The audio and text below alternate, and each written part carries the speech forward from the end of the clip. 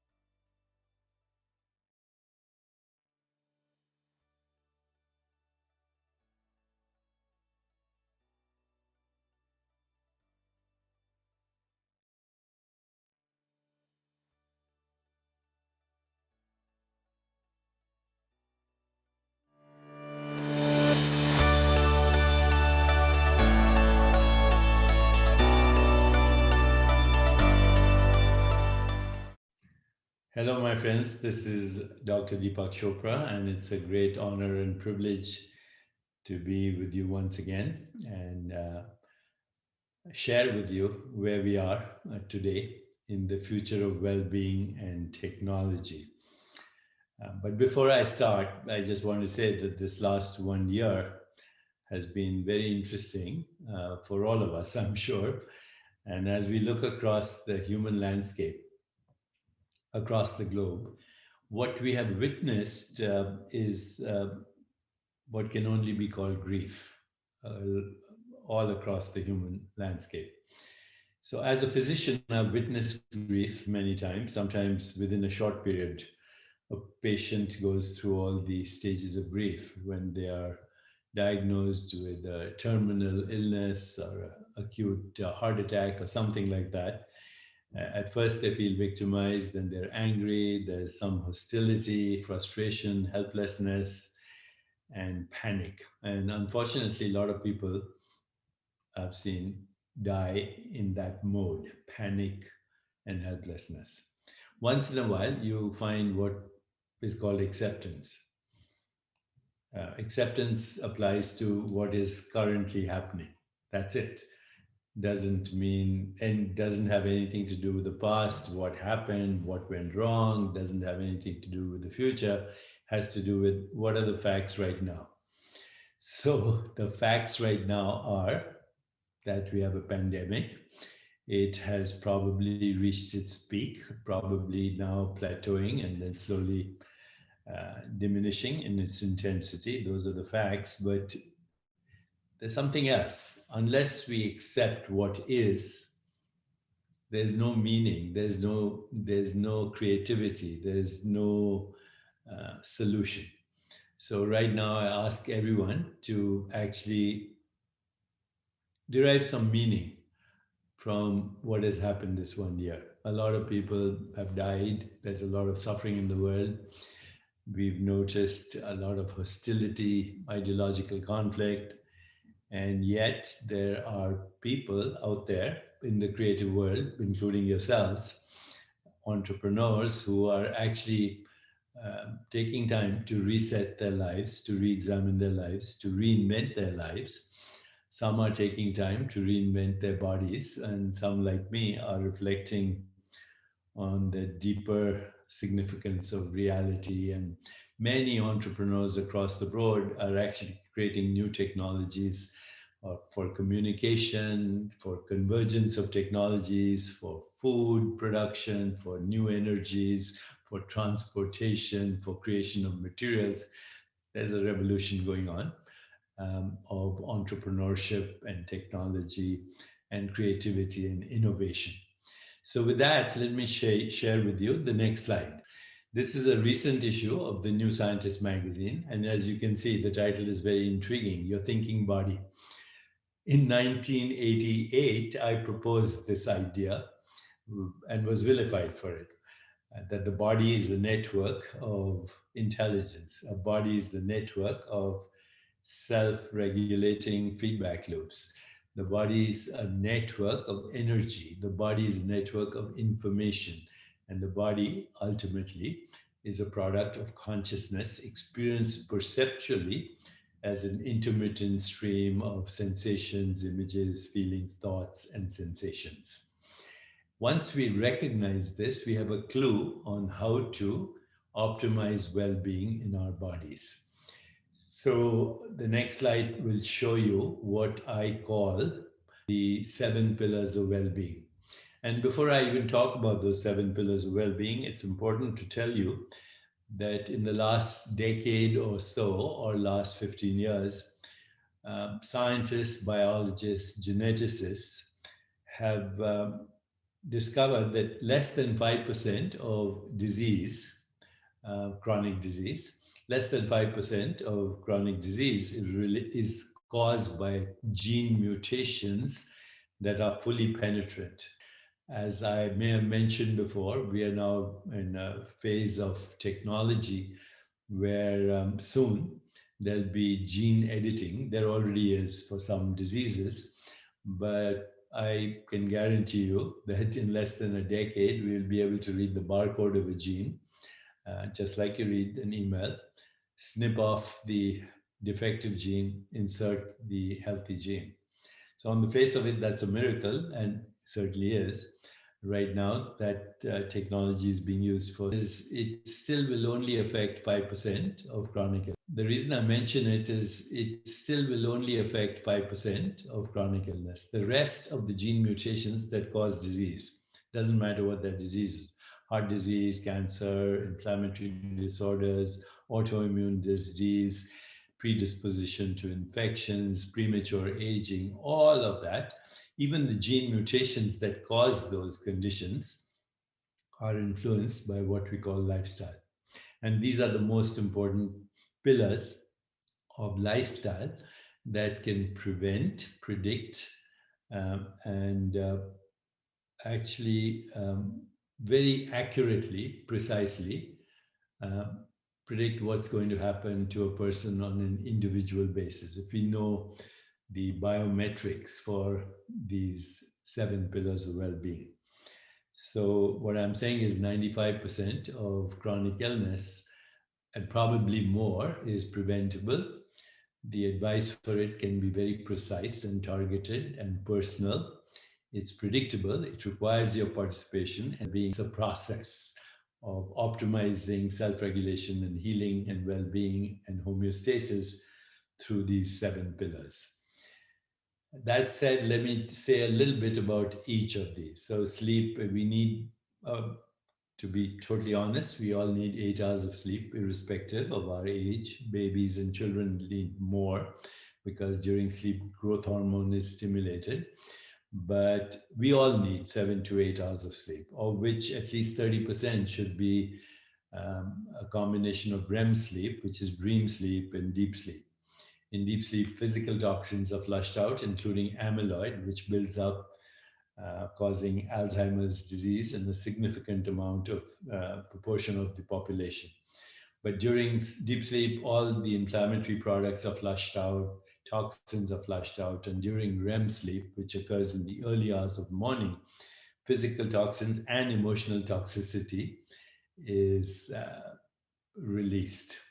So this is when the body, which in many wisdom traditions is called the subtle body, mind, intellect, ego, also releases its stresses. When people are deprived of deep sleep or REM sleep, they might even get hallucinations. Inflammatory disorders predisposes to metabolic syndrome, diabetes, on and on. So sleep is very important for self-regulation of hormones, immune system, and much more. It also accesses memory, solidifies memory, enhances creativity, intuition, insight, and is a window also to our spiritual nature. So, pillar number one. Pillar number two is stress management and meditation. Of course, there are many ways to manage stress, including entertainment. Some people love humor, singing, music, poetry, dancing, going out in nature. But the most reliable way to manage your stress measurably is through various meditation techniques, which include mindfulness, include transcendence, include mantra meditation, include mindful awareness of mental space, of emotions, of the web of relationship and our connection to the ecosystem. And right now, there's a lot of evidence how this changes gene expression and also changes inflammation in the body and induces self-regulation. Add to that the third pillar of movement, walking at least 10,000 steps a day, and some mind-body practice like yoga or pranayama. And when you combine meditation, stress management, movement, yoga, and pranayama, something very interesting happens to our biological system. So normally, our biology, our autonomic nervous system is regulated by two aspects of the autonomic nervous system. Right now, the world is on sympathetic overdrive, which means immunocompromised, inflamed.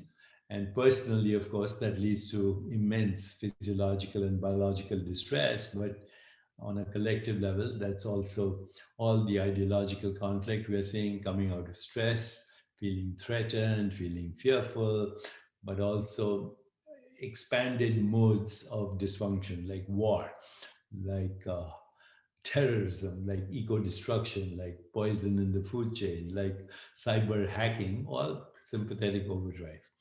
So, when we stimulate the vagus nerve through these practices, and even by the way, singing and chanting and deep breathing and vocalization and socialization all stimulate the vagus nerve, which influences facial expressions, tone of voice, heart rate variability, heart rate itself, breathing patterns, and the vagus also influences self regulation in the visceral organs of the body, both the solid organs, kidney, liver, spleen, and also the hollow organs like the stomach and intestine. And this nerve, therefore, is a very important healing nerve that has been ignored by physiologists for a long time. Now, getting a lot of attention. The people are even doing vagal implants for treatment of diseases like asthma and many other conditions, arthritis, and so on, even epilepsy. But we can stimulate the vagus nerve through these processes. The fourth pillar here, which you might see, is emotional resilience of joy and equanimity. They return to homeostasis. People who are feeling frustrated have hostility, anger, fear, guilt, shame, um, hostility. All of that, of course, increases inflammation. So, emotional resilience. Empathy means feeling what another person feels, compassion, the desire to alleviate suffering, and then some kind of action to follow, what I call love in action. Because love without action is irrelevant, obviously, and action without love is meaningless. But today we know that 99% of the genetic information in your body is actually in your gut. It's called the microbiome. And when we change our diet, you can change that genetic information in your body within a couple of weeks. In other words, you can reset your entire bioregulation by changing the gene population of your microbiome if you follow a diet that has maximum diversity of plant-based foods. And if it contains meat, poultry, fish, it comes directly from a farm and not through a factory. If the food is not manufactured, refined, processed, contains antibiotics, inflammatory products, steroids, hormones, then you can change 99% of the genetic information in the body and upgrade the remaining 1% through these lifestyle measures, which is something we didn't know before. So this is a great advance, and today there are artificial intelligence techniques to immediately look at microbiome activity, gene expression, and then change it with certain interventions, which is amazing. This was not part of our science when I went to medical school and during my entire residency and fellowship. The sixth thing I mention here is biological rhythms. So we have four rhythms in our body: circadian rhythms. If somebody has jet lag, then that's a disruption of circadian rhythms. But there are other cosmic rhythms that are connected to circadian rhythms, including seasonal rhythms. Some people get depressed in winter because lack of dysfunction of melatonin and other hormones in the body, and mood and hypertension and inflammation and anxiety and disease are all linked to a disruption of biological rhythms. Now, of course, we live in the United States where everyone has found a technology for something. So right now I'm sitting on a grounding mat on my chair and I'm connected to the earth. And if you go on the internet, you'll find lots of grounding devices.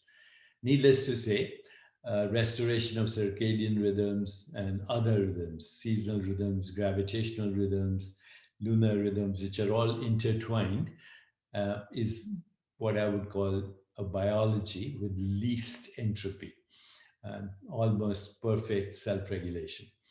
about 2 years ago, the Nobel Prize went in medicine and biology went to the discovery of biological clocks, which operate at every level, anatomical, physiological, molecular, ultrastructural, even quantum mechanical. The last pillar here is self-awareness, which is a mode of basically accessing your inner intelligence at its most fundamental levels. The inner intelligence that goes beyond rational intelligence accesses intuition, insight, creativity, higher vision, extraordinary imagination, and ultimately transcendence. So these are the 7 pillars of well-being for physical, emotional, mental, and ultimately 7 spiritual well-being. And the next slide extends this to what we call total well-being. Career well-being: are you happy at your job? Do you complement other people's strengths? Do they complement your strengths? Is there shared vision in the leadership? And are people emotionally and spiritually bonded? And if you exercise some of these principles, you will see that career well-being is very important for your physical well-being. 80% of people in the American workforce today are disengaged or actively disengaged in their work. So they are unhappy and they're physically distressed as well. So financial well-being occurs when you spend your money on experiences, when you actually are secure about having paid your taxes, automated payments, you have default mechanisms for savings, and you don't have to think too much about money. You let the experts take care of your savings. Finally, community well-being, which means how safe are you in your community, how involved are you.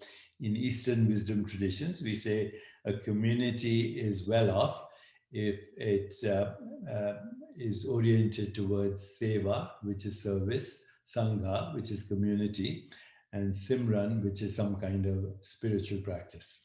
I can now show you that this is the data to prove everything I've said. Gene expression changes within 6 days of meditative practices, mindfulness, deep breathing, exercise itself. All the genes that are responsible for self-regulation go up, some 17-fold. All the genes that are responsible for inflammation and disease go down significantly.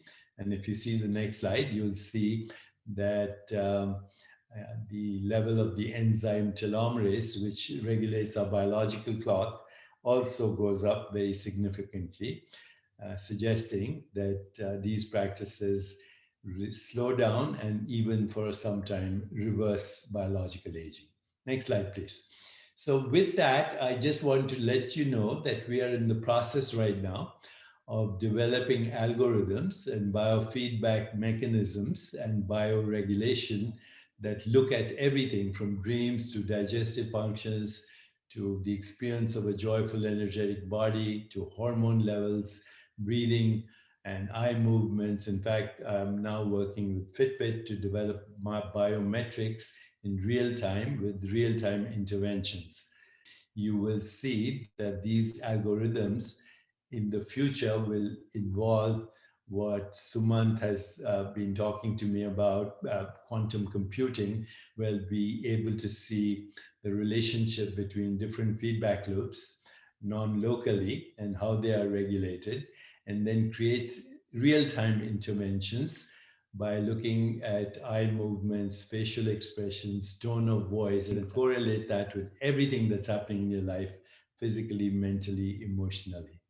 This is a revolution that is coming in the making, and I can guarantee you that in the next 5 years, we will have technologies which are more precise, more predictable, more preventable, and very accurate in predicting interventions in real time as well. I had more slides to show you regarding spiritual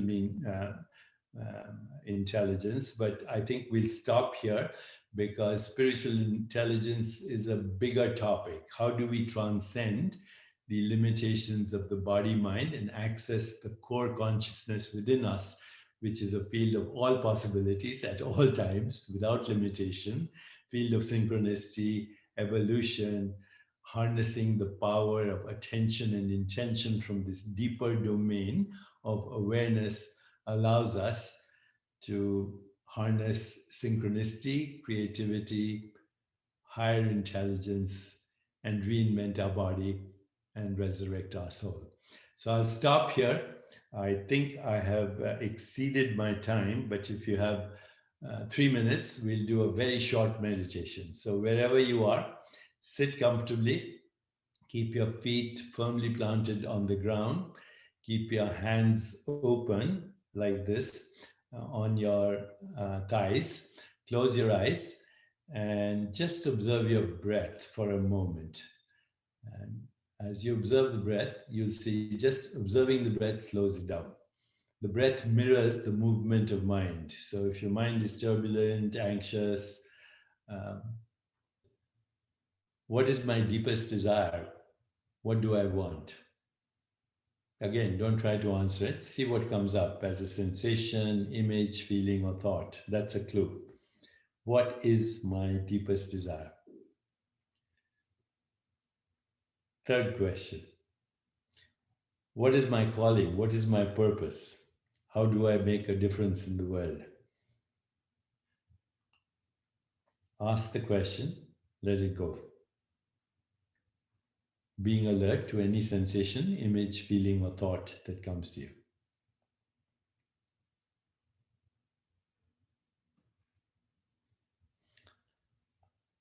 Final question, what am I grateful for? Gratitude will open the door to opportunities and also decrease inflammation in your body. What am I grateful for? Allowing any sensation, image, feeling, or thought to spontaneously come to you.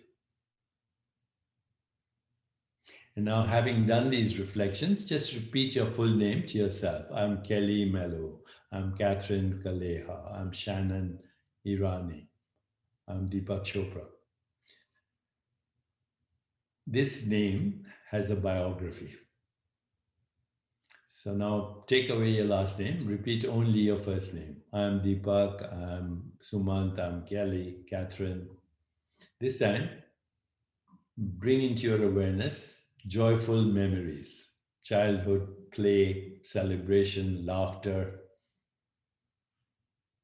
Feel your body. And finally, let go of your name. Just repeat I am to yourself with no name, no form, nothing attached to it. I am, mentally. And now you can switch to a mantra, aham, which is the existence sound. Aham, I am. Mentally. As your mind gets distracted, come back to aham.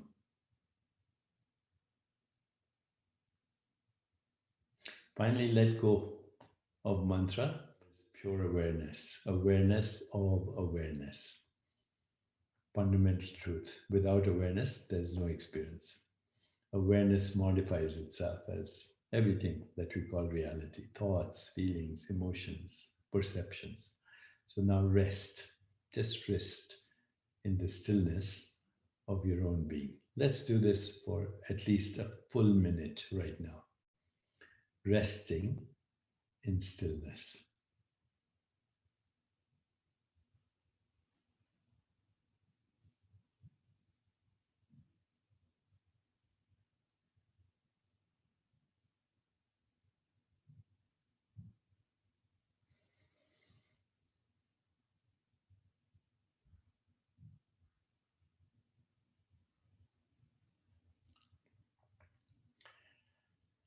And as we come close to finishing the minute, alert, restful mind, quiet mind, and lightness of being, joy. If you want now, you can slowly take a stretch, a yawn, take a few seconds. And please open your eyes.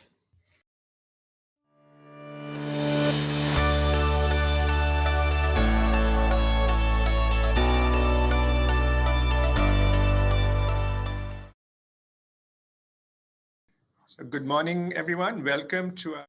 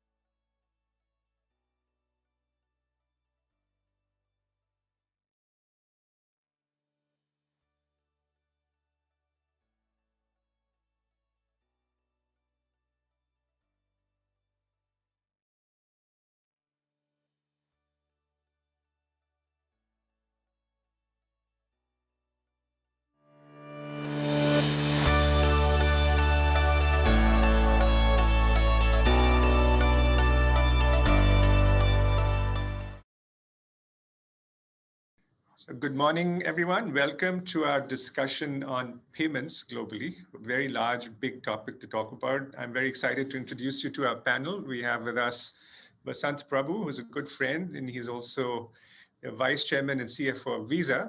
Visa needs very little introduction, but we're going to hear from Vasant what we've seen over the last 12 months, things that may not be so apparent to all of us on their platform, and what gets him excited about the next few years as he guides Visa. We also have with us René Listert. René is the founder and CEO of a very exciting enterprise software company, a business-to-business software company called Bill.com that is bringing a digital platform to their customers in their process of billing their suppliers or paying their suppliers and billing their customers. And so really bringing efficiency into that process for enterprises. And then we have Ajay Kaushal, who is the co-founder of BillDesk. BillDesk is India's largest payments platform. About 70% of all of India's online payments flow through their system one way or the other. Very large business, very large economy, growing really fast. And we'll have, so look forward to this discussion.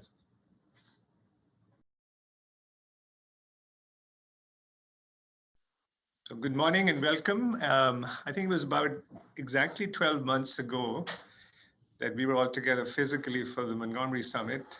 And a week after that, the country and then the world went into lockdown. And so we've gone through 12 months of, I would say, one of the most unique times I've ever experienced in my life.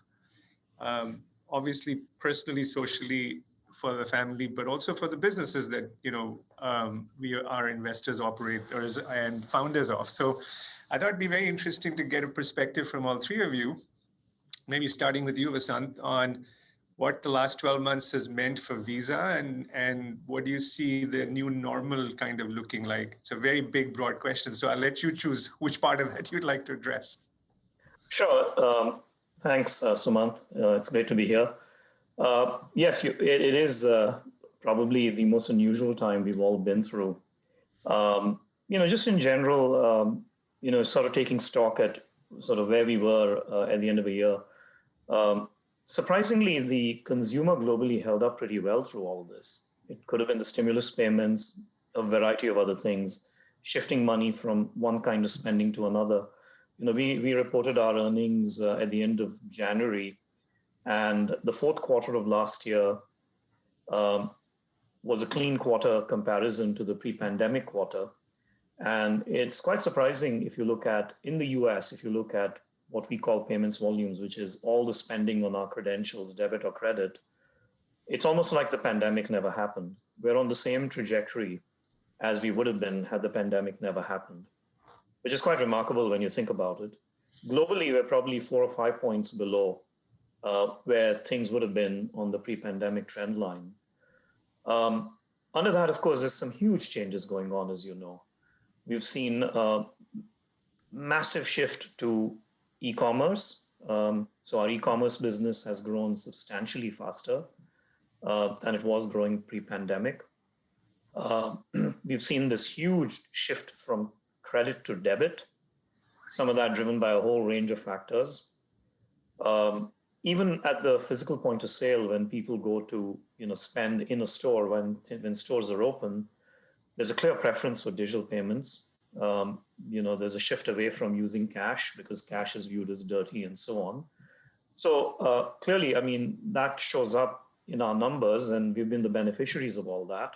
Habits are being formed, categories that people didn't often use digital payments for, like food and drug stores, things like that, have seen significant increases. Now, of course, there are soft spots, not surprising. Travel is one, obvious one, especially cross-border travel since borders are closed. Another one is entertainment, hard hit.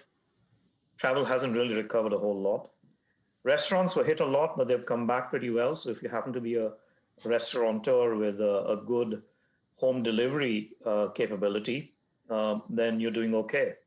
So, all in all, I mean, the world moved from, being a physical world to a digital world, and we've been a critical part of facilitating all that. And I think a lot of these changes are here to stay. Yeah, it's interesting. I was reading a stat that e-commerce is up 40% year over year, And for the first time in the US, people are using digital wallets more than they are any physical type of payment mechanism. But I was also hearing a very interesting stat, which is the number one item that has seen the biggest increase in spend. I don't even know. I couldn't have guessed it if I hadn't heard it.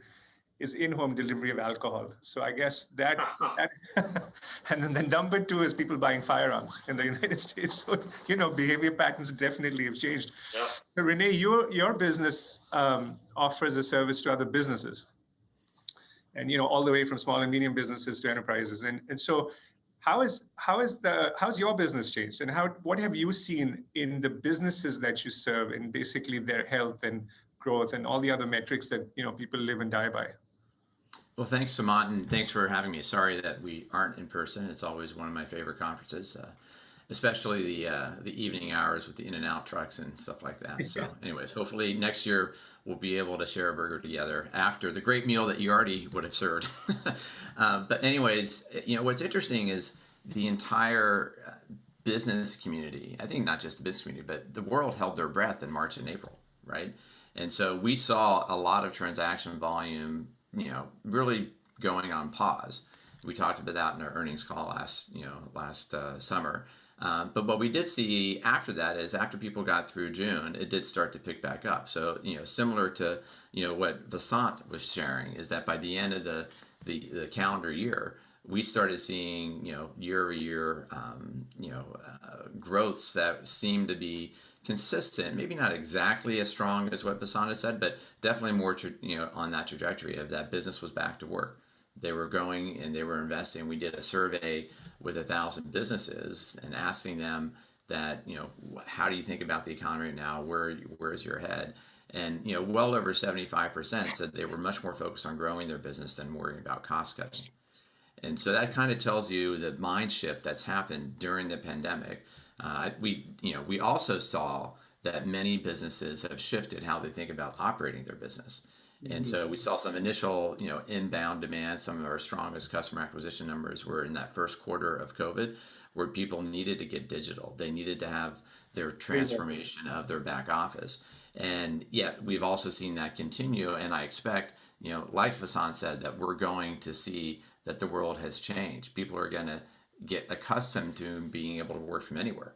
And if you talk to most doctors, they'd say that people change their behavior only when they have a crisis. So, if you want to stop smoking or drinking, it's only when you have a heart attack you do that. So in some ways, this crisis has led to a lot of behavior change. And as you said, Renee, even in our portfolio, we see the cloud-based value delivery has become a must-have, not a nice-to-have, because people can't operate their businesses otherwise. Well, and the part that I think is going to continue is it becomes something that we can all, point back to and reference.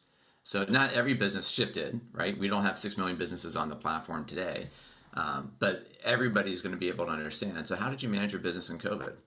Yeah. Do you wish you had some more time to be able to work remotely because your kid's at a soccer game and you can't do that because you're now back to that? Right now your kid's not at a soccer game, right? So anyways, I think that is the catalyst that will kind of continue to really help drive the digital transformation. And that's something that we're excited about. True. Ajay, moving to India, which is, I think, not as, I would say, a topic that most people in this audience and our audience would have too much visibility into, and would be excited to learn about. What has been the trajectory? What have you seen change? How has Build it done in the last 12 months? I should know, I'm on your board, but I still let you answer that question. And so first of all, thank you. And sometime back, my son was asking, "What are you doing so late in the night?" So I said, it's the same conference that I go to every year, and this year there is no conference, and one has to do it sitting here. And here I am at 11:30. In India, actually, this whole payments thing, there has been a lot of change taking place over the last 2-3 years. And interestingly, our business not only held up, but it grew.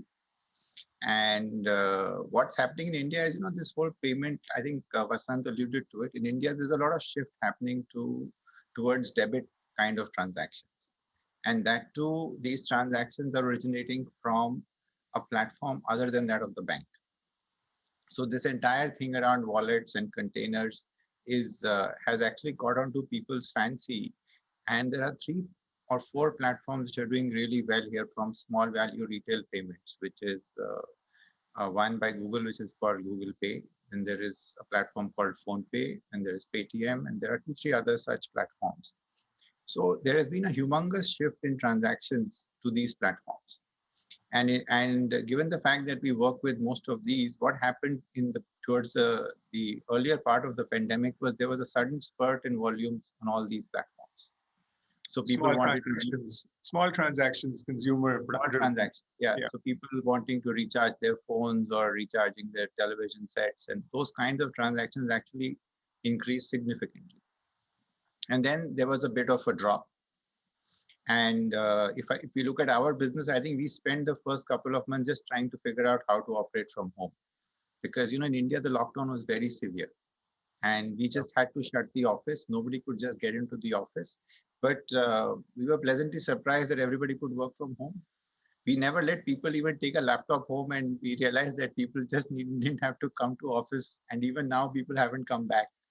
So I think that's been a great learning that, like you said, that in such times, different capabilities show up. And I think this has been one big learning, that people can work from home. In India, as far as businesses is concerned, this event also caused a lot of shift from an informal market to the formal market. And therefore, if you see let's get that differently. You mean from unorganized, small unorganized businesses to larger, more organized, bigger platforms like the Amazons, etc. Is that what you mean? That's happened. And even the regular businesses moved from the unorganized or the informal sector to more formal kind of thing. So India has been a mix of things. The lockdown was very severe. Markets were shut for a long time. But if you take the last couple of months, I think a lot of businesses have come back. Large businesses are still, large offices haven't opened up. But I think the key learning has been that one can work from home. The shift towards digital is, I think, is there, and it's going to continue. Payments per se has changed because a lot of transactions have gone digital. Yeah, I mean, like we discussed, anything which is not cloud enabled or not digital is very hard to kind of engage with when you can't meet people, right? You can't go outside. So that all makes sense. Now, you made a comment, Ajay, which I'm going to ask Vasant to give us his opinion on, which is moving in more transactions moving into the world of debit, which is part of this payment gradually, as it's becoming more democratized, I think you're seeing more adoption of digital payments. Debit or non-card transactions, Vasant, seem to be the dominant growth engine behind it. When you think of Visa, and traditionally, when you think of Visa as a network, a credit network, how do you think of that? And how do you think people like Visa play into that trend? Well, debit has always been a very large business for us. I know people associate Visa mostly with credit cards and things like that, but debit has always been, in many ways, an equal to or even a larger business than the credit side of it. Debit, as you know, has become in the pandemic sort of the gateway to digital payments, right? It's the first experience people have with digital payments tends to be with debit credentials.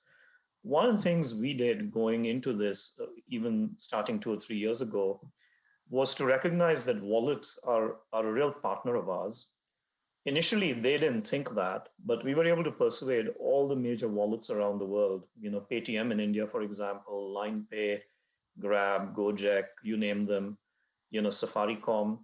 There was a win-win proposition here that if they embed our credentials, and most often it's debit credentials, many of them are now regulated as payment banks, so can in fact be issuers of debit credentials. It added a huge amount of value to their customers who could now use their wallets in many, many more merchants than they could otherwise. Mm. And many of these wallets had also created their own acceptance network. So they opened up their acceptance network to our credentials, which was good for the merchants who accepted these wallets, because now more affluent people who used to have debit and credit credentials could shop there.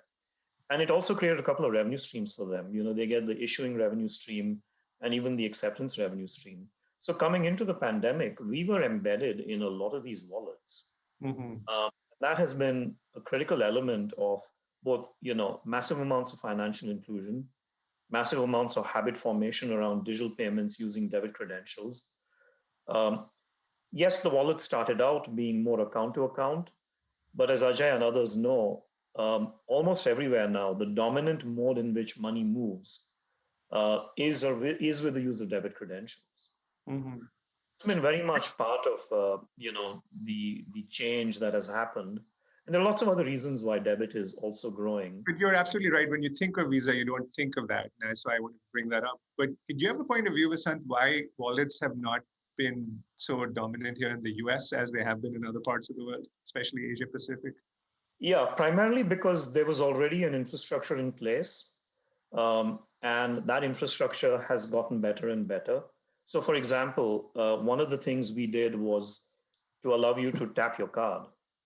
And what we found, right, starting in Australia and a few places that were the first to adopt it, was this was such a extraordinarily attractive means of paying that that was adopted by consumers very fast. Took a lot of friction out of it, right? So they even started abandoning, phone-based modes of paying and just tap their card.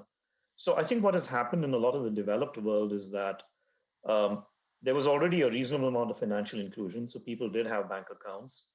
And then a lot of the friction was taken out of the transaction by new ways of paying. Square made it easy to use simple, smart devices to be an acceptor of payments, not just a maker of payments. So I think it made it less attractive to use wallets. Less need for it, you'd say. Less need for it, yeah. Yeah. And so, Renee, when you think of your business, it's also really turning physical into digital, in some ways taking the paper out of the equation and making the revenue function or the cash function of the company more efficient. How do you see that? Where are we on that journey? And if you think about where you sit in this ecosystem, what's the natural parts of evolution for you? I think you're on mute, Renee. It's really interesting that 90% of businesses still rely on paper. Right. Some of that's paper check, some of it's obviously the paper documents, it's sticky notes. That's what they rely on to run their back office in the US. And that's when I think about what we need to do to get the transaction to be digital, we have to think about everything that leads up to that transaction and everything that comes after that transaction, which would be reconciliation with the accounting system as an example. And so, for us, we think about the entire experience of a transaction from beginning to end, making sure that we have ways to digitize each part of that process that a business might have. And things that we've been investing in, things like AI, so that the phone can actually take a picture of a bill and have AI do the data entry as it's just right there. The ability to enable, from a mobile experience for you to text and connect with the vendor so you can pay them how they want to get paid. And then on this digital payment capability that we've talked about, we obviously enable ACH transactions, but we've also been doing more with virtual card as well as with real-time payments, and we'll be doing the debit rails through a partnership with Stripe. So lots of opportunity to really accelerate the timing of the payment with the debit rails or the real-time payment network, and lots of opportunity for us to really give people what they need, which is their time back. That's paper actually is very slow, it's very messy, and if we can give people time, then they can actually go do something better with their time, which is going to help them grow their business. And that's what gets us motivated and excited every day. And so I think it's that end-to-end view that's so important, that we can't just think about the transaction at the end. We have to think about that as being in the middle, and there's stuff after and there's stuff before that we have to deliver. Deeper and deeper into the workflows, both on the payment side as well as on the operating side, I guess. And Ajay, what percentage of transactions in India are today electronic?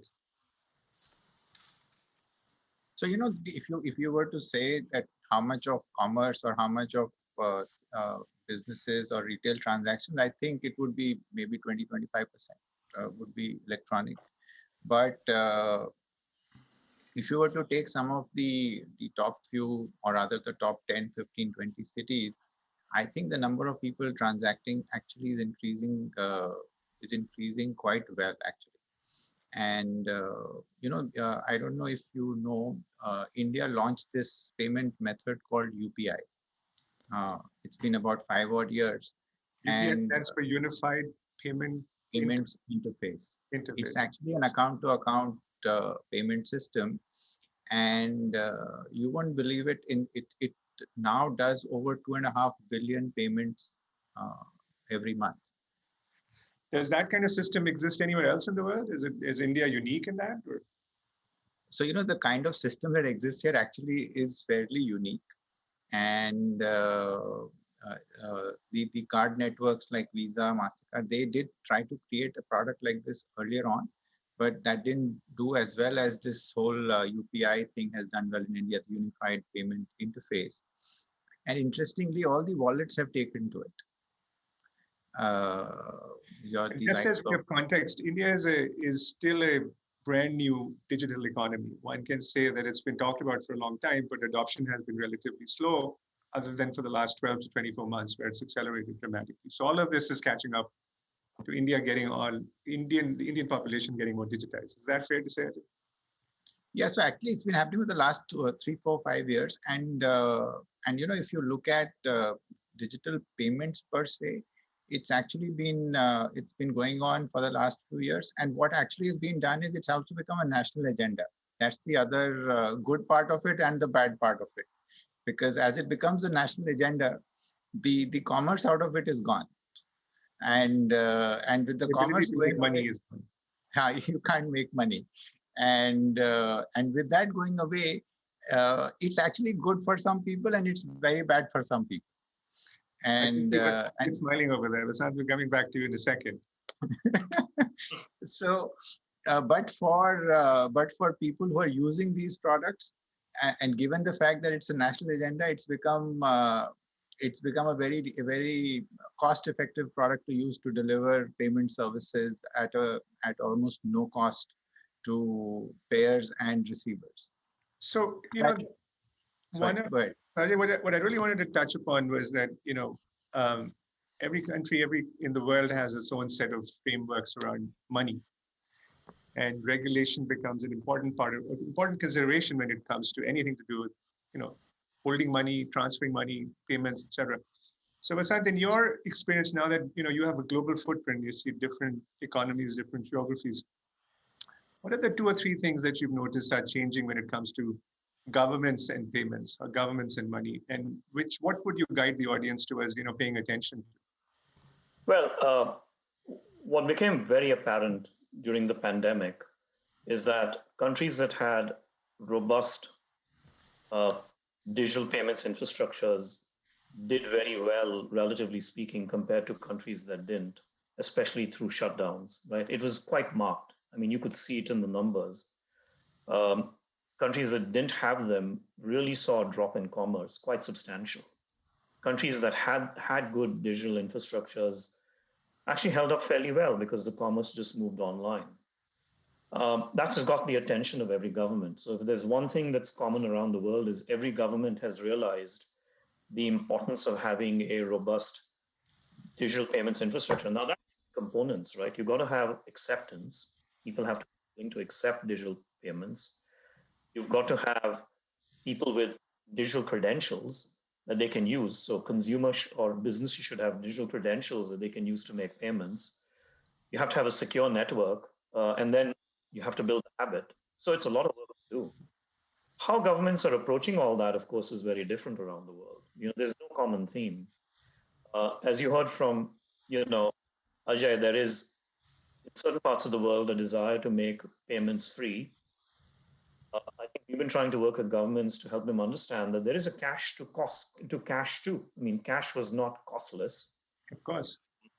And if there isn't an economic return for all the people who have to spend the money to put in the infrastructure and to facilitate payments, you may not get the outcome you want, right? You may not get the kind of digital payments infrastructure you want.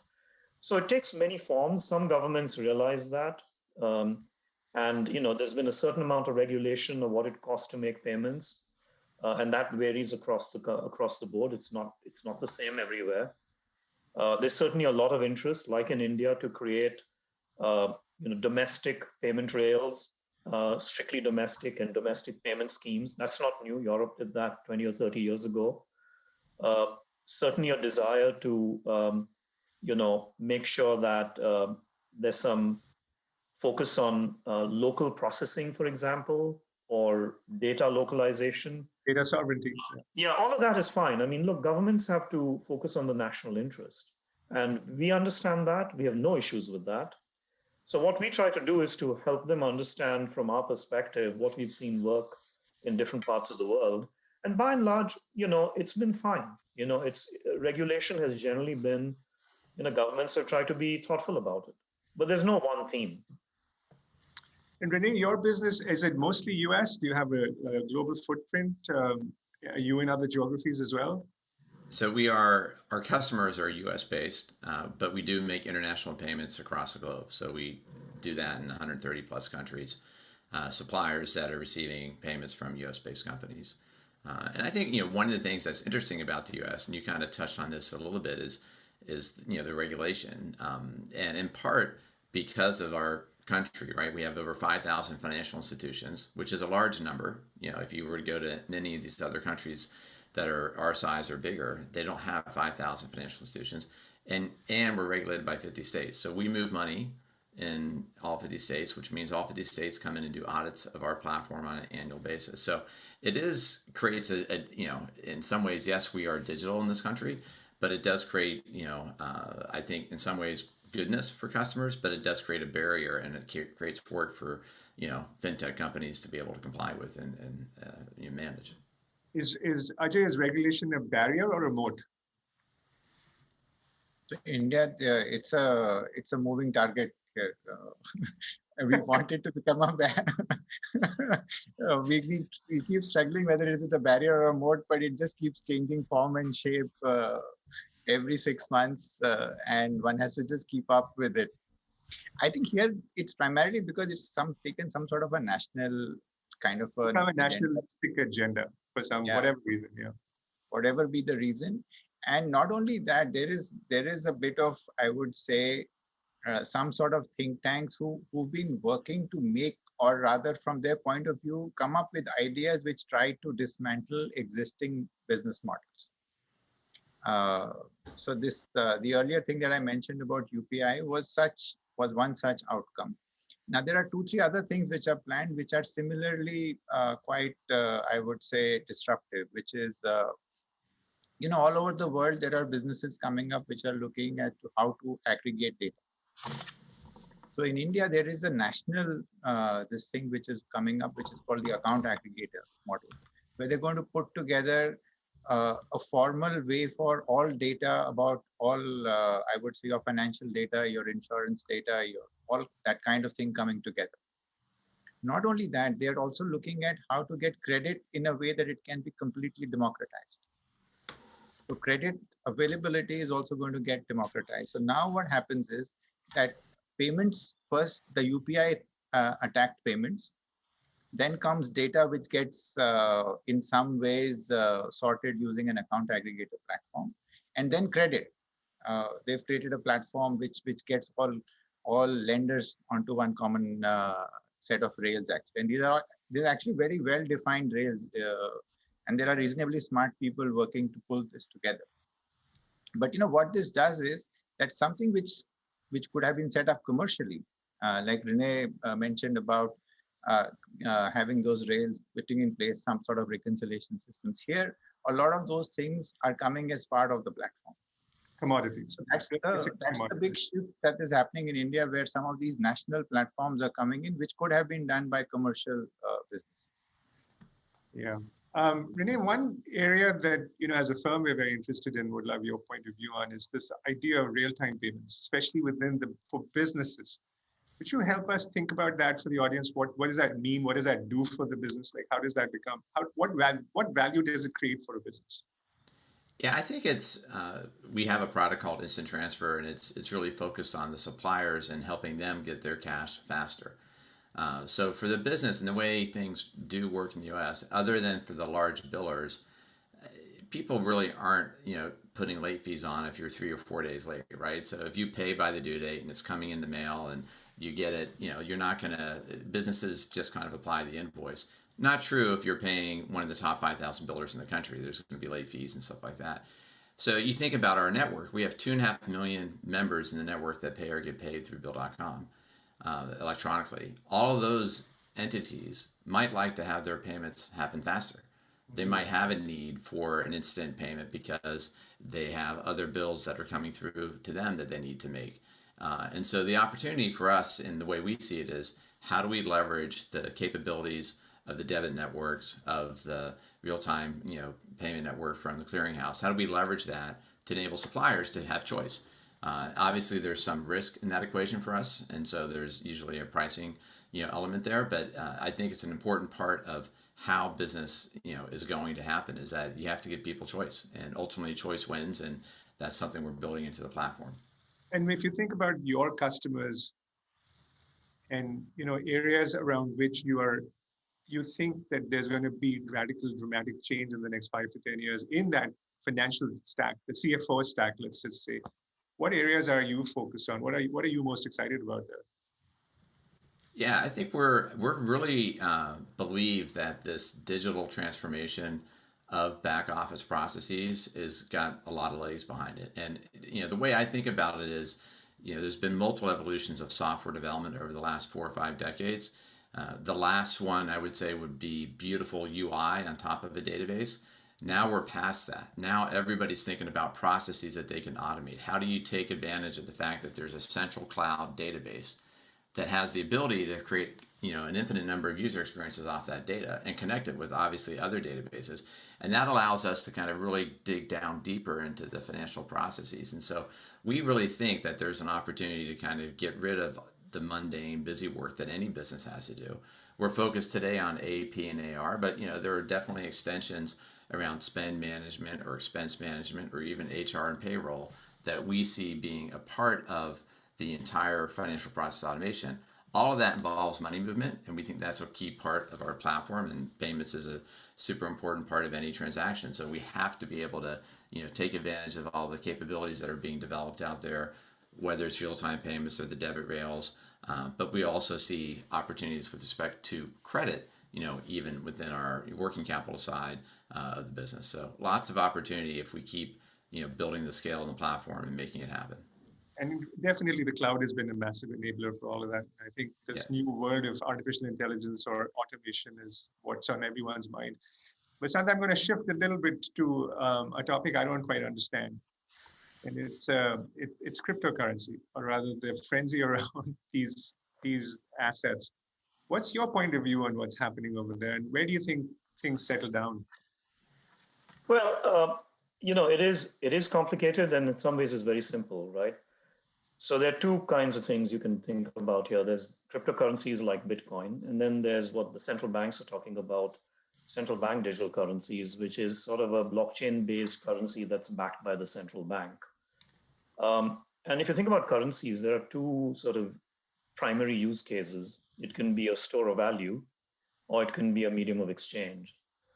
And for us, it's not a very complicated decision, in the sense that if people want to hold assets in a cryptocurrency, we're more than happy to facilitate that, as long as it complies with the regulation and the laws. So for quite a while now, we've been partnering with Coinbase and a whole range of other partners, where if you want to hold in your wallet or in your account with Coinbase some of what you have there in a cryptocurrency, you can load that wallet using Visa credentials, and you can move that currency by going to Visa accepting merchants, and we will, working with Coinbase, enable you to buy things where that currency is effectively converted to a fiat currency to make purchases. Mm-hmm. And the merchant is also willing to accept a cryptocurrency, you can do that too. What we're doing is going beyond that to create a whole ecosystem that can facilitate this, because you need custody, you need the equivalent of custody banks to hold cryptocurrencies. For example, Anchorage is one company that does that. There are others doing it. You need the ability for various intermediaries to check whether you have those crypto balances, etc. So we're trying to create an ecosystem. I mean, over the past couple of years, we've partnered with about 35 of the players in the space here to create this entire ecosystem. Fundamentally, we can facilitate your ability to either hold cryptocurrencies in an account or to buy and sell things with cryptocurrencies. So for us, it's really a simple thing, which is if consumers or people in general want to hold assets in cryptocurrencies, like they might want to hold assets in dollars or pounds, it's fine. We can help them do that as long as it complies with all the laws. If there are people who are willing to accept cryptocurrencies for buying and selling things, we can do that too. We facilitate 200 currencies today in the Visa network. Adding cryptocurrencies is like adding another currency. Yeah, for you, I get that. I mean, what I was kind of confused by is why are people like Tesla and others buying Bitcoin as I can't get into on their balance sheet, their logic for why they hold cash. But what Tesla has said is they will accept cryptocurrency, right, as payment. Yeah. And once you do that, then effectively you're in the business of accepting and paying for things in cryptocurrency. Now, whether they're holding it on their balance sheet as a speculation, I don't know. Now, that's not something we would do as a company. It's how you want to invest the assets you have or the cash you have. Yeah, AAA bonds. To each his own, Yeah, to each his own. It's totally fine. This is another place where regulation has a lot to add or subtract from. And if you go to India, Ajay, if I'm not mistaken, cryptocurrency is just not allowed, right? It's against regulation. Yeah, it's very simple, not allowed. Not allowed. And so all these exchanges have been shut down. You go to China, there's a government-sponsored program in place. And so it's one of those things that personally I'm quite intrigued by, but confused by, is to see where this thing will end up being. So you can't be an expert in everything. Ajay, just, one of the things, reason to have you on this panel was to give our audience a little insight into what's going on actually in India and internet and stuff. And because a lot of people hear about China. China's been been a great place for people to invest in, lots of action, big companies like Alibaba and others come out of it. What's the on-the-ground story for India and internet adoption? On-the-ground story actually is very good. I think Vasant mentioned in the beginning, I think the entire the delivery business is doing really well. The e-commerce business has picked up. A lot of businesses which were not digital have gone digital. And some people make a comment that whatever change would have taken 5 years has happened in these 6 to 9 months. People have started paying for all these services. So I'm sure you're aware that earlier on there was nobody used to pay for all these delivery kind of services. Now everything is charged and people are paying. You mean home delivery? Home delivery, yeah. And so that's been a very big change with the fact that people have realized that there is a value for delivery at home. And a lot of small businesses, mom and pop, small stores, they have all gone digital. People have set up their, I would say, web presence, or they're coming onto the app. Even things like Facebook and WhatsApp being used for commerce has also picked up. So there has been actually a fundamental shift that has taken place. People have realized that it's important to be available on the digital platforms. The only thing that actually worked during this entire period were the digital platforms, because the markets were shut. Though there were some restrictions on delivery also in India at that time, but most of the digital guys did quite well. And we saw, I would say, a reasonably large increase in the usage of all these platforms. And I think this entire, I would say, whatever would have taken us 4 or 5 years to start using these services, that's happened in these 8-9 months. I think that's been the biggest. Well, for sure. If you look at just the US, cash usage is down 40% year over year, and e-commerce is up almost 20%. The thing is going to double by 2024. So, there's definitely a shift in how people are reacting to things. Yeah. But I think one of the things that is interesting about countries like India is that it's a massive market, which is still on its sort of first generation of digitization. It's just getting to a place where people are adopting these technologies. Besides, do you see other markets in the world which resemble India, or you have other markets that you think have the same kind of potential that you guys are focused on? Or rather, well, certainly, there's India clearly gets a lot of attention given its size, and there's definitely a lot going on there. But there's extraordinary amounts of similar kinds of change happening all across Africa. Africa is something you should watch for sure. There's a lot of innovation going on in Africa, and it's a different kind of innovation than India in a way. There's a lot more going on that's mobile first. It started out with the telcos and now, becoming more broader. Latin America, Brazil has always been a pioneer, but a lot of the rest of Latin America is quickly catching up. Indonesia, I would say in the area of payments, there's extraordinary amounts of innovation going on almost everywhere, and it's different. It's not the same. There are different models going into different places. And at some point, there's a lot of opportunity to cross-pollinate also. So it's very exciting what's going on. I'm going to shift a little bit, Vinay. Just, you're the only enterprise software company on this panel. Not a huge number of people, just another three of us. One of the things we've noticed in our portfolio is that selling motion has changed. As as you sell your customers, you're doing more and more this kind of conversation versus in person, obviously. How have you managed your business through this? And what have you seen as change that you think is going to last versus this transition? Yeah, so for us, our platform serves businesses of all sizes. And so, the dominant form of, our distribution really comes from inbound, on the direct side, comes from inbound digital media campaigns that we launch, which leads to, a salesperson having a conversation, a Zoom call, with a prospect, but not necessarily, right? They can get up and running on their own, and they do. If you look at our accountants, so we have kind of three core channels that we distribute through. So we have our direct. It is, this in-process sales, if you will, digital sales that's online. Nothing's really changed for us. We're just doing more of it. When we look at the accountants use our platform to put one or two clients on. Over time, they put more. We're seeing more accounting firms, in this, era, if you will, saying, you know what, I'm just going to go for it. Let's put as many as we can on. What's the process to shift? So the sales process sometimes becomes more of an onboarding process. Mm-hmm. How do I understand, how I'm going to implement, multiple clients at once, if not tens or whatnot. And in our financial institution partners, they're the ones that when we sell through them, it's a white label solution.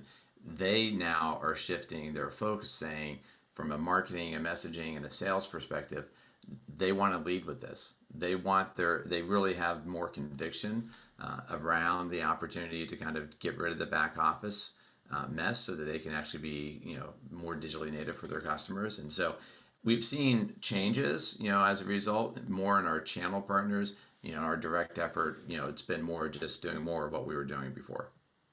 The companies that can actually sell online have seen their businesses do better than the plan. And the companies that had requirements for physical integrations or a long lead time to seeing value they've had to sort of been delayed. Their businesses have suffered.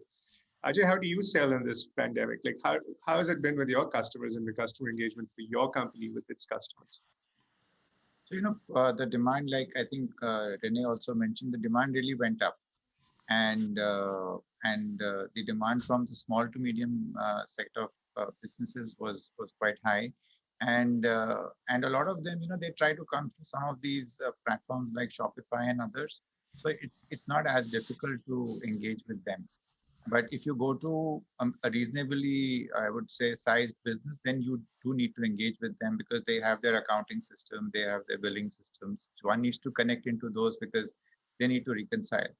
But what we saw during this period was, I think, frenetic activity across the board. The large guys wanted to do it. And again, in India, given the government took another step, they said all businesses above a certain size have to offer a digital way to collect. They just made it a mandate. And there was a fine for companies and businesses if they didn't enable digital payments. Interesting. So a large number of businesses just had to do it. So basically, the businesses that were still on the paper route had no choice but to transform into accepting digital as part of their business process. Yeah, they had to just accept it. And by law. That's funny. That could help your business, Renee. I think if something like that happens. We've definitely seen more interest and more demand as a result of the pandemic. So Vasant, what, as we sort of think about, there's many areas that we can focus on when it comes to payments, APIs, data, all of that stuff, which, over time gets solved and you either create a business or it becomes commoditized really quickly. If you were to think about your top 2 or 3 initiatives at Visa, where you're putting your energy and focus, the most exciting parts of which you're, sort of thinking about for the next 5 to 10 years, what would those be? So about 4 or 5 years ago, we drastically changed the capabilities of our network. For about 60 years of our history, we used to do one thing. We used to enable payments to merchants. Money would come out of a credit card or a bank account to pay a merchant, flowed one way. Now money flows both ways in our network and can flow from node to node. So fundamentally, we've gone from being an enabler of consumer payments to being able to digitize money flows of all varieties. Mm-hmm. So we can facilitate P2P, person to person, governments to consumer, which a lot of governments, including the US, used in this pandemic. B2C, meaning businesses paying individuals, like the whole DoorDash, gig economy world, and of course, various forms of B2B. So sort of what we see is a 10x opportunity ahead of us. There's about 18 trillion in cash to digitize in the world of consumer payments. As Renee and Ajay know, there's about 180 trillion of cash to digitize when it comes to the world of money flows. When you pull in how much money is moving around the economy as cash or checks from person to person or business to business, and so on. So what we've been doing is we've gone past sort of thinking of ourselves as a network of Visa rails to being a network of networks. Our job is to get your money wherever it needs to go, from any node to any node. We're revolutionizing remittances, for example, which we never used to play in before. We're doing large amounts we can revolutionize the whole payroll business. Payroll can be on demand, as we've talked about companies like Earnin, and there's a whole range of other companies that are revolutionizing payroll. So for us, the whole arena is drastically changing, creating some massive growth opportunities, and the nature of who our customer is also changing. With the world of fintechs and all the use cases they're enabling and so on. So it's an extraordinary time, and we are very focused on what we call our new flows business, and a range of other businesses that go with it, like our value-added services, as we call them. But I can go on and on, so I'll stop right there. No, it's interesting, at the size and scale of what Visa is, to see that kind of growth is staggering. But I think the world is moving into this world of digital. So it's part of that, it's seeing part of that come through its picture. Ajay, what's on your mind next 2 or 3 years? So I think one of our big agenda is going to be around affordability. I think we are looking to make available lenders through our platform. I think that's going to be a big agenda for us. The second big agenda, I think, is Vasant alluded to it a little bit, but I think we are looking to rewire the supply side of payments, because I think the demand side has been rewired and many things have happened. Renee mentioned about the great UI and all those things. But I think the demand side as to where the lenders are or where the banks are, I think a lot of new things can be done there. So one of our agenda items for the next 1 or 2 years is to find a way to rewire some of this in a way that it can be more efficient, better, simpler, and more democratized, where people can get in and get out, or rather get in easily, which is the banks. So the opportunity otherwise for payments is anyway very large. Like Vasant mentioned, in any case, it's well known. But for us to, from an India perspective, credit is high on the agenda, because that's the place where I think we can, I would say, benefit not only enabling credit, but maybe also start exploring taking some credit positions along with some partners. That's one line of thinking. The second one is, how can we do some bit of rewiring on the supply side, which is how can we connect the banks in a more efficient manner so that payments the delivery can become more efficient. So we are very hopeful that you'll be successful, because both Vasant and I are shareholders of the company. So with that, Renee, for our audience, what is it about Bill.com that you'd like them to know that they may not already know? I think you're on mute again. We're building a platform that is, meant to be built for all businesses, right? And it's really requires a lot of simplicity, and so we continue to reinvent ourselves and to make sure that we're adding more and more simplicity as we scale into more and more businesses. And so that means that we're willing to take what we've built, whether it's our payment capabilities or integration with the accounting software providers, or even the front end UI that we have, and extend that into other processes. So processes, like we talked about with expense management or spend management or HR, payroll, or working capital. These are all things that involve the end-to-end transaction life cycle that we have automated, and we'll continue to focus on that simplicity. So I think the main focus for us over the next few years will be to continue to extend the platform, to add more payment capabilities like we've been doing, and to really deliver on a user experience that is meant for the millions of businesses in the U.S., not just a small number.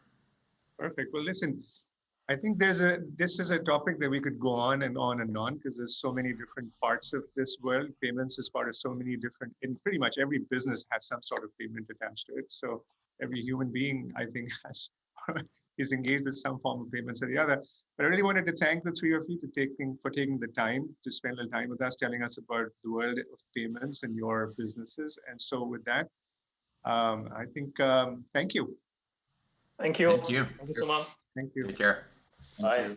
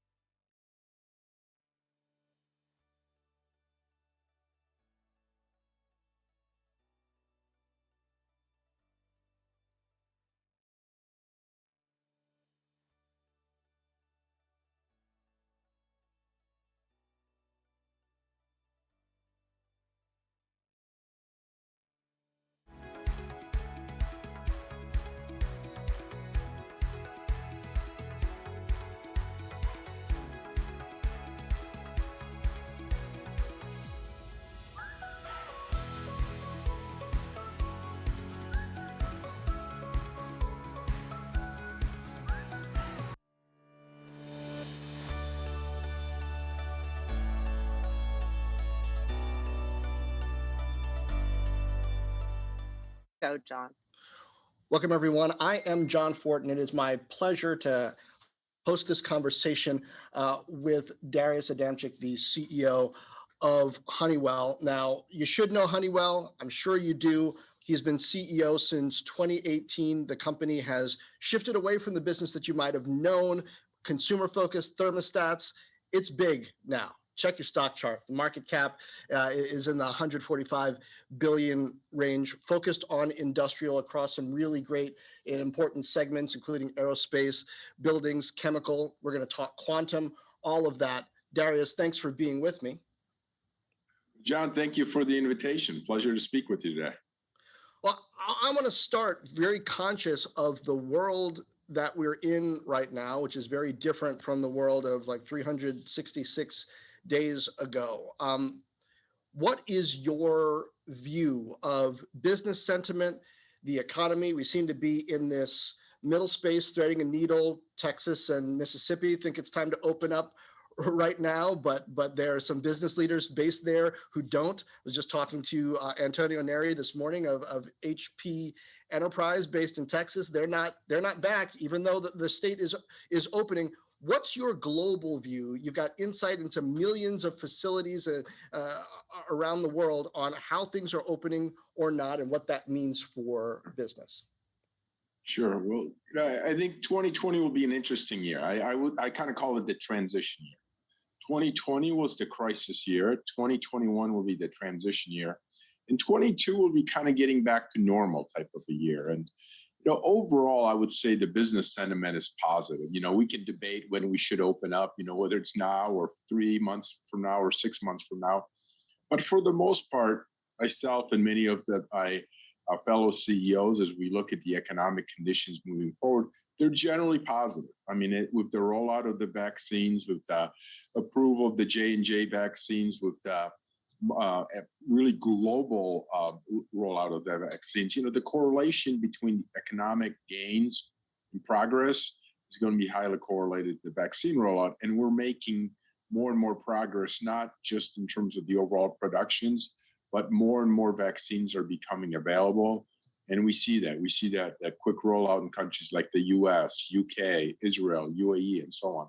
And I think that's very, very encouraging. So I even expect that even the second half of this year will be dramatically better than the first half, and then further take off and pivot for 2022. And, we've kind of switched focus. In 2020, we were very focused on how do we react to this crisis? How do we adjust our cost base? But then also, how do we innovate and bring new solutions to the marketplace?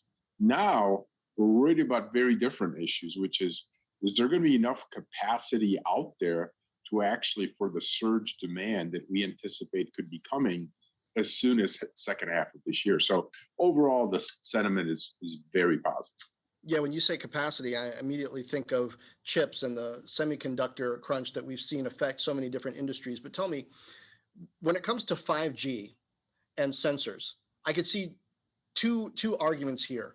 One, boy, the pandemic has really shown how important it is to have up-to-the-minute data across so many different points about facilities, who's in them, who's using them, what's the air quality in there, temperature, all kinds of things like that. But then, are people really going to be in facilities? So what is the demand for outfitting corporate campuses, for example, with that type of technology? What should we expect?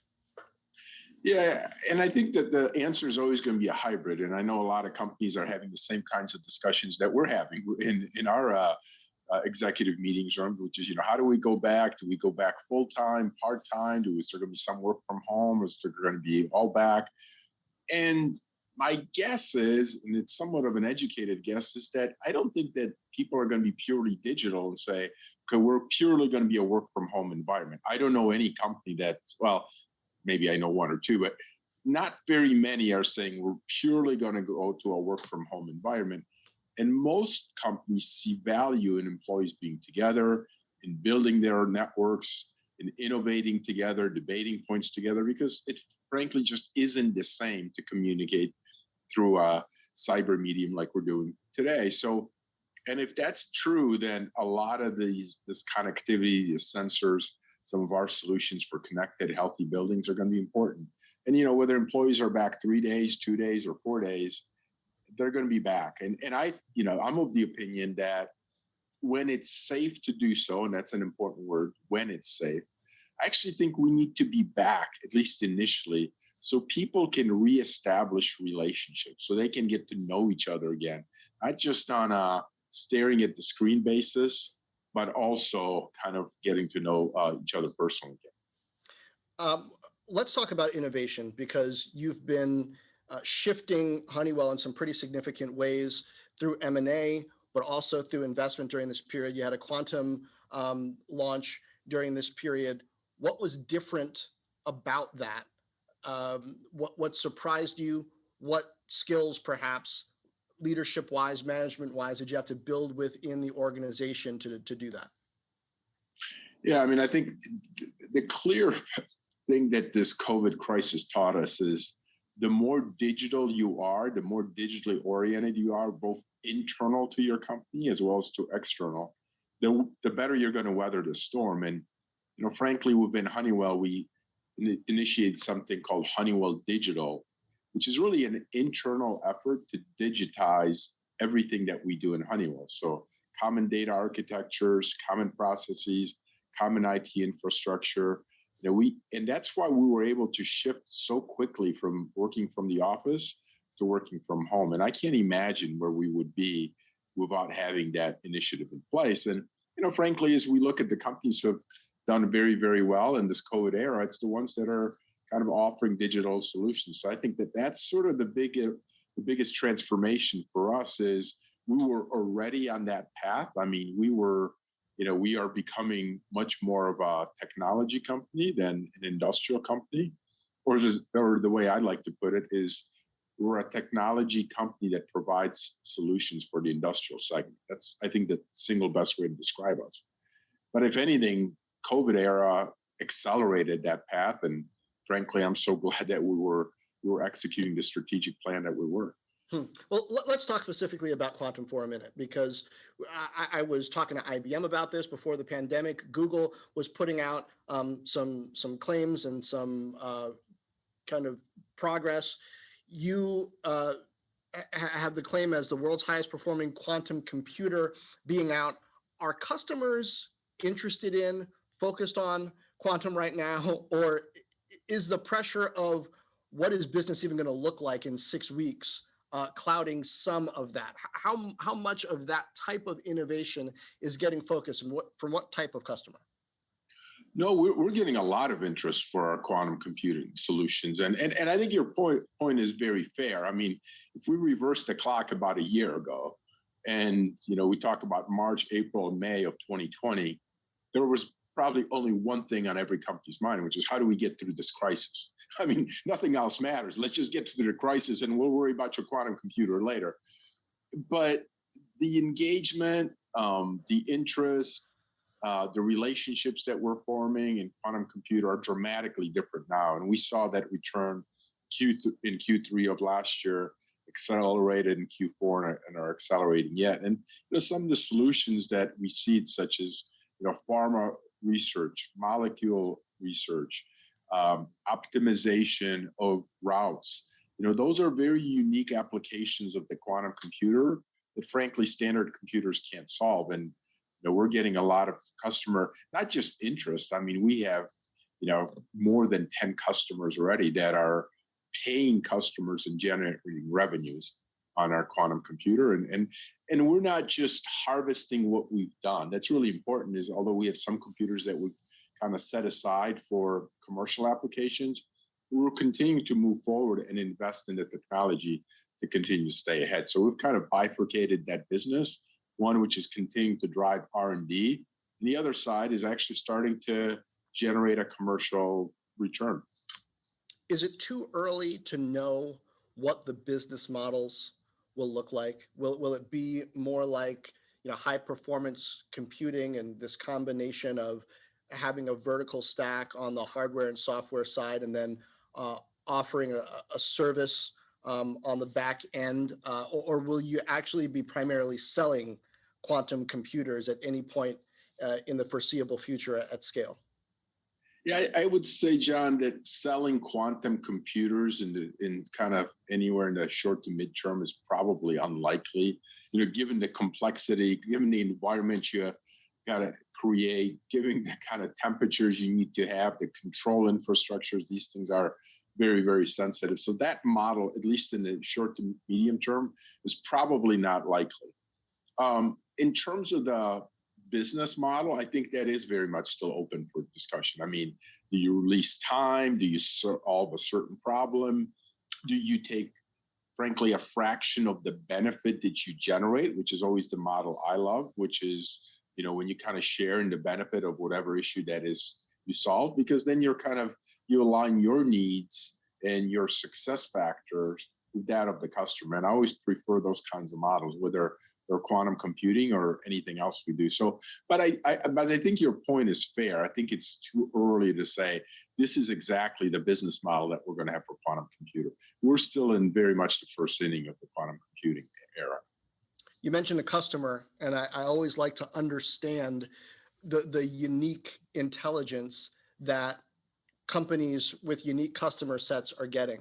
If you were to pick a geography that's most interesting right now, I'm asking you to pick a favorite child in a way, but a geography that's most interesting, just sort of based on what we see happening in the micro environment, and maybe a customer in there whose needs have shifted during the past year. Could you point out, maybe give us a look, even if you don't name the specific customer, but feel free if you can, at how that is shaping up differently to use your technology, maybe use what you're offering in a way that might not have been as obvious, a year or more ago. Yeah. You don't mean necessarily as it relates to quantum computing. You mean No. Broadly. I'm more broadly. I got you. Yeah, I think the thing that I can point to the most, and that's maybe not surprising at all, is the fact that customers really want to become more digitally savvy.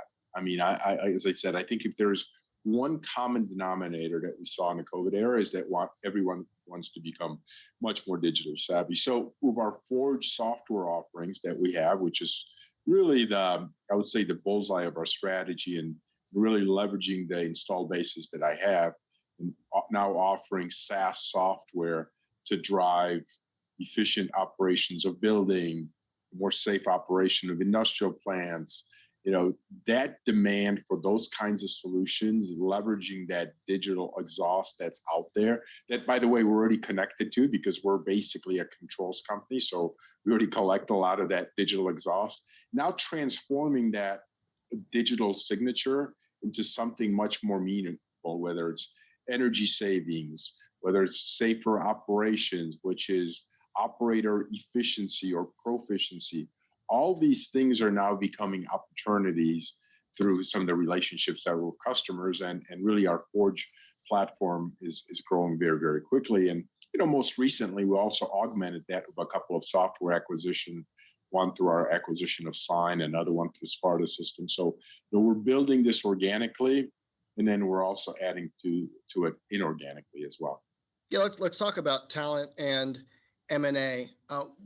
How did for example, Sparta Systems acquisition come together in an unusual year? Due diligence, meeting in person, figuring out what the value of that technology is in late 2020 versus earlier? Sure. I mean, you hit the nail on the head. I mean, acquisitions are just much tougher in this kind of environment. I mean, you can't meet the people. You can't necessarily go out and touch the facilities, see everything in action. But it's possible, and we did it. Specifically on Sparta Systems, that's a company that we've been watching for half a decade. I mean, we literally been watching them. We liked the company. We thought it was a market leader in life sciences, SaaS-based. And then you combine the fact that in our process solutions business, one of our breakthrough initiatives, what we kind of call high vector growth, is in life sciences, and that's where we focused our business. And we felt strongly that adding a market leader like Sparta Systems could really accelerate our growth rate in that segment. And given that we've done our homework, given that we had some nice synergies in that business, particularly for a more comprehensive solution, Sparta became an asset that became really appealing. And we knew so much about it that, although we were very comprehensive in our due diligence, it gave us a comfort that we knew what we were buying. And, and it was frankly a key acquisition for us last year. And then sign at kind of the same time. Yeah. So sometimes these, as a matter of fact, for a year, we didn't do anything. And then we had 5 acquisitions in a matter of 90 days. So that's just it's just sometimes, everything happens all at once. The Sign was a terrific acquisition. It's additive to our connected buildings offering. It kind of has a visitor management solution, but even more importantly, it has a mobile platform solution for us, which we're going to be leveraging across all of our Forge SaaS solutions. So we bought it because it's a nice augmentation of connected buildings, but it also gives us a mobility platform. And I just want to share one really cool anecdotal story. As you probably know, John, we've been heavily involved in this vaccine rollout, and we've actually did a massive mass vaccination effort here in partnership with Atrium Health and the Carolina Panthers and the Speedway. And that team from Sign actually developed some software and technology to help process people through the queues much faster. And it went from like 12 minutes of processing a person with all the paperwork to something like less than 15 seconds through use of barcoding technology and software. Yeah, I wanted to ask you about that because visitor management, it seems to me, means something different in 2021 than it meant in 2019. Because when I thought of visitor management before, it was sort of, okay, who's an employee? And then who's visiting for various reasons, to interview or a customer or whatnot. And like, how do you categorize those people? But now moving forward, at least for the foreseeable future, you even need to categorize employees, like who should be here, how often, there's all sorts of different ways, what tests have they had or taken, or where have they been in the building? Perhaps have they been close to each other? How much of that played into your analysis of Sign's fundamental technology, or even what you expect customers to be asking for from this type of system going forward? Oh, it absolutely played into it. And your points are spot on. I mean, the level of sophistication that you need to have these days, and everything wants to be touchless, particularly in the post-COVID era, because people are going to have much greater sensitivity to it, is exactly right. I mean, just the visitor management piece was interesting, but sort of much greater intelligence as to where a person is, where a person goes, having a predictive algorithms around that. For example, arriving at a touchless elevators, you activate the elevator through your phones and leveraging our mobility devices to do a lot of these things that we used to do through paper or paper badges. All of that is fully digital and fully automated. And John, I got to give you an open invitation. We're in the final stages of finishing our global headquarters here in Charlotte, North Carolina. It should be open in late Q3 this year. And we're going to deploy every one of our digital connected building technologies in that building. And I welcome you for a visit to check it all out. I think it's going to be the most advanced and sophisticated building in the world. So we'd love to have you come visit. I look forward to doing that. Hey, the Biden administration is telling me May, even people like me might be able to get at least a first dose of a vaccine. So I hope that by Q3, knock on wood, Lord willing, we'll be on our way there. Talent. Let's talk about that too. Have you looked at executive skills, C-suite skills, communication, team building differently over this period? Have you emphasized different ability sets, or maybe seen different ability sets that might have been harder to see under the previous way of working during this time? Yeah, those are all very important points, and you have to adapt. And in a kind of a normal world, pre-COVID world, I mean, you could create affinity across the team just because you see people all the time. You talk to them, you see their body language, and you have personal conversations, you have business conversations. What I kind of miss is I kind of miss the water cooler conversations. They seem to kind of completely gone away. And And that's a shame because you build bonds with people through those kinds of conversations. You know, in the Zoom era, you have a time for a meeting, you have the meeting, and then you leave, and there's really nothing else. And I think that that's kind of a sterile work environment. And what we've been struggling with, and is, you know, particularly with new employees, as new employees join Honeywell, and they don't have that personal network, they don't really know people, and you know, we've been trying to reach out, create more connectivity. Frankly, I've had more frequent, and so have a lot of my leaders, more frequent team meetings and staff meetings just to kind of check in without necessarily a purpose that maybe wouldn't be as necessary in kind of the pre-COVID era. But it's really, really important to stay connected because people do feel much more isolated than ever before. And for obvious reasons. I mean, they're sitting at home and you know, they feel a little bit more like they're alone and not really part of a broader team. And I think it's really important to maintain that connectivity. You mentioned vaccine distribution a couple minutes ago, and I want to go back to that for a moment because Honeywell has been active in that.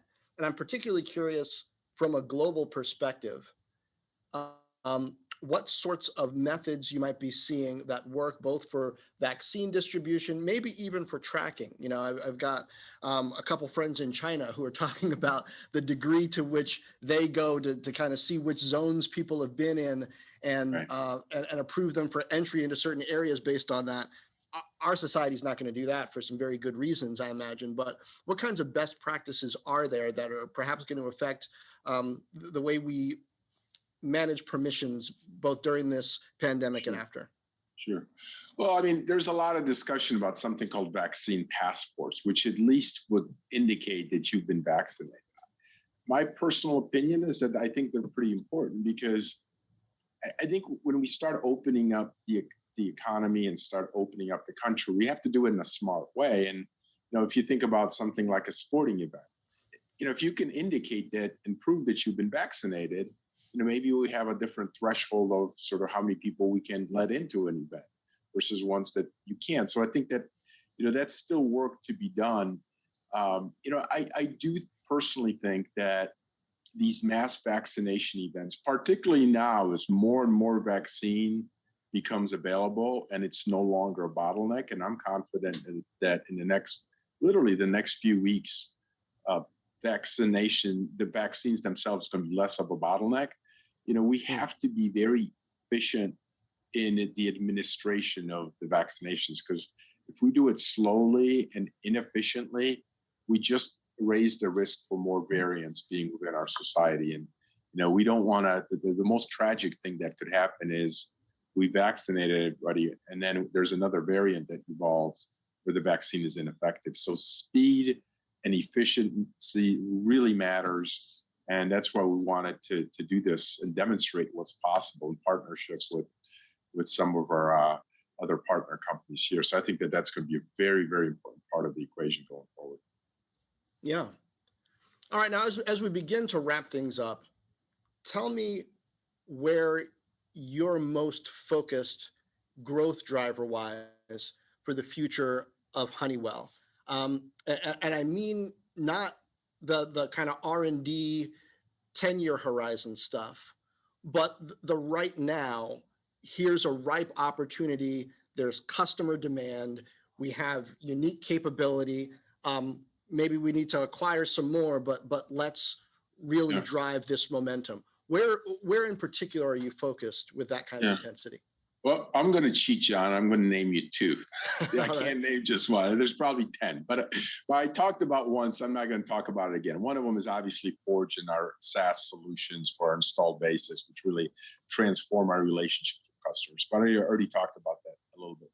The other one, which is really critically important for us and probably the one I spend recently the most time on, which is our sustainability technology solutions. Those are really in transitioning from a hydrocarbon intensive energy footprint to one that's based on a sustainable sources of energy. And we have businesses in our portfolio, primarily in our PMT business, that have technologies such as eco-fining, such as energy efficient and economically viable energy storage We have things like 360-degree plastics recyclability, hydrogen economy, and carbon capture.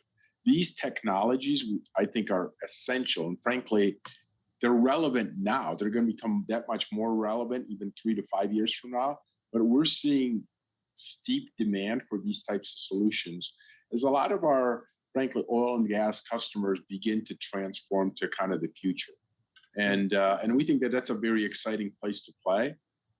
We want to be an enablement to have them transition. We're not in the oil and gas business ourselves, but we help a lot of companies and can help a lot of companies transform to where they want to go in the future. We think that's a exceptionally interesting area for us for many years to come. And important to hear that that's not just trendy, it's not political. This is an economic force with real demand behind it over the long term. Darius Adamczyk, CEO of Honeywell, thank you. This has been great. Thank you, John. It's a pleasure.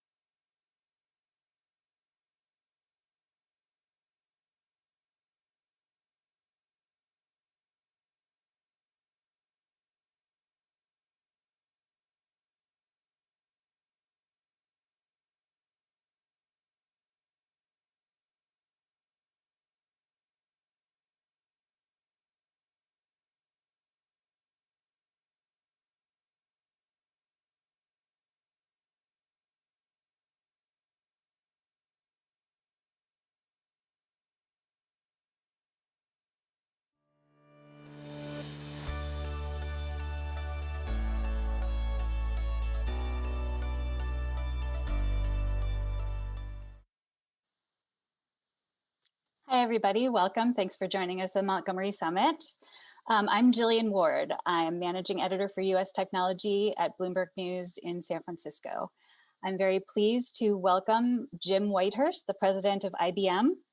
He's responsible for the IBM Cloud and Cognitive Software Organization, as well as corporate strategy. Before IBM, he was the CEO of Red Hat, which was acquired by IBM in 2019, and he was also COO of Delta Airlines before that. Jim, welcome. It's great to be here. Thanks for joining us. Why don't we start off by setting the scene a little bit? IBM has transformed itself several times over its 110-year history. The latest transformation has been happening over the past 10 years or so and was accelerated by the acquisition of Red Hat, which was the biggest transaction in the company's history and the deal that brought you to the company. Now, IBM's planning to spin off its managed infrastructure business by the end of this year. Would you describe how the new IBM is different than the company was 10 years ago, not just products, but in how it does business and how it approaches strategy?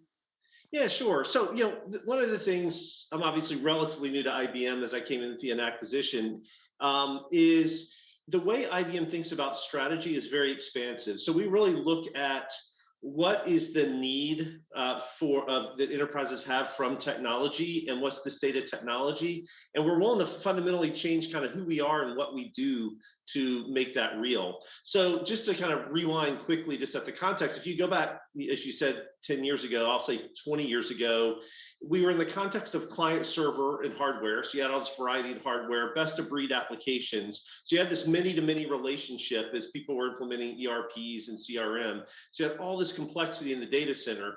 And if you recall, that was also back when Nicholas Carr wrote his famous article, IT doesn't matter, it's not about competitive advantage. So if you think about in that world, IBM, in order to meet enterprise clients' needs, built the biggest middleware software portfolio ever with WebSphere, built a systems integration capability to be able to weave all that stuff together to implement SAP. And then because CEOs didn't see it as a real source of competitive advantage, we also built a big managed outsourcing business to actually run it for clients. So CEOs would say, I want a best-in-class ERP system, IBM, build it and run it, here are the keys. If we fast forward to where we are today, at the core of our strategy is a recognition that the context of technology has changed. It's now about how you ingest innovation quickly. And there's innovation coming from so many more places. It used to be 2 or 3 vendors in the category. Now it's open source, it's SaaS vendors, it's traditional vendors, it's startups, it's public clouds.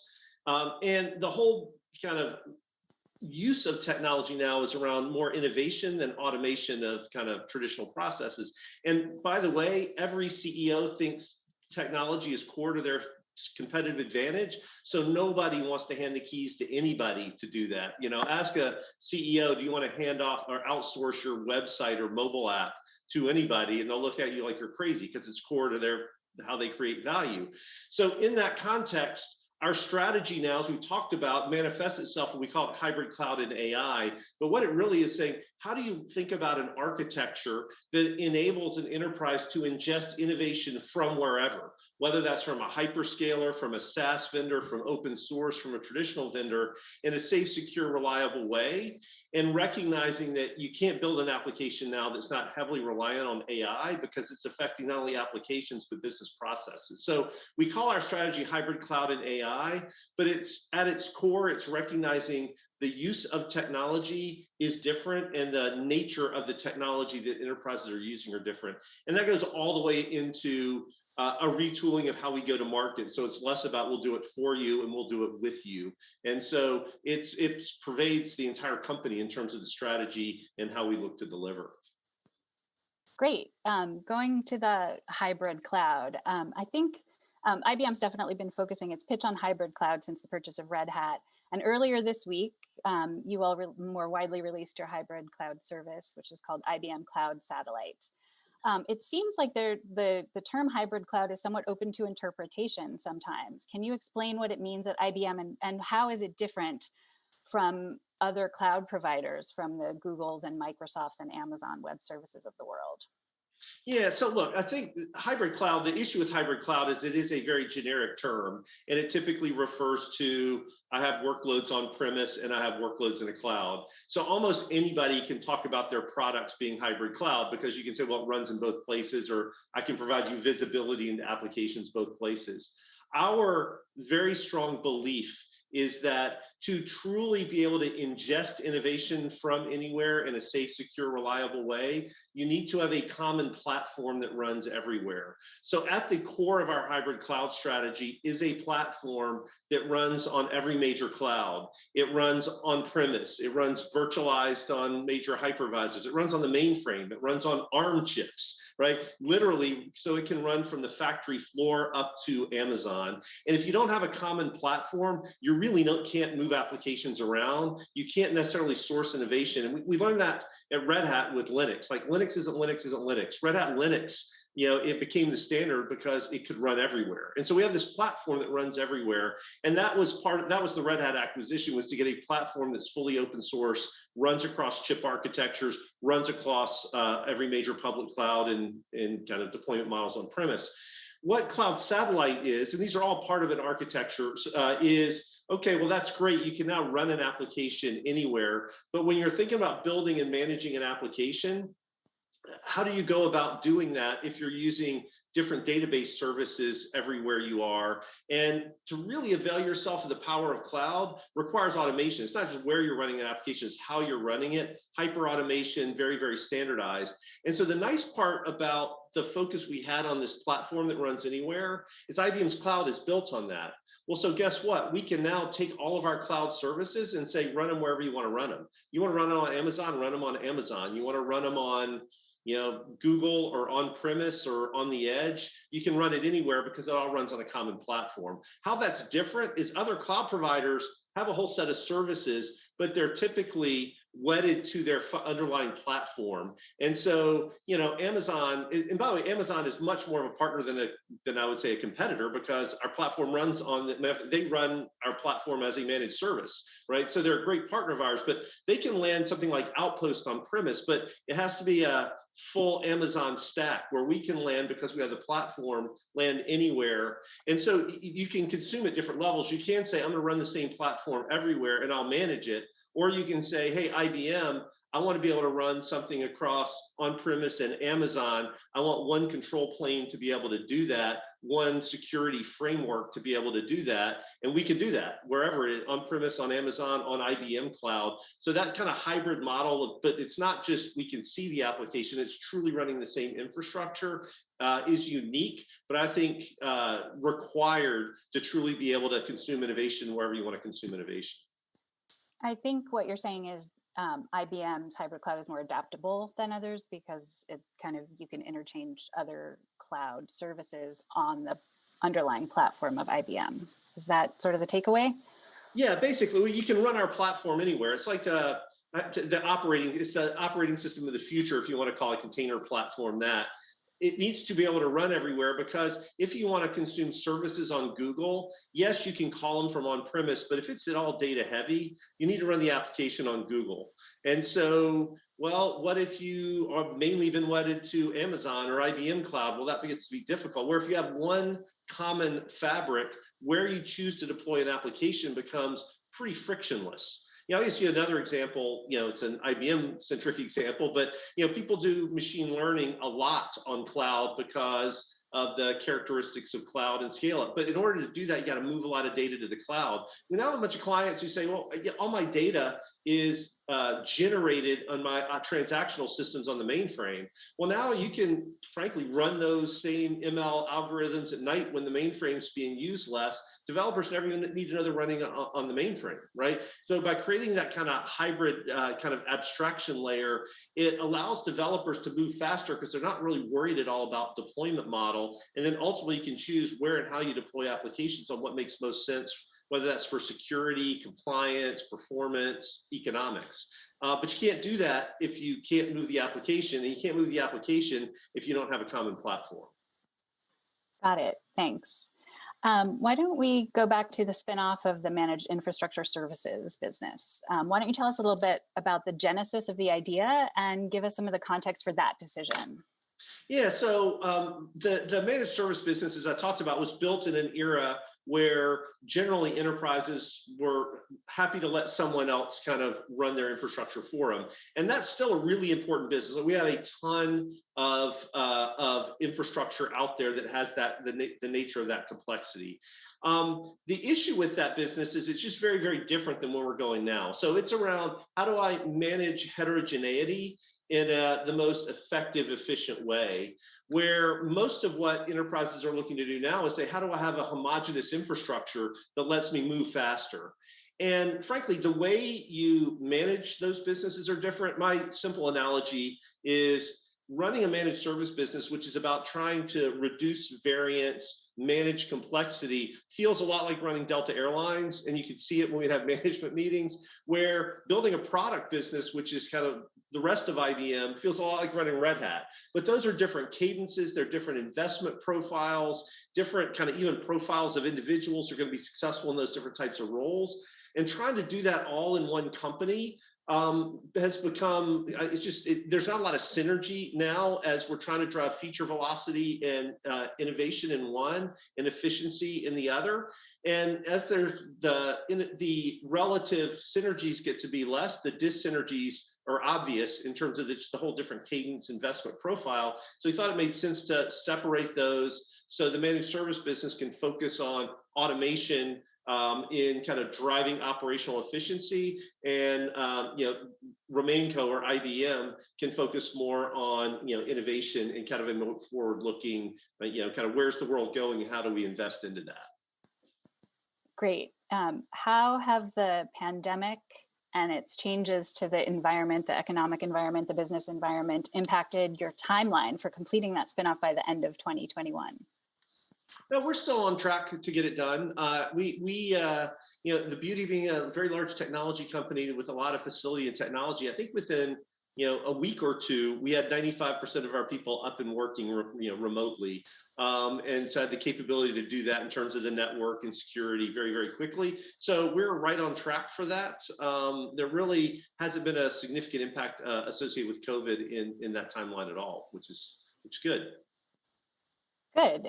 Staying on that topic for a moment, as we approach the 1-year anniversary of the initial US shutdowns related to the pandemic, what do you think is the outlook for the overall business climate, and how is that affecting your thinking and planning at IBM?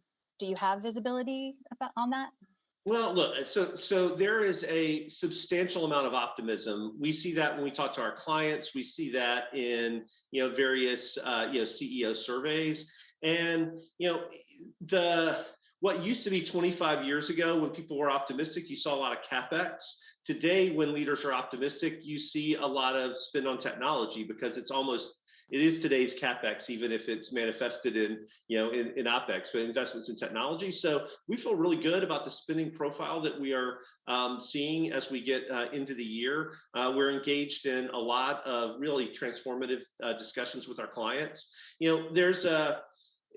There's a kind of a confluence of several things. I think there's a lot of optimism, which was great to see. There's a sense of how we're going to work is going to change, right? We're not going to go back into the office 5 days a week. And so how we need to work is changing.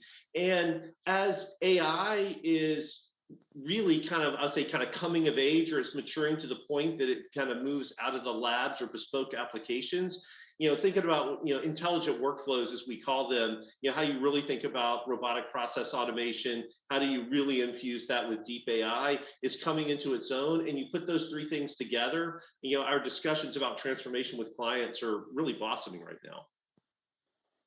Great. There does seem to be a fair amount of optimism within the company, and the news of the spinoff was well received. At the same time, the company has lagged behind most of its software and tech services peers in terms of total return and valuation for the past year.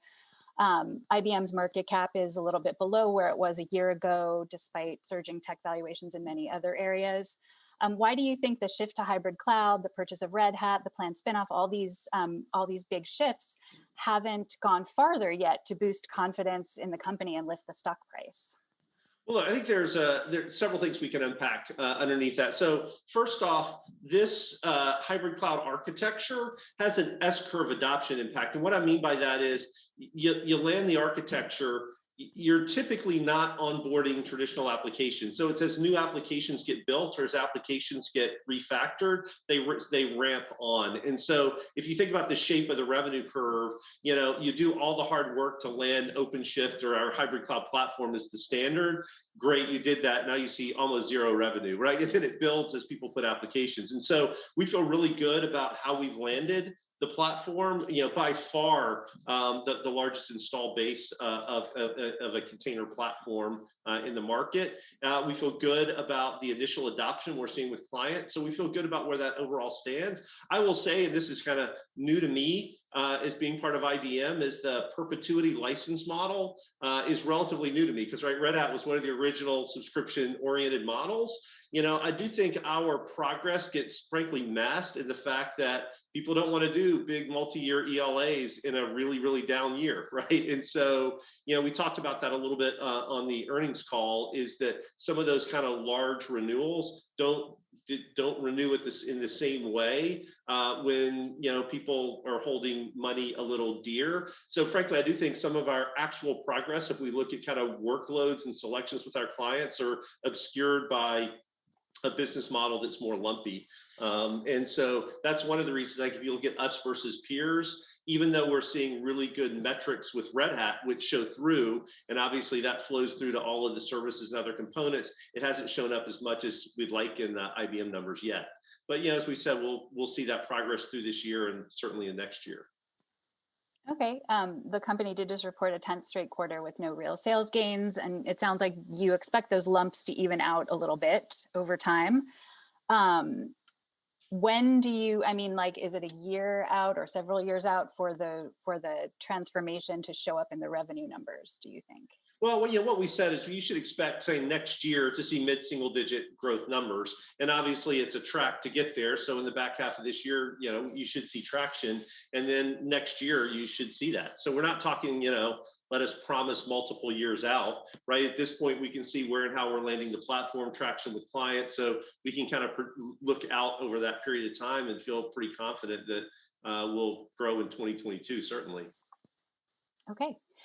Something that's a big concern for enterprises and consumers alike is cybersecurity.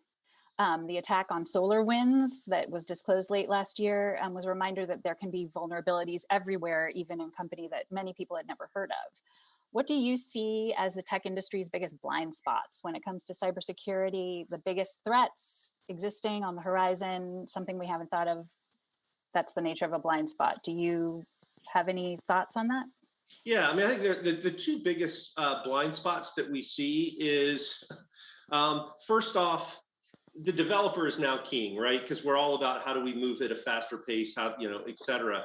And, developers in moving fast want choice and they want variety. Well, variety and security are a tough combination. The analogy I would make is the average security kind of incident isn't, spies shooting in through the skylights. It's somebody checking every window. And if you have 1 million windows, the likelihood that one got left unlocked is high, right?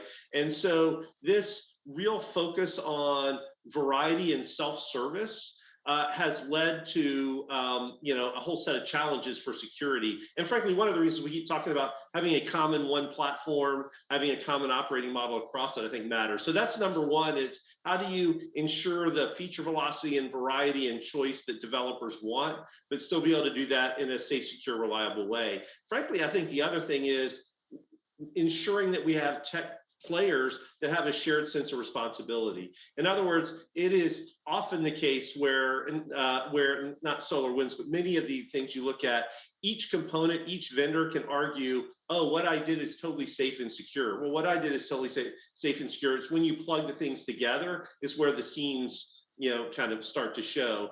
And so I do think vendors need to step up and say, for my clients, I have a shared responsibility around security that goes beyond, is my product safe or did I do this securely, into it's jointly responsible. I think one of the reasons IBM has such a strong position in security, and kind of is often affiliated with trust, is we do go into every engagement around security first. And even if it's not components of our stack, we are jointly responsible when there's a problem, and we think of it that way. And I do think we have a lot of vendors who are running saying, here's my piece, here's my piece, here's my piece. If you don't think about how those plug together to offer the holistic solution, that's where the security issues have. And we need every vendor to step up and say, it's not just about me and my piece, it's about all of us and how my things are getting used in a joint set of responsibility.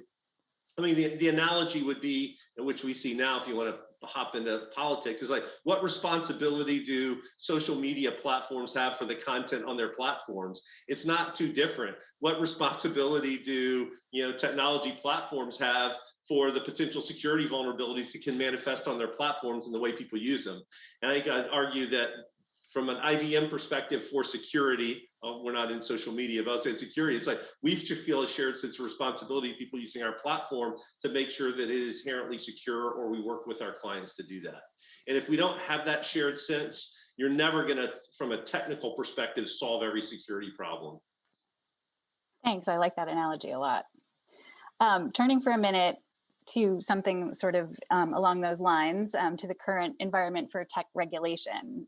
Even though this doesn't touch IBM directly at the moment, what's your take on the groundswell and support over the past few years for greater regulation of big technology companies? I think it's necessary. I mean, the implications for many of the technologies we have, I think we all need to recognize we don't even fully know those yet. So when you think about something like AI, we've been investing at Red Hat IBM for, I've only been gone from Red Hat for a long time. So at IBM for years, with AI ethicists on, okay, what are the implications? How do you think about bias? And, I think it's great that IBM is stepping up and doing it. Nobody's told us that we need to do that. At some point, shouldn't every company involved in AI need to participate in that, as an example? Certainly, as we think about information and who has access to information, more blurry metadata. So the data about the information and who has access to that, who owns it, who should have the rights to that. Those are things that it's hard to ask an industry to self-regulate.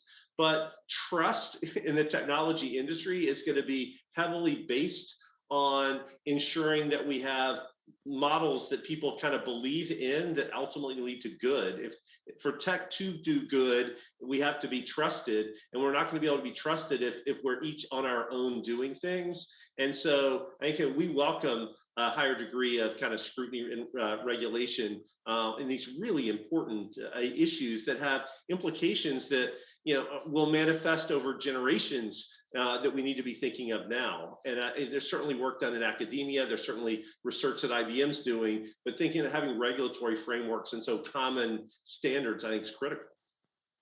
Many technology companies sort of push back, saying that there isn't a deep enough understanding of the technological aspects of this to regulate in a precise way. Do you think that there's a way for governments to regulate without stifling innovation at the same time? Well, I think that's why we need to work together. Industry needs to work with government to come up with responsible regulation that balances the need to experiment and advance and continue to innovate with the need to protect society. I don't think the analogy is any different. One could argue, well, is intellectual property law good or bad? I think we have a sense of intellectual property law that protects people, at the same time, allows innovation to occur. And so I think we've kind of come across other issues like this in the past, and we've had workable solutions. I think saying, oh, government doesn't understand, so don't look here, isn't a very satisfying answer. Okay, I wanted to touch briefly on the concept of patents. IBM has long been known for winning the most patents year after year for decades, but the number of patents won has plateaued and has held pretty steady for about the past 4 years. And income from patent licenses was at the lowest in 2020 since at least 1996 at IBM. It was about the same as 2019. I'm interested in whether there's been a change in strategy or investment in your approach to patents and why the numbers show this change. Yeah, so I think our general belief is the patent licensing model worked well for a long time. But when we start looking at how innovation happens now and ideas build upon ideas, that the patent licensing model, not that it will totally go away, it's not the future of how one monetizes innovation. The future is going to include, joint ventures. It's going to employ different forms of collaboration, different ways to manifest that value. So it's not that we're going to stop doing that, but I think we have a intentional strategy to say, hey, we have amazing amounts of intellectual property, but merely licensing that is probably not the way to optimize that value for IBM, but also for those technologies to have as big an impact as they can have. So we're working on a whole set of models, from starting ventures to JVing to other types of partnerships, to better reflect the value of the extraordinary innovations that we see. I will say, as a kind of coming in from Red Hat, one of the things that has just been extraordinary to see is that many incredible people and that much money that IBM puts into research, and the progress that we've made in all kind of areas. IBM, it's not just around computing, right? Because of our historical semiconductor strength,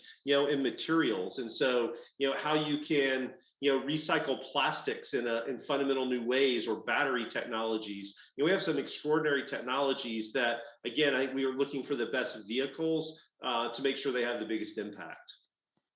Great. That brings us to the end of our time together, but I've really enjoyed speaking with you. Thanks everyone so much for joining us. This has been Jim Whitehurst, the president of IBM at the Montgomery Summit. Thanks for having me. 9, 8, 7, 6.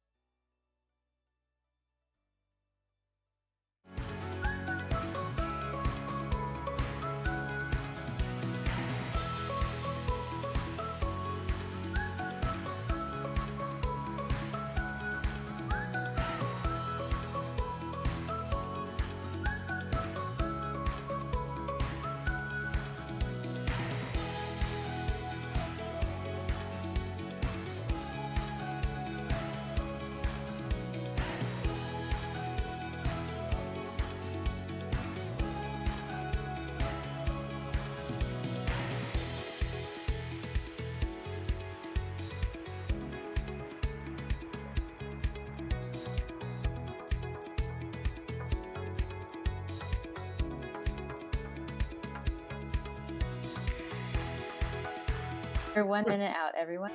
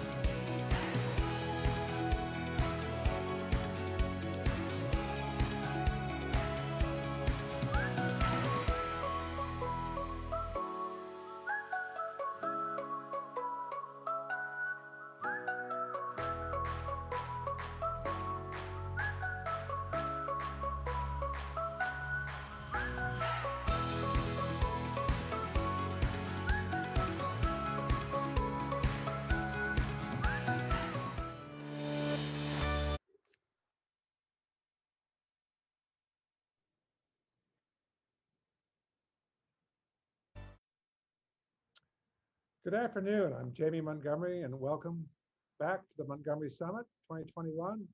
Today, we have a real treat in store for you. Our special guest, Eric Yun of Zoom, who will be interviewed by John Chambers. Eric founded Zoom in 2011 to deliver happiness and bring teams together in a frictionless video environment.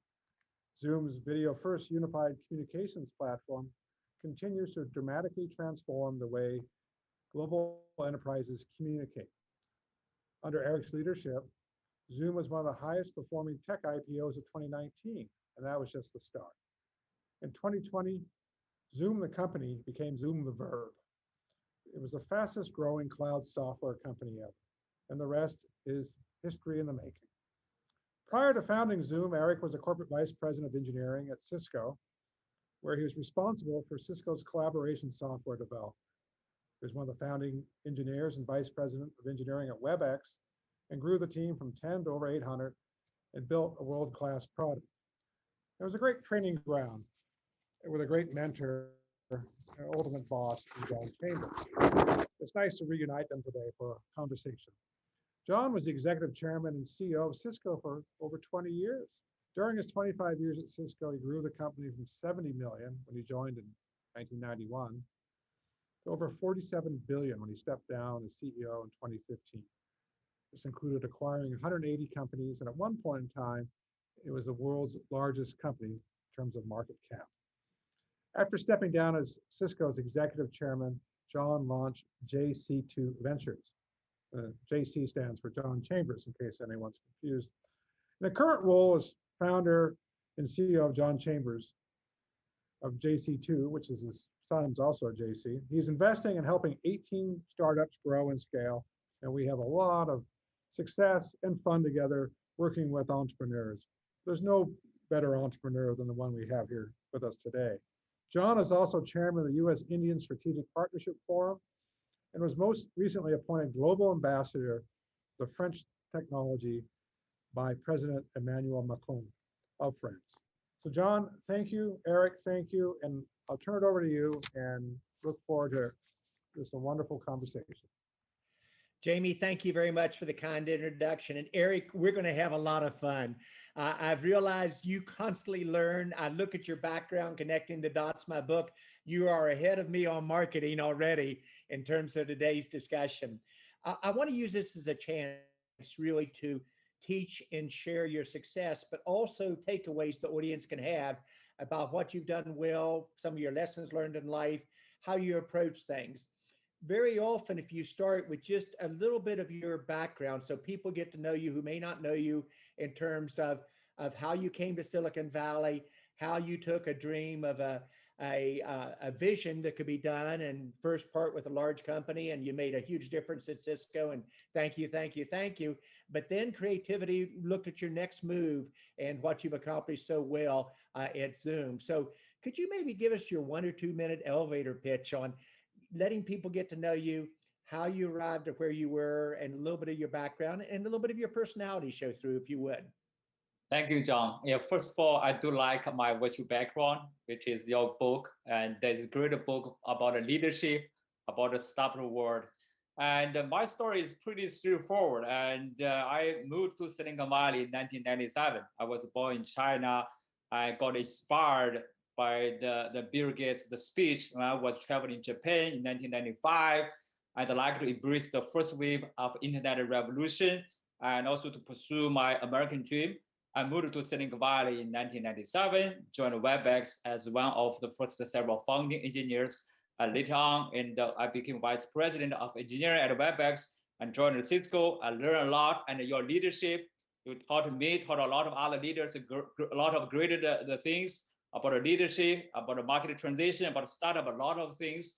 And then I left to start my own company, Zoom, because I live in Silicon Valley. I call that Startup Valley.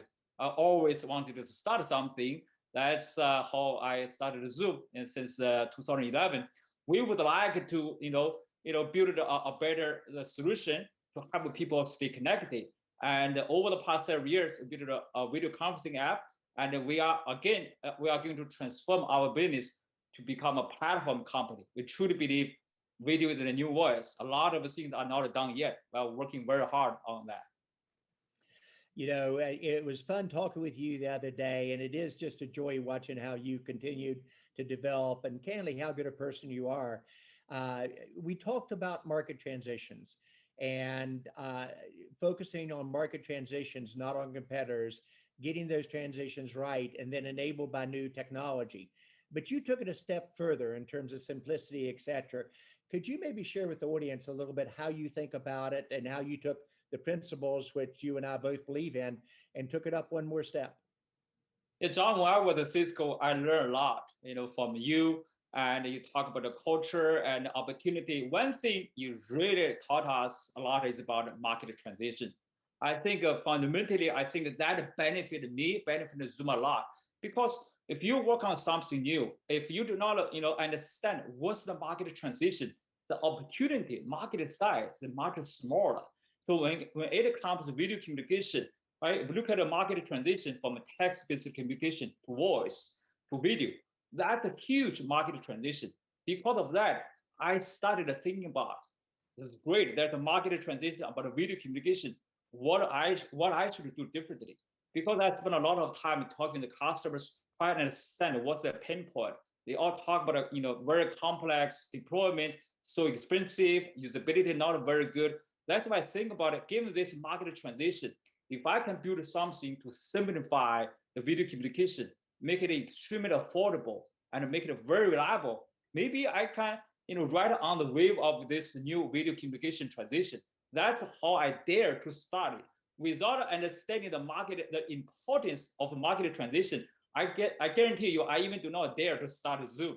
That's why I give you the credit to you, John, because it really taught us. Number one thing is to think about market transition. It's fascinating, but you took a market transition enabled by new technology.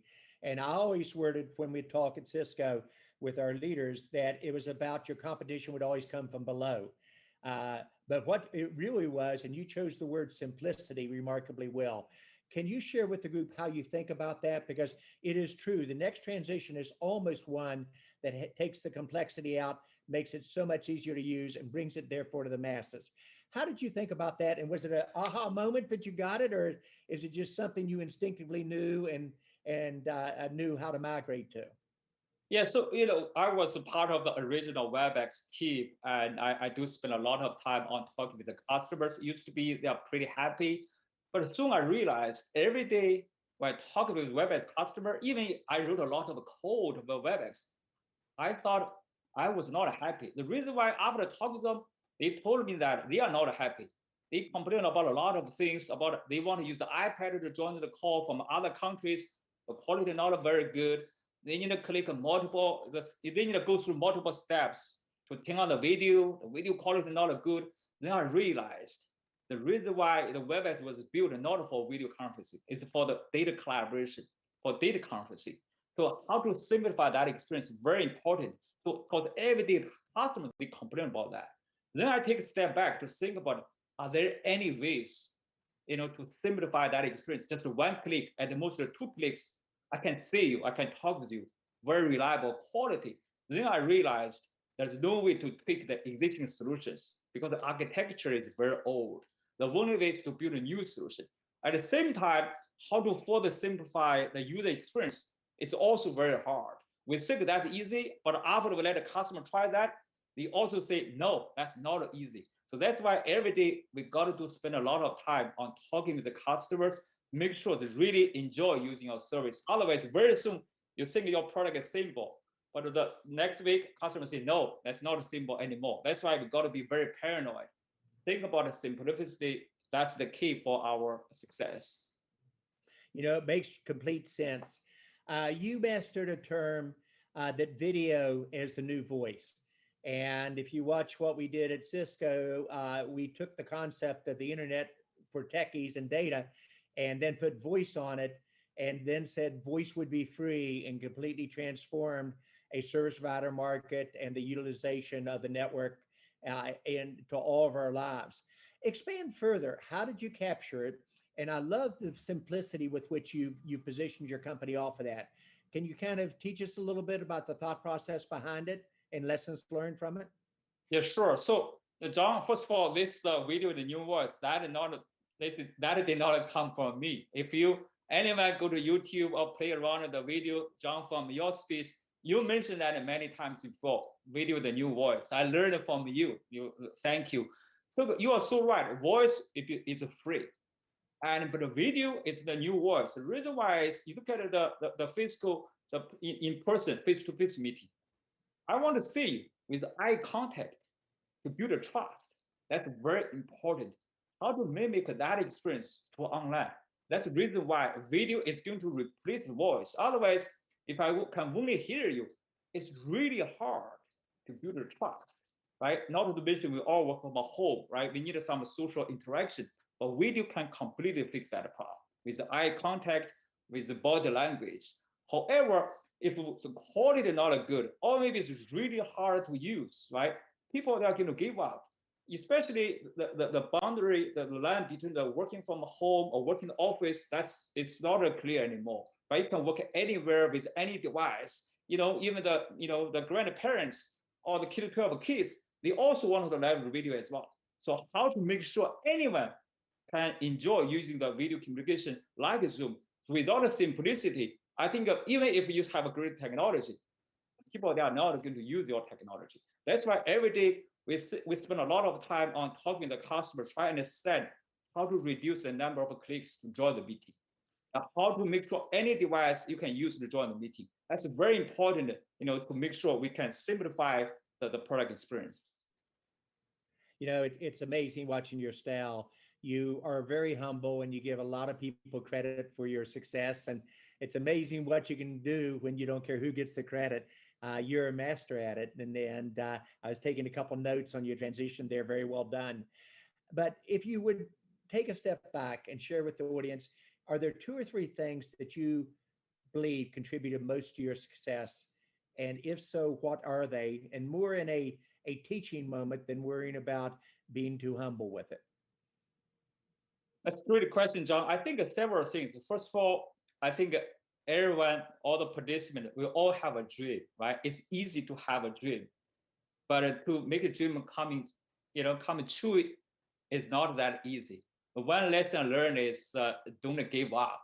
Like I tried to apply for the visa for many, many times. Right? Finally, I got it here. And even when I started a Zoom, I remember the early days, every VC, they said no. But I did not give up and got a funding for my friends. So one thing I learned is don't give up. Perseverance is extremely important for you to achieve anything. That's the number one thing I learned. It's amazing. I think great people like Jack Welch, a leader in the generation in front of me, taught you would never have a great company or great leader till you have a near-death experience. And one of the competitors that we faced at Cisco called Nacera, their founder, Martin, who I really like, by the way, and a tough competitor, he came 4 times. He almost didn't make payroll. And I told him when I got to know him very well, if I'd known that, I would have helped him with that problem. But to your point, nothing comes easy, and you're a product of more your setbacks than your successes. What's been your biggest success, if you would articulate it? And if you could share a setback you've had and how you dealt with that setback, what would it be? I think, first of all, we just started. I do not think we are successful yet, but we are working hard on that. I think in terms of setbacks, I think every time I think about those setbacks can really help us, help our business, help myself to become a stronger person, become a stronger company. So quite often, if we take a step back to understand what had happened, we can learn from that lesson. One thing I learned is in my career is anytime I have mentors. That's very important. Otherwise, I thought I work hard, I read a business book, I can achieve something. That's not the case. I'll give you one example. Back to Cisco time, one of my mentors, the Jim Sheriff, and one day I had a call meeting with him. He traveled here in San Jose, and I have a great conversation. He told me that, Eric, John Chambers gave me a task. Let me find those young leaders. You are one of them. You have a potential. That's why reason why I want to meet with you. And he recommended a book, that book called Speed of Trust. And today, I think that's the most important book, our favorite book at Zoom. Because to build a startup company, speed is everything, right? Without a trust, without a framework to build a trust, you really cannot achieve the speed. The reason why I read that book, the reason why it's really helped Zoom, because I have a mentor. He recommended the book. And that's why I think, I learn a lesson is always have a mentor. Stay humble, learn from others. That's extremely important. When you think about it, I'm a believer leaders' currency, whether it's of a company or even of a country, is made up of three elements: their track record, the relationships they form, and trust. And you've grasped that, I think, extremely well. Culture is really at the foundation of all three of those currency elements. How would you describe the culture at Zoom? How has it evolved over time? And when you're describing it to a new recruit or to an investor or to a company about to do business with you, how do you net out what is the strength of the culture at Zoom? Yeah, so our culture at Zoom is pretty simple or straightforward, which is just 2 words: deliver happiness. The meaning for me as the CEO of the company is really not about the customer, product, service, investor, and so on and so forth. My number one priority is to make sure our employees, they are happy. And together as a business, make sure our customer happy. I think the one thing I feel very proud of Zoom is on day one, just myself, I wrote down the company, the culture statement, deliver happiness. Because I understand that life is short, right? How to pursue the sustainable happiness is very important. Especially I'm going to spend a lot of time to build the company, and probably the 10 years, 20 years, just to achieve a small milestone. I want to make sure I can enjoy that process. That's why I have a great culture to make sure every employee, they come to the office or they work on something every day when they wake up, they feel happy. Otherwise, there's no productivity. Otherwise, they will suffer from that. How do you strike the balance when you deal with your leadership team between praising them when appropriate and then challenging them when we perhaps miss goals? My view is always praise in public and criticize in private. Are there key concepts that you use in terms of keeping your team motivated, and yet as a leader being able to have the tough discussions about what you must do better? Any key secret sauce or concepts here that come to mind? Yeah, John, I do not think I have a secret sauce. That's also something we are dealing with every day, especially we hire a lot of new people, new leaders. So on the one hand, I told our team, we got to push each other, challenge each other harder. That's the only way to unleash the power of the entire management team. Otherwise, everyone, be so nice to each other. That's not a way to build a company. On the other hand, I also want to make sure we all know how to establish trust. If everyone understand each other, intention is good, we trust each other, I think nobody will challenge. I give one example, like someone hired for marketing team, they realize something not right in the sales team. They dare to stop by to tell them, this is not right, you got to fix. But no trust, we do not dare to challenge each other. That's why how to balance the trust and also the challenge each other and to make sure we all have a great intention. That's very important. Otherwise, we probably have a lot of a misunderstanding, and that's really does not work. I've watched your style. You are always thinking 3 to 5 years out. Most leaders do not. They tend to get caught into especially once they're a public company. You get caught in this quarter, this year, et cetera, type of thinking. How do you keep the right balance for your vision and the key members of your team that have to be aware of where you're going? And how would you paint the picture of what you want Zoom to look like 5 years from now, whether it's to your employees, whether it's to your investors, your partners, your customers? In other words, what's the next chapter for Zoom, and where will you take your company? Yeah, that's a great question. So where I started, probably I spent all the time, on execution. I really get the product rolled out and have the first several customers. But very soon I realized we have a lot of employees, even if they are working so hard for the day-to-day execution, they also want to understand what's the next, what's the vision for the company, what's the next step.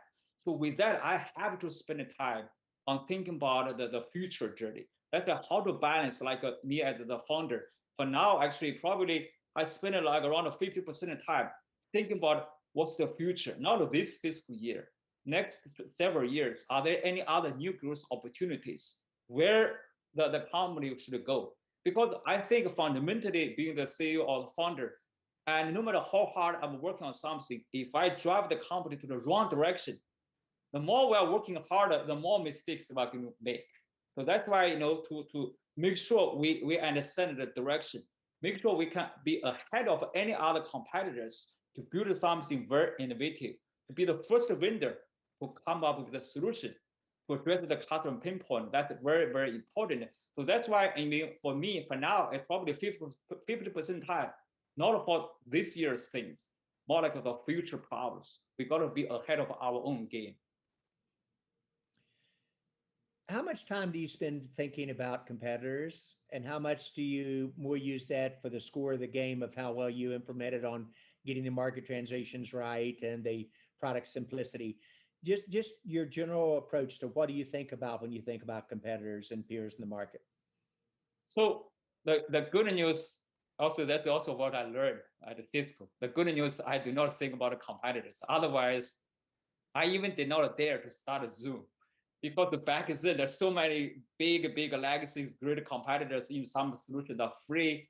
I think fundamentally, if you think about competitors, very likely there's no innovation. Very likely, you always want to play a catch-up game. So I really think about how to spend more time with customers, more time than any of other competitors. As long as we want to be the first one to understand the customer pain point, to come up with a solution, be the first one, I think we can survive.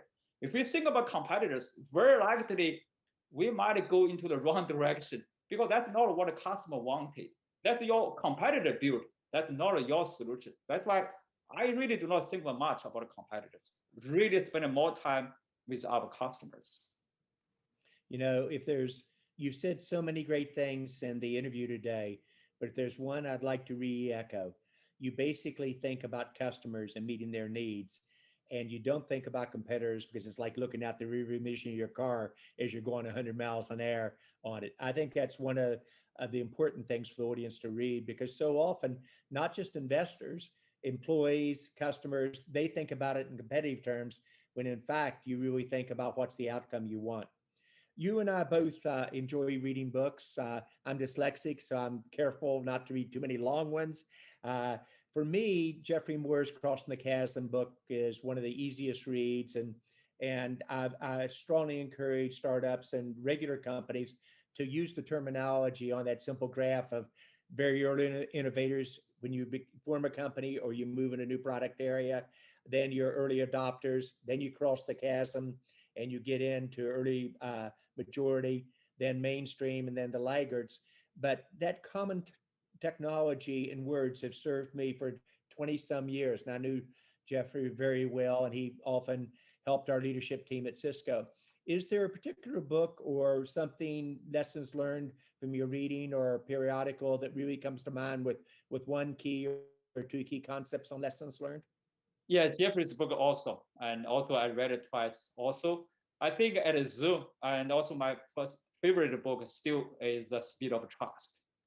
The reason why the startup is everything is about the speed, right? Without a trust, there's no speed, right? That's why the Speed of Trust also is Stephen Covey really taught us a framework, how to build trust.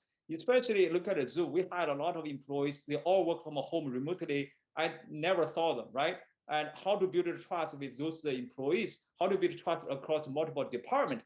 It's very important. Without understanding a framework, how to build trust, it's really hard to drive up the speed, drive up the innovation. That's my favorite book, Speed of Trust. One of the hardest lessons for me to learn as a young CEO was that process wasn't a dirty word. It wasn't bureaucracy. And it took me a little bit longer to learn it than maybe it should have. But once I did learn it, you could suddenly do 180 acquisitions at a speed no one else could. You could move into new market transitions at a speed that others could not do. Are there similar concepts in your mind in terms of how you think about process? How do you keep the urgency of now? And the enemy of speed is perfection, but also the enemy of speed is not process. How do you think of, and how do you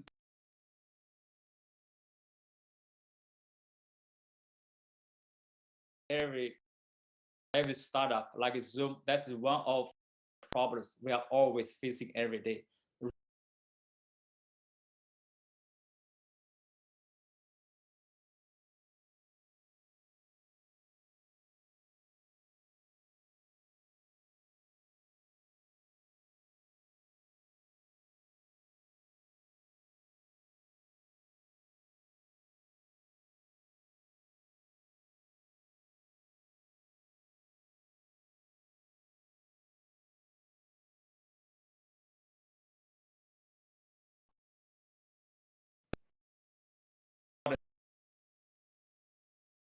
But you got a very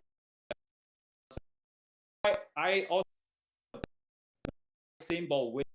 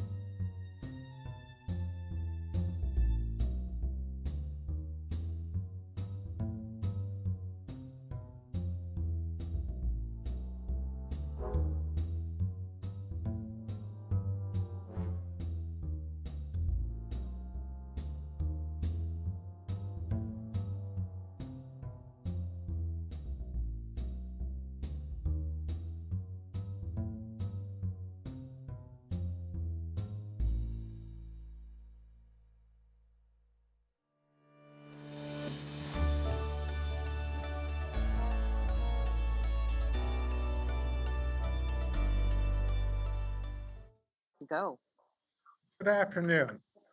I'm Jamie Montgomery. Thank you for joining us this afternoon for a terrific session on the world of investing post-COVID. I'll be joined today by two other panelists and a terrific moderator. Sheila Galati is the founder and managing director of Tola Capital in Seattle, a venture capital firm that invests globally in enterprise software companies across multiple stages. She's a seasoned software expert. I was worried about that seasoned bit, Sheila. Software expert with a wide range of industry experiences, blending financial and strategic acumen with operating insights and deep technology knowledge and passion for building great businesses. Prior to founding Tola in 2010, she spent over a decade at Microsoft and various executive roles, and she started her career back when I first came across her at Robertson Stephens. And she's an icon, a growing icon in the technology investment world in Seattle, and pleasure to have you here with us today, Sheila. We're also joined by Nagaraj Kashyap. Nagaraj is the newest managing partner of the SoftBank Vision Fund. Many of you know him. His most recent role as a corporate vice president and head of M12 investing for Microsoft, in essence, Microsoft Ventures. Prior to that, he ran Qualcomm Ventures and held various executive roles and had done hundreds of investments between Qualcomm and Microsoft. So over 20 years experience in venture capital, corporate development, and technology. Michael Milken is our moderator today. Michael Milken, Mike, as we'll call him today, is a global icon in the investment. I'll tell you a little story. In 2017, the book Americana was published. It's a 400-year history of capitalism in America. And it has a chapter on the most significant figures. Well, there's not many people alive today who have a full chapter in that book, but Mike deservingly has one. He is a pioneer both in financial technology, financial acumen, human capital, and social issues.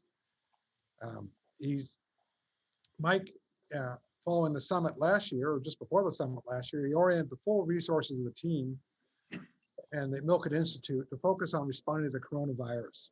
Spent hours each day speaking to individuals from a variety of sectors and industries to provide them unparalleled insights, both the impact on the crisis, the efficacy of our response, the opportunities which will emerge post-crisis. He's perfectly well positioned to lead this discussion for a number of reasons.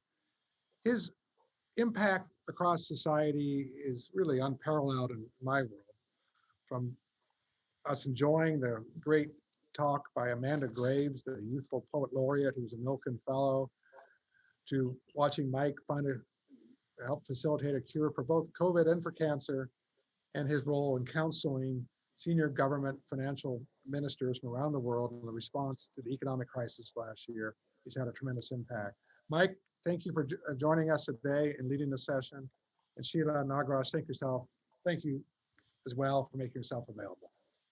So Jamie, it's my pleasure to be with the three of you today. Only thing I regret is we can't reach out and touch. But next year at the Montgomery Summit, I am sure that will happen. And for me, the exciting thing about the Montgomery Summit every year is it gets me a chance to see the world as it will be in the future today, and with people focused on that. I'd probably like to start, Jamie, with you if I could. What are the overall trends that you have seen developed over the last 11 months since the emergence of COVID-19? Well, there's two ways to think about that. One is the level of investments. 2020 and 2019 were pretty similar. A number of venture investments in the US, about 12,000 each year, about 150 billion put to work. But more and more of the money went into later stage companies and helping them scale. And I think we're seeing that same phenomenon throughout 2021. And from a technology or sector point of view, we've really seen an acceleration of automation, whether it's in e-commerce enablement, IT operations, work from anywhere, automating the protection of this increased surface area for attack. Cyber is at an all-time high in terms of tempo of attacks and responses and spending. 5G is slowly making appearance. No one's noticing it, but it's the elephant in the room. I think it's going to have a huge impact. And Nagaraj got a lot of background there from his days at Qualcomm. It becoming a much more of a data economy. We talk about CDPs, customer data platforms, more and more important. And just, it's just been an acceleration. We're obviously losing areas as well, but the losers have really lost the more. But there's some really big emerging areas. I think one area that you've got a lot of experience and we can talk about today is fintech. I think the media industry has been totally disrupted. The technology industry was getting more and more disrupted last year. It accelerated as everything moved to the cloud away from legacy systems. I think fintech is really ripe for disruption. We're just in the early innings of that. So in many ways, when we step back and look at fintech, Jamie, this is a list of the 10 most valuable finance companies here in the US. And you'll see here the most valuable is Visa, enormous investment in technology. But I'd highlight the third most valuable today is PayPal. And the increase last year in PayPal's valuation is equivalent to the market cap of Goldman Sachs and Citibank put together. And so that's just 1 year's growth, and PayPal, which once again is a digital fintech company, interacting with 350 million people around the world today, had the third largest market cap, at least a week ago, when we prepared these to look at. But let's step back. And I did podcasts with the former CEO of Microsoft, Steve Ballmer, former CEO of Google, Eric Schmidt, and with Nicola Mendelsohn, Lady Nicola Mendelsohn, who runs Europe, Africa, and the Middle East for Facebook. One thing all three of them said was tele everything. And we're not turning back. Maybe starting with yourself, Sheila, what is the most impactful changes have you seen in the last year? And which ones do you think will be lasting and which ones do you think might reduce over time? Thanks, Mike. I think to your point of kind of tele everything, we're not turning back. There's an absolute gorgeousness to allowing people to live and work where they choose to do that and to make a decision about what home looks like for them. I ran a team of architects at Microsoft, and they were customer-facing architects as Microsoft was really rolling out .NET as a paradigm. That team was incredibly strategic to the company. They were super high-end talented people that could walk into Fortune 500 companies and help them with their overall architecture. That was an incredible team because we allowed people to live anywhere. So we had team members in Greensboro, North Carolina, in Bend, Oregon, in Maui, and we actually didn't care where they lived in that instance, right? That was a very uncommon thing for us to do at that time at Microsoft. But allowing for that allowed us to have some of the best technical talent in the world.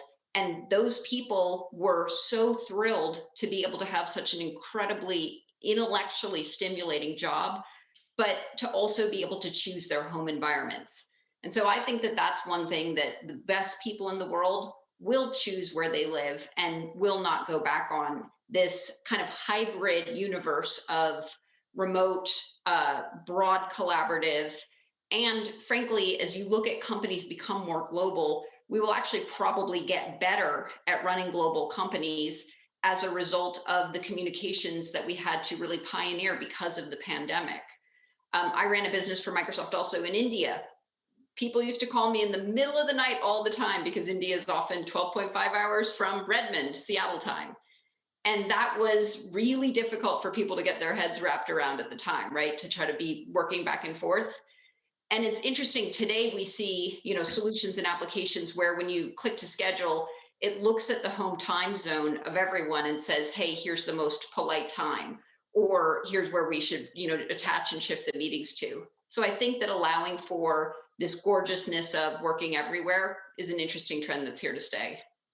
It's interesting, Sheila, when you mention India to the west coast of the United States, We hired an individual who was also based in Seattle to run one of our education companies, digital education companies, and 80% of his team was in Bangalore. The problem we had is he was a cricket fanatic. And so those are multi-day situations. During this, these particularly important cricket, I don't think he ever slept, and we assumed his productivity was dropping. And so I went over to his house, and he had a dish that must have been 12 by 14 on his roof, getting the cricket game. So for him, he moved to Seattle, but the cricket in him never left India from that standpoint. Now, Raj, let me ask you that same question. What is the most impactful change you have seen in this past year? Yeah, thanks, Mike. First of all, I do want to start off by saying, we're all in the tech industry, and the last year has really shown what a privilege it is to be in an industry where we have adapted to work despite, sort of the pandemic or once in a lifetime pandemic that affected us. So I think we definitely are very privileged, and I think we just want to acknowledge that before moving forward.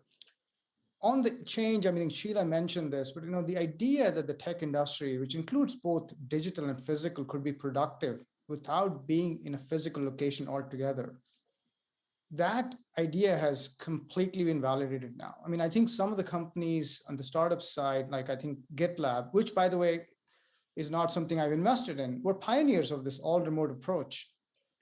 But now many more have figured out that that can work completely fine.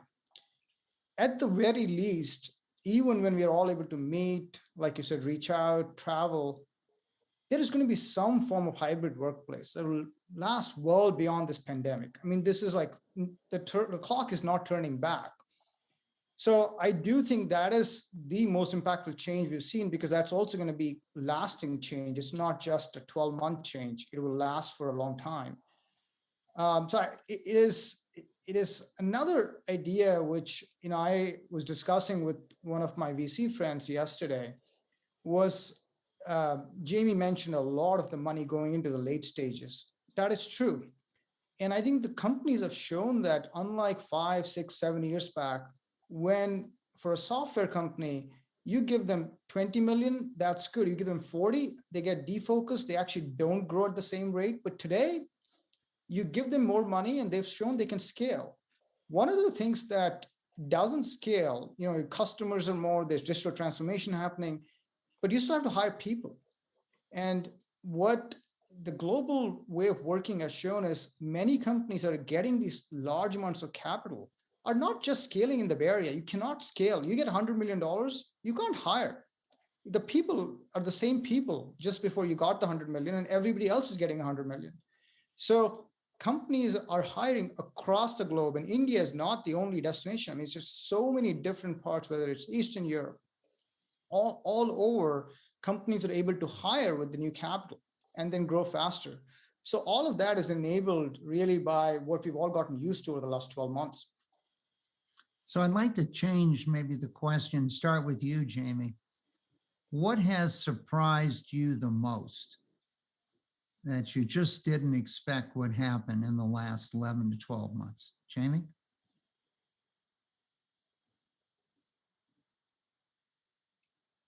I think it's really the acceleration, Mike. We were sitting here in March, and we had a credit crisis as well as a global pandemic, and we're worried about freezes in spending, and then all of a sudden we had this acceleration. And I think we're probably surprised by how quickly business recovered and then accelerated. Our goal is to build long-term sustainable market-leading companies, and to do that, you really pick an area where you feel it's inevitable that it's going to happen, and whether it's cloud-based cyber protection with CrowdStrike or other areas, fraud prevention on cloud with Forder. But we had pretty aggressive growth trends, but all of a sudden we're growing at a 50% faster than we thought. And it was bringing in years and years of growth. We had a 3-year plan. We're doing it in 18 months. And then the issue really became, when you talked about growth, it was really a human capital strategy. And I'm going to come back to the prior conversation, because people can talk about, hey, we're going to put this money in, we're going to grow. But how are you going to grow? And it all comes back to human capital. So we were very early in this work from anywhere. CrowdStrike, one of the first major companies, a $50 billion market cap, that started off work from everywhere. And we remember that I bring in investors to look at investing alongside of us. They go, well, where's the headquarters? Well, there really isn't one, and it was hard. How do you put $1 billion in something that doesn't have a headquarters? We created one, and of course now we'll probably have to move it out of California, like everybody else. But it was really I think just the acceleration of growth was the most surprising thing. Just how quickly things, turned around and then accelerated. And it's obvious, I guess, in retrospect. Everything's obvious in retrospect. Like Ford works with Home Depot. They went from 5% of their transactions being digital to 100% being digital. And what does that mean when your card not present for fraud? And what if you automating a call center, and then all of a sudden your call center employees can't go to work, so you have to automate everything. It's the pace of it. I was talking to Eric from Zoom an hour or so ago, and he talked about having to buy 10,000 servers a day equivalent, in terms of speed. So I think just the speed and scope of the IT spend and how that just brought in, years of change was the biggest thing we had to get used to. And then, of course, then we're faced with a question of, we need, if you grow like that, you need more money. So what do? Do you put more money in, or is this a one-time growth spurt, or is it sustainable? So you have another, and I think we really doubled down on our winners, but that's what most of the market did, I think it's really, we were very, very fortunate last year, but quite a few other investors were as well. Sheila, what surprised you the most as you look back over the last year? I recall at the beginning of the pandemic having a conversation with one of the top software CEOs in the world. And the conversation was like, do you think anyone's going to build any new relationships, right? Is this going to be kind of a moment in time where we sort of stop building new relationships and we know who we know, but we're not going to meet new people? And this has been an interesting year, because I think it's been, obviously there's a lot of bad to the pandemic, but if you lean into the ability to, in real time, connect with anyone, anywhere, I've seen much incredible new relationship building that is for business, for other aspects, community building, right? That communities have been able to come together and find each other on different topics. That's been really incredible. The other side of that, though, has been old relationships. So last night I had a corp dev reunion on Zoom with our old colleagues. Same with my high school classmates, right? So you're able to actually reach back to these old relationships and really connect and tie back into people that have been in your life, but then also build new ones. And I tell all of our portfolio companies, business development is better now than it's ever been, because pretty much everyone is willing to get on a Zoom call for, 10, 15 minutes, understand what a company is doing, see if there's a partnership opportunity, and build and extend their network. That's been incredible. I think you've made a number of points there. And one of the surprises for many is business development. I want to just emphasize that point you made, in a sense that was, as I've done these podcasts, not having to move. You can reach almost any CEO in the world, any head of a government agency, instead of asking them to fly to Los Angeles. The very last conference I went to was first the Milken Institute conference in Saudi Arabia, UAE, Bahrain, and South Africa, but then the March conference last year, the Montgomery conference here, was the last one I went to. And the enormous enthusiasm at that conference, I remember well. and how quickly it changed in a week or two. Now, Raj, what do you see? What surprised you the most in the last year that you didn't expect? Yeah, Mike. So given my gray hair, I went through the last big dip, which is I would say the 08, 09 financial crisis. What I remember from that time was almost everybody was running around without a clue as to what to do because nobody had a playbook. And what surprised me a little bit with this one was how quickly our startups reacted and adapted. And, in hindsight, there was enough people that I think went through the last crisis that actually understood what needed to be done, that maybe advised the startup community in a much more, I would say, calm manner. But I also was really, really surprised by how some of these first-time CEOs and founders just took a breath in March, started making changes in April, figured out the excess burn that was spending. They figured all of that out. They went to all digital sales and marketing, like the BD time, the business development you talked about, and they didn't really miss a beat. Frankly speaking, there was March, there was April, and then come May, they were all ready to go.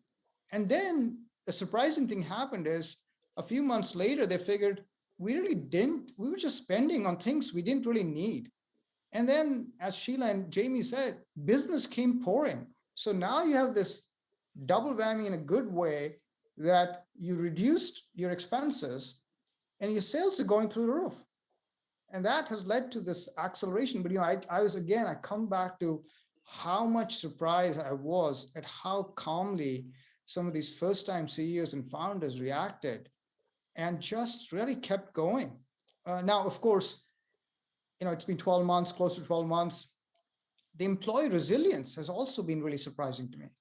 I mean, if you think of the employees, we talk about work from home, but there's so many challenges. There's so many challenges for whether it's young parents with kids, not in school, sort of whether it's living in a small apartment where both partners are working. These are all things that we've all gotten past. Now, I do think there's a human cost to it, and I think it's going to come due soon. And I think everybody is looking for ways to get back to some sort of normal. But that resilience over 12 months has also been very surprising to me. So if I was to paraphrase some of the things the three of you said, I'd say one thing that surprised people was the relationship between employees, customers, suppliers, communities, etc. And as I interviewed the largest employers, for example, in the United States, the CEO of Target or the CEO of Kroger and many others, they were very focused, or the CEO of E&Y, they were focused on the interaction between their own employees and staying in touch with their own employees. One of the things that struck me as a follow-up in the relationship with the community that Sheila kind of commented on is when a change and the focus on social justice occurred in May of last year. And there's a report that's put out every year by Credit Suisse, and it shows somewhat the results of this resilience you spoke about, particularly in technology and others. But you can see here that the United States has by far any country that has more than 20 million people in it. Australia and the United States have the highest percentage of millionaires. But you will also see here, of all developed countries in the world, including Greece or Italy, etc., the US has the highest percentage of its citizens that are also the poorest. So some of these issues of social justice, some of the issues of income inequality, you can see here where those that own real estate Residential real estate had prices. Those that were invested in technology had substantial increases in their net worth. But this came to fore. And one of the things that really surprised me in my interviews with so many people is a reevaluation of what was an essential worker. And in the neighborhood I live in, when the UPS, Federal Express, Amazon trucks came to the neighborhood, you actually had people step outside and applaud them and thank them who were working. You saw the same thing happen in retail, particularly grocery stores, where people were out there and thanking the workers. And so this appreciation of what is an essential worker and the importance of their job, I would expect to see a great deal of follow through this year. Now, when we were talking, Raj, you used the term shift left. Now, if we were in Washington, D.C., I could fully understand that with the change in the administration. But maybe share with us, what did you mean by that term shift left? Mike, I just want to make sure I give credit where it's due. It's actually Sheila who mentioned that term. I did. Okay, well, we're now giving that credit to Sheila. Yes, let's give the credit to Sheila. But I think Sheila and I were, saying the same thing, which is in today's environment, and I take whether it's security as an example or privacy, and I think even digital accessibility, all of these three things, I think, are basically getting incorporated earlier and earlier into the software development cycle. So instead of doing this after the fact, instead of adding security as a bolt-on or adding privacy as bolt-on or adding digital accessibility as a bolt-on and going from a top-down perspective, it's basically becoming, hey, when you're developing the code, make sure to include all of these aspects, starting, I think, with security. I think during a conversation, I mentioned the company, again, not a portfolio company, just to make sure I mentioned that. Sneak. Sheila, since you now are the author of this term. Yes, Sneak is a good example of that. And a company that I think also exemplifies this on the digital accessibility, which I do think is a real issue of the fact that even in today's day and age, we have not made our websites fully accessible. And that also a company that, again, not in my portfolio at all, but Evinced, which is also taking that approach and saying, let's put that into the development process. And so when you come out of the development process and the code is there, you have solved 60 to 80% of the issues. And then, of course, you always have something manual to do. But these are all examples of things moving left, not in the DC moniker, but more in a tech or Silicon Valley nomenclature. Sheila? I completely agree with Nagraj. I think that's an incredibly strong summary of the point. Maybe I'll try to build on top of that by saying, for us, shift left is the continuation of taking control to the developer, right? Engineering the cloud, right? But doing so, letting devs be in charge, letting devs use their known language to do that. One of our portfolio companies, Pulumi, does that in an incredible way. But I might say something sort of more future forward, because I know Jamie likes a little controversy. So as you think about where the world is going, right? So devs build applications and they get access to data, and they've historically done that in a very kind of typical fashion. Now we can all agree probably that those apps are becoming more distributed. One example of the distributed nature of those apps is kind of how blockchain works with its smart contracts, right? Where we're able to code into the blockchain what happens from an IP perspective. Well, one of the interesting things that we're seeing right now is the artists, like the artists of the world, are showing us some of the way on these business models with NFTs, so non-fungible tokens, around digital art. And one of my favorite recent stories is one of my partners just bought a Gucci ghost, right, from the artist Trevor Andrew. And he bought and sold a Gucci ghost, which is a piece of digital art. And within that NFT, where you see a lot of collectibles, art community things kind of working today, there is a payment structure that can follow it all the way through as that gets bought and sold by different parties. Interestingly, we have developers these days, right? They've, for a long, long time, used their skill set to make a living at their day job, also to participate in things like open source communities and building these codes, which frankly, open source is, these are just massively distributed scenarios, right? So why can't we inside code program that developers get paid all the way along through for something like an open source project? So if I fork that project, I still have to sort of economically compensate everything that came before me. And I think Nagraj's point about shift left is that this is the changing of the guard to where developers get to be in more control of their art, their IP. And I think that's a really interesting scenario. So Jamie, let me go to you. There was a period of time where we did not have data, particularly if I take biological data. Yeah. Today, we have a lot of data.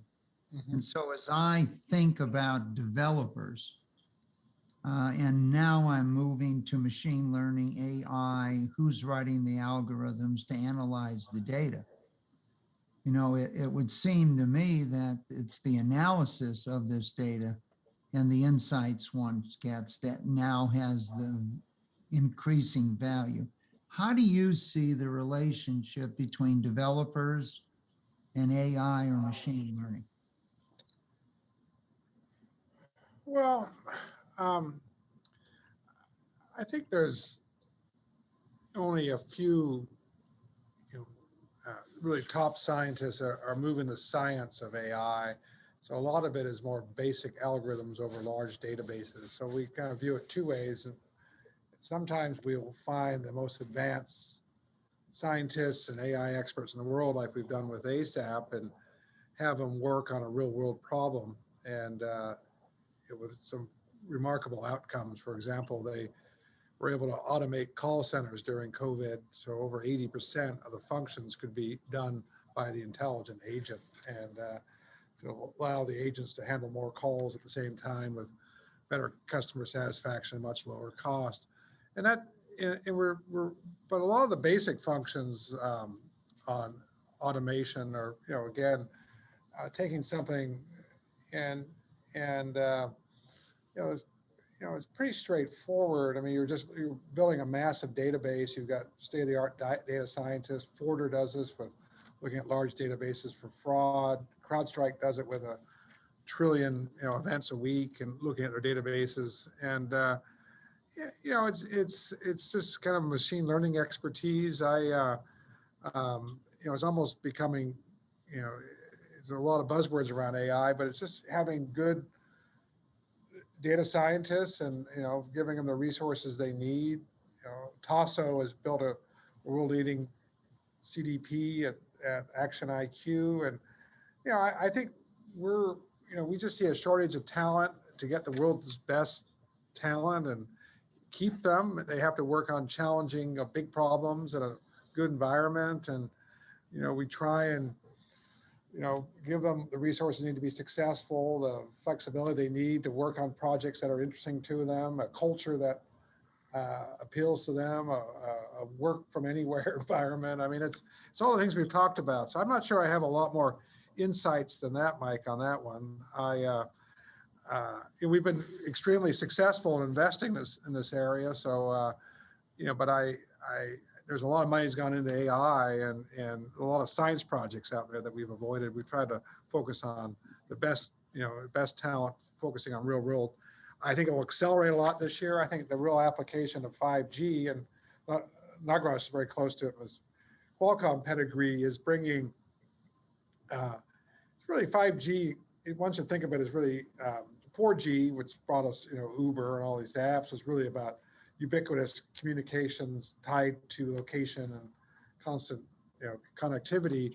5G brings us really ubiquitous computing. And if you can do ubiquitous computing, that will allow you to run really tight algorithms in very focused environments that we haven't been able to do. And For example, Foghorn does that, does edge computing in the middle of an industrial environment or oil processing plant where you can run AI algorithms over a quarter Raspberry processor. This is something that costs $1 at most, for in terms of processing power, and you can run the algorithms locally there by having the 5G connectivity rather than taking it back and running on AWS or Azure, bringing it back. So I think 5G is going to blow open the surface area for compute applications, and I think it's whether it's medicine or automotive will be other big sectors. But I think 5G might be the real accelerant to AI. But I'd be interested to get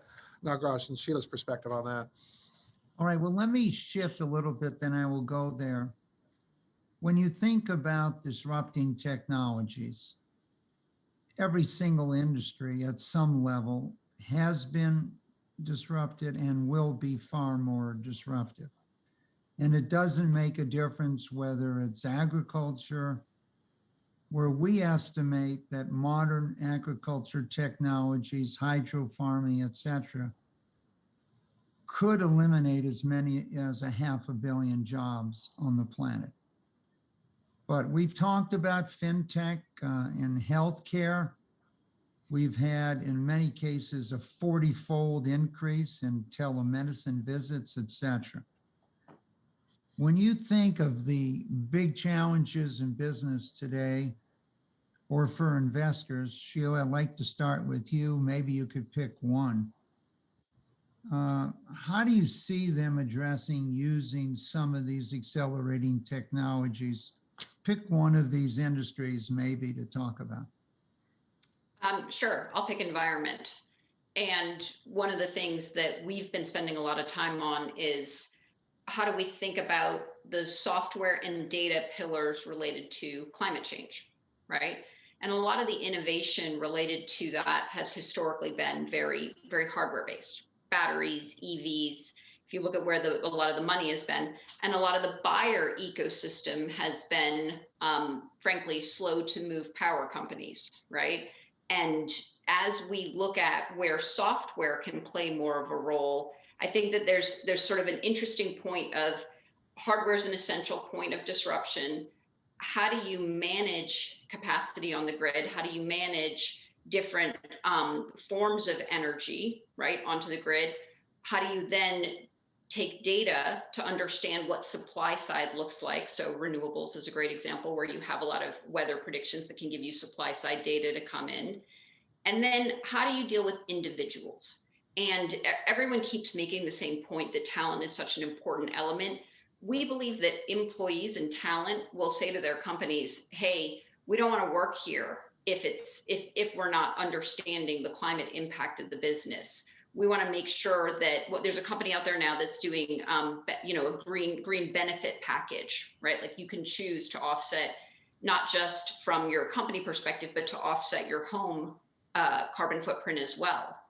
And so then you sort of take that to the next logical step, which is customers. And frankly, the Gen Zers have shown us the way more than anyone on this. But customers are now saying, I want to make my purchase decisions with this in mind. So I actually need to understand the supply chain footprint, the human footprint of what I'm buying, and understand kind of all the way through that digital chain, what is the impact that I'm looking at? And I think there's an incredible amount of innovation that's happening in this area. And I think we'll see a lot more, frankly. A couple comments on what you said. Number one, the sun is expected to have 4 billion years more of life. So there's a lot coming. We're using 10% of the sun at the moment. And obviously using technology today goes a long way in trying to solve some of these problems that you have highlighted. And the other thing I would mention to you, Sheila, that the 8 largest Canadian pension funds approached us late last year. Can we create a rating system for companies in the environmental area, and with the understanding that if you don't have a such and such rating, they collectively will not invest in your company. So we're talking 1.5 to 2 trillion here. So I think what you've highlighted is already begun to focus on some of the world's largest money managers. Raj, what industry or what area would you like to pick to talk a little bit about accelerating technologies, addressing some of these big challenges? I think one of the areas that may be overlooked, or at least not as in vogue in the Valley, would be just manufacturing. I mean, the amount of digital transformation that is happening in, or needs to happen in manufacturing is tremendous. I mean, one specific area in robotics, if you think about robotics, the promise of robotics has been there for so long, but we really haven't seen widespread use of robotics in manufacturing. And one of the fundamental challenges has been, how do you program these robots? Programming robots turns out to be a very hard job. So basically what you've done is you've limited the amount of use of robots, because to program them, you need machine learning data scientists. I'm exaggerating, but and you can't do that. How do you democratize use of robots? And so companies that can actually help make programming robots easier, and there's a number of them in the startup world, will sort of unleash the next sort of innovation. This area has not seen fundamental change because of companies that are in the field are, in our words, we use the term legacy quite a bit, but they are truly companies that were born in the 70s and 80s. And the software paradigm that has swept across so many different industries hasn't touched this one, which means robots are just not flexible. They're not teachable. Those are all things that I think in the next few years, software will touch. And when software touches that, that becomes accessible to the factory worker who, when an automotive car is sort of going through the line, can in real time teach a robot how to put a windshield on. Once you do that once, the next time, robotic arm can do it. That sort of can fundamentally change the usage of robotics in the area.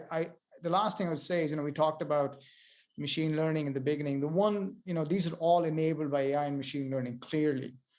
The one challenge I do see as an industry, we talk about it, but it's kind of hard to address, and we don't address it, is ultimately the biases of the real world end up in the algorithms for machine learning and AI, because you talked about developers.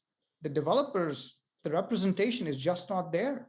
The lack of representation in folks who are in machine learning, the developers, is showing up with biases in machine learning models and algorithms. So I think there'll be very fundamental changes in how we use, whether it's robots in manufacturing or what Sheila talked about, environment, because of advanced AI and machine learning. We still have to fundamentally think, let's not make sure to repeat the mistakes humans did in biases, just continue that along and put that into the models and algorithms that machine learning is sort of enabling. Jamie, when I heard you talking about 5G, I could just think about a meeting I was in with Steve Ross from Warner and the head technology people on, would people buy a DVD? Because it took 2 DVDs and 4 sides to put a movie on at that time.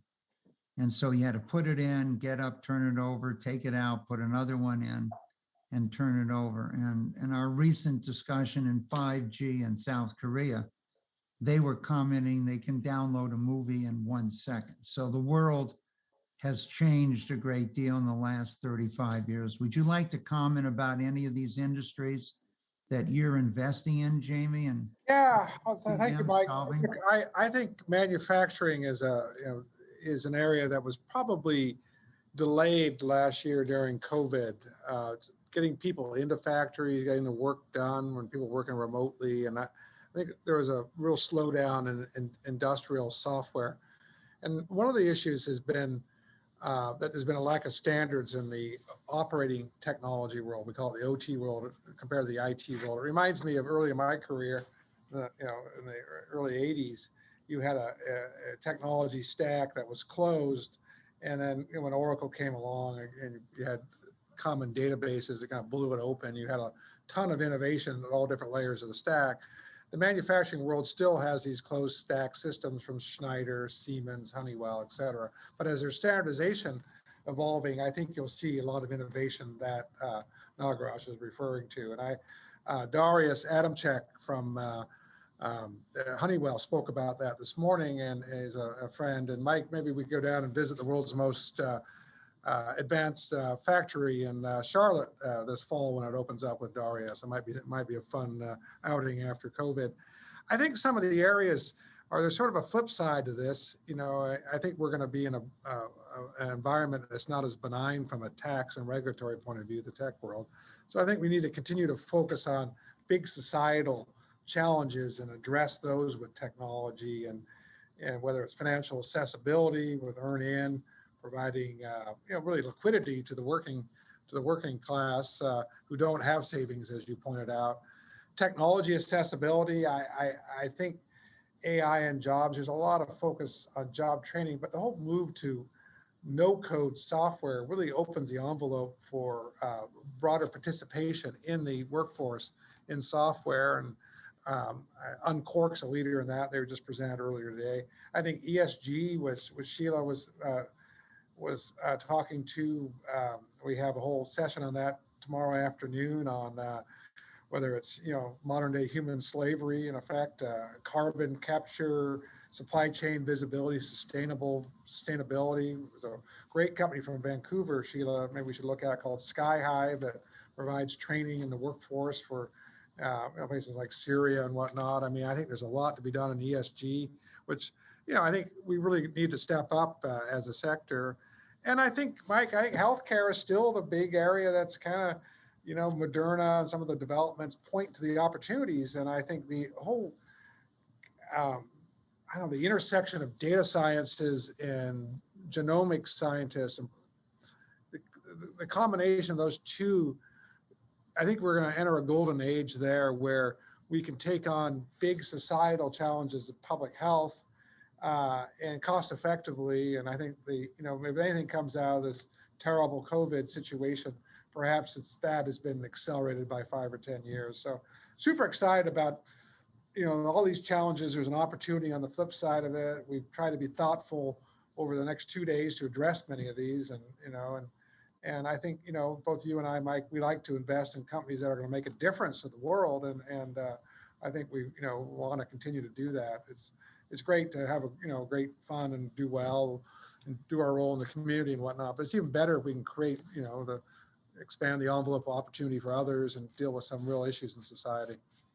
So over the last 11 to 12 months, I've really focused on leadership. How are people managing their workforces? Their focus of a CEO or a leader or senior management. Their significant concern about the health of their own employees. I remember Brian Cornell calling me up from Target and mentioning to me that as things started to open up in the summer in many cities, he had a lot of customers coming into the store without masks and bringing their kids, just running around the store. And how did he protect other customers, and how does he protect his employees? You've all addressed this issue of more flexibility in where you work, but what other innovations do you see in how companies might manage their workforces in the future? Has this pandemic changed in many ways the way leaders manage their talent? Sheila, let's start with you. So definitely, I think is the answer to the question, Mike, and it's a great question. One thing I might highlight is one of the roles we're seeing as most important now in companies is the head of corporate comms, right? And it's an interesting kind of something I wouldn't have predicted, frankly, that the ability for companies to communicate with employees has become mission critical. It needs to be done in a way that kind of scales to everyone, but it also needs to involve some creativity. And it does put CEOs into the role of sort of saying, hey, what is my kind of, Twitter profile? What am I doing to connect with my employees on intranets and corporate communication systems? And how am I podcasting to my organization? If my organization has a perspective on a political issue, right? A lot of CEOs, everyone wanted to know, what's your perspective on Black Lives Matter last summer, right? And as we continue to kind of discuss DEI and racial equality. And so one thing I think that's really interesting is having a perspective, having a personality, having a political voice of these companies, right? You saw sort of after the January 6th issues in Washington, you saw companies saying that they wouldn't give money to certain politicians who had participated in that for a period of time, right? Employees are looking for this. They're looking for this information. They need to have ways to understand it and find it. And leaders actually have to bring more of their whole selves to work now, be it their kind of, their fun persona, right? Where they're truly letting people in a little bit to them, but also then being able to share new and different experiences with employees. So, the CEO of Starbucks, right, as they opened up in China, how is he talking about that with his global employees in a kind of multi-language webcast format? So I think there's a lot that leadership will step up to, and I think a lot of it will be comm-centric. Let's go. Can I comment on that, Sheila? I mean, I think this ability to tell stories, Mike, is so much important now with entrepreneurs, and whether it's telling, in a positive way, communicating with their employees, their investors, or their customers. Oftentimes we'll come across a very good entrepreneur, but we just think that person will never be able to scale the business because he won't be able to recruit the team or, raise the capital or, be able to differentiate his product in the market. So that storytelling is a very important, attribute.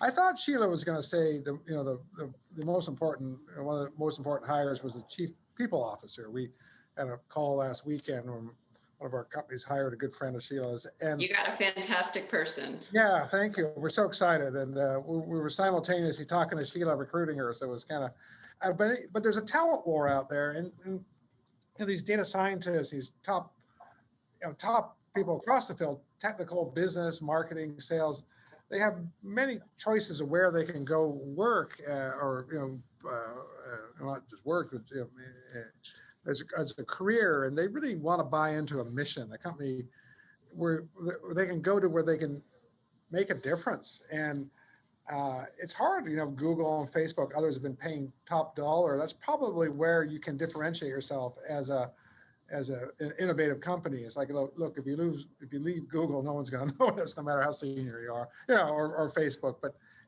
I think this need for a mission and the ability of the CEO to tell the story around that. And then once they get there, in a remote environment, it's one thing to say, hey, okay, let's all work remotely, but you have to be very intentional about how that really works long-term. Short-term, you can get away with it with Slack, Smartsheet, all the different tools.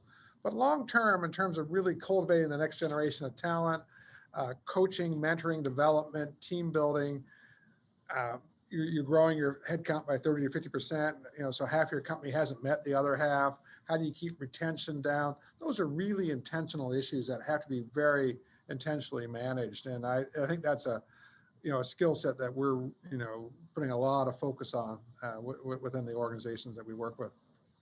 There's very few companies that have to deal with the diversity of businesses, the diversity of senior executives as SoftBank. How do you look at the role of the leader in determining whether to invest in the company, and what role do you play in coaching leadership, maybe with what's occurred in the last year, that they have to run their company differently no matter how successful they are? How does SoftBank do that? How do you do that? So Mike, given I've been at SoftBank for all of a week and a half, I'm going to try to draw upon my experiences a little bit from M12 and Microsoft. But I do think a lot of the things that Sheila and Jamie mentioned, the CEO leading with a mission making sure everybody buys into that mission, but then also, giving the space to a CEO cannot actually engage with every employee. And so having the managers, the space and the flexibility and the tools to help their employees, their individual teams be productive, be safe, be healthy, is been so critical over the last year. I saw that firsthand, not only at Microsoft, but also at my portfolio companies that were successful. The leaders coming out and setting the tone and then giving the space for the next level, for the following level. For example, so many of our companies did digital water coolers. I did digital water coolers for my team. And that's to Sheila's point of, hey, how do we bring something more different or fun into an environment where everybody's becoming 24/7? There's no break from work because essentially you're at home.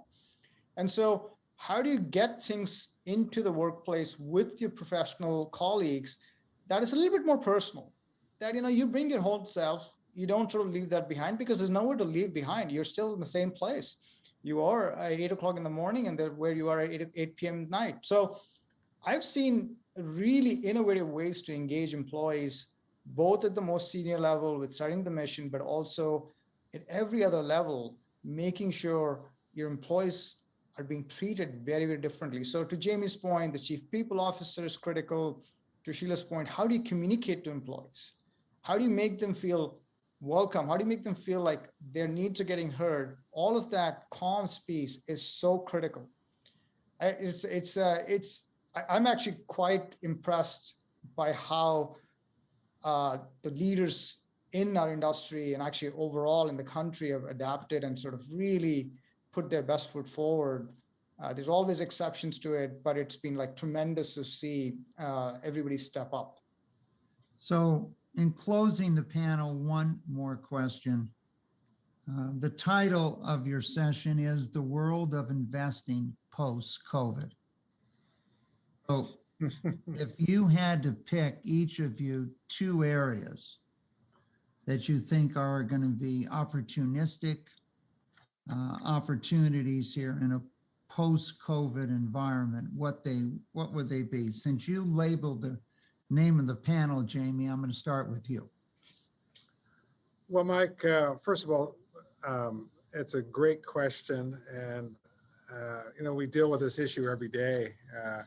And we're always willing to be surprised. I have every week I see a company that's now worth $1 billion that I didn't invest in an early stage. So we're more often wrong than right. I just say, I think this collaboration tools for build around human capital and dealing with that's the most important aspect of these companies for their sustainable growth. Perhaps it's overinvested in, but I still don't think that it's done yet. I think there's a long way to go there. And the second area, I still think it's early innings in fintech. I think 2 years ago we had Dan Schulman down, and you interviewed him and talked about accessibility of finance, but also just innovation in finance. And I think there's trillions of dollars up for grabs there, and I think it probably comes down to going after some of the core banking functions with IT and allowing an API world to be built on top of that. So with that, Sheila probably has better ideas than me. So why don't you go next? So I love Jamie's ideas. I love collab. I love fintech. I would add to it things that enable comms, right? What we just talked about with employees, like how do you create community in general with employees, with customers, with different shared interest groups. And then my second one would be, elements of technology that are engaging and help us to do business better together, but that are fun. And let's bring fun back. It's interesting, Sheila. One of the interviews I did was with the CEO of Mattel. And his comment is, you could cancel a lot of things during COVID-19, but you can't cancel play and fun. And those people that provide those will do well from that standpoint. All right, the last member of our team, what are the two areas you're going to guide us? And then we'll see what you do for SoftBank. Yeah, Mike, I was going to filibuster that question because Jamie and Sheila are, far smarter than I am. The way I've approached investing for whatever 17 years is every investment in some way opportunistic. And you try your best as a VC to have a prepared mind, but then you see something you never anticipated. And then you have to quickly figure out, is this sort of something you want to get involved with? It's a 7, 8, 9 year, 10-year journey or not. And I think, if I look back and said, when I was, sort of saw Zoom and invested in it pre-Series A, do I think I was prepared for that? No, I was not. There was enough collaboration tools at that point in time that I would have not said that, hey, I saw this coming. And so I always have this open mind. And I also used to use this term of dollar cost averaging and like never be out of the market. But then, one of my ex-colleagues at M12 gave me an even better phrase. His phrase was, time in market is better than timing the market. So yeah. my phrase is really, I just want to keep investing. I'm going to see opportunities. I have to be really fast and better than anybody else at taking advantage of it. But if I could predict those opportunities, hey, I would be starting a company right now. And I'm not good at that. Well, I'll give you another tip that I've seen. If you invest in the portfolio of companies presenting at the Montgomery conference, they have picked them and it creates a great opportunity for rate of return. Jamie, I haven't calculated, but obviously the minute I was interviewing Dan Schulman at PayPal, I should have also been investing. Yeah, 100% agree. And I remember you had Facebook. I forget what their market cap at that time on the private markets, but it was off $500 million. There's a lot of money made there. It's look, I think we just have to keep at it and keep discipline. I know, Mike, you bring up, there's a lot of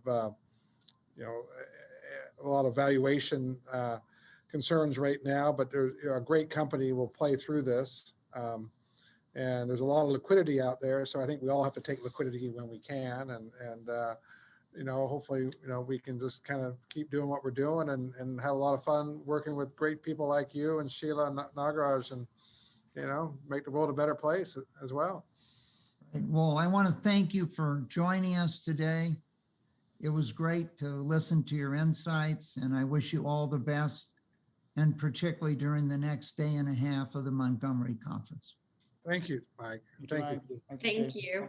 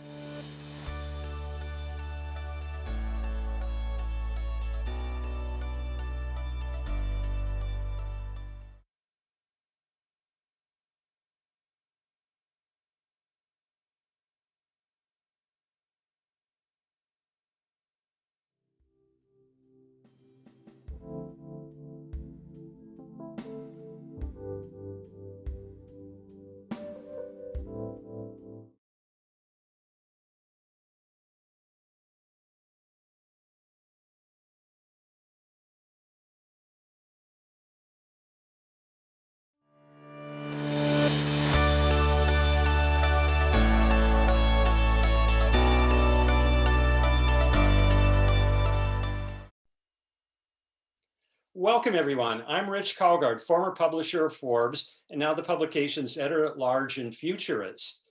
And I'm so thrilled to be back at the Montgomery Summit, virtual as it is, and I hope we get the real event next year. But today I have a really terrific guest. It's Jennifer Tejada, CEO of PagerDuty, an innovative leader in the field of incident management. PagerDuty has a $200 million plus revenue run rate and a $4 billion market cap. Jen joined PagerDuty as CEO in 2016, and she took the company public in April of 2019.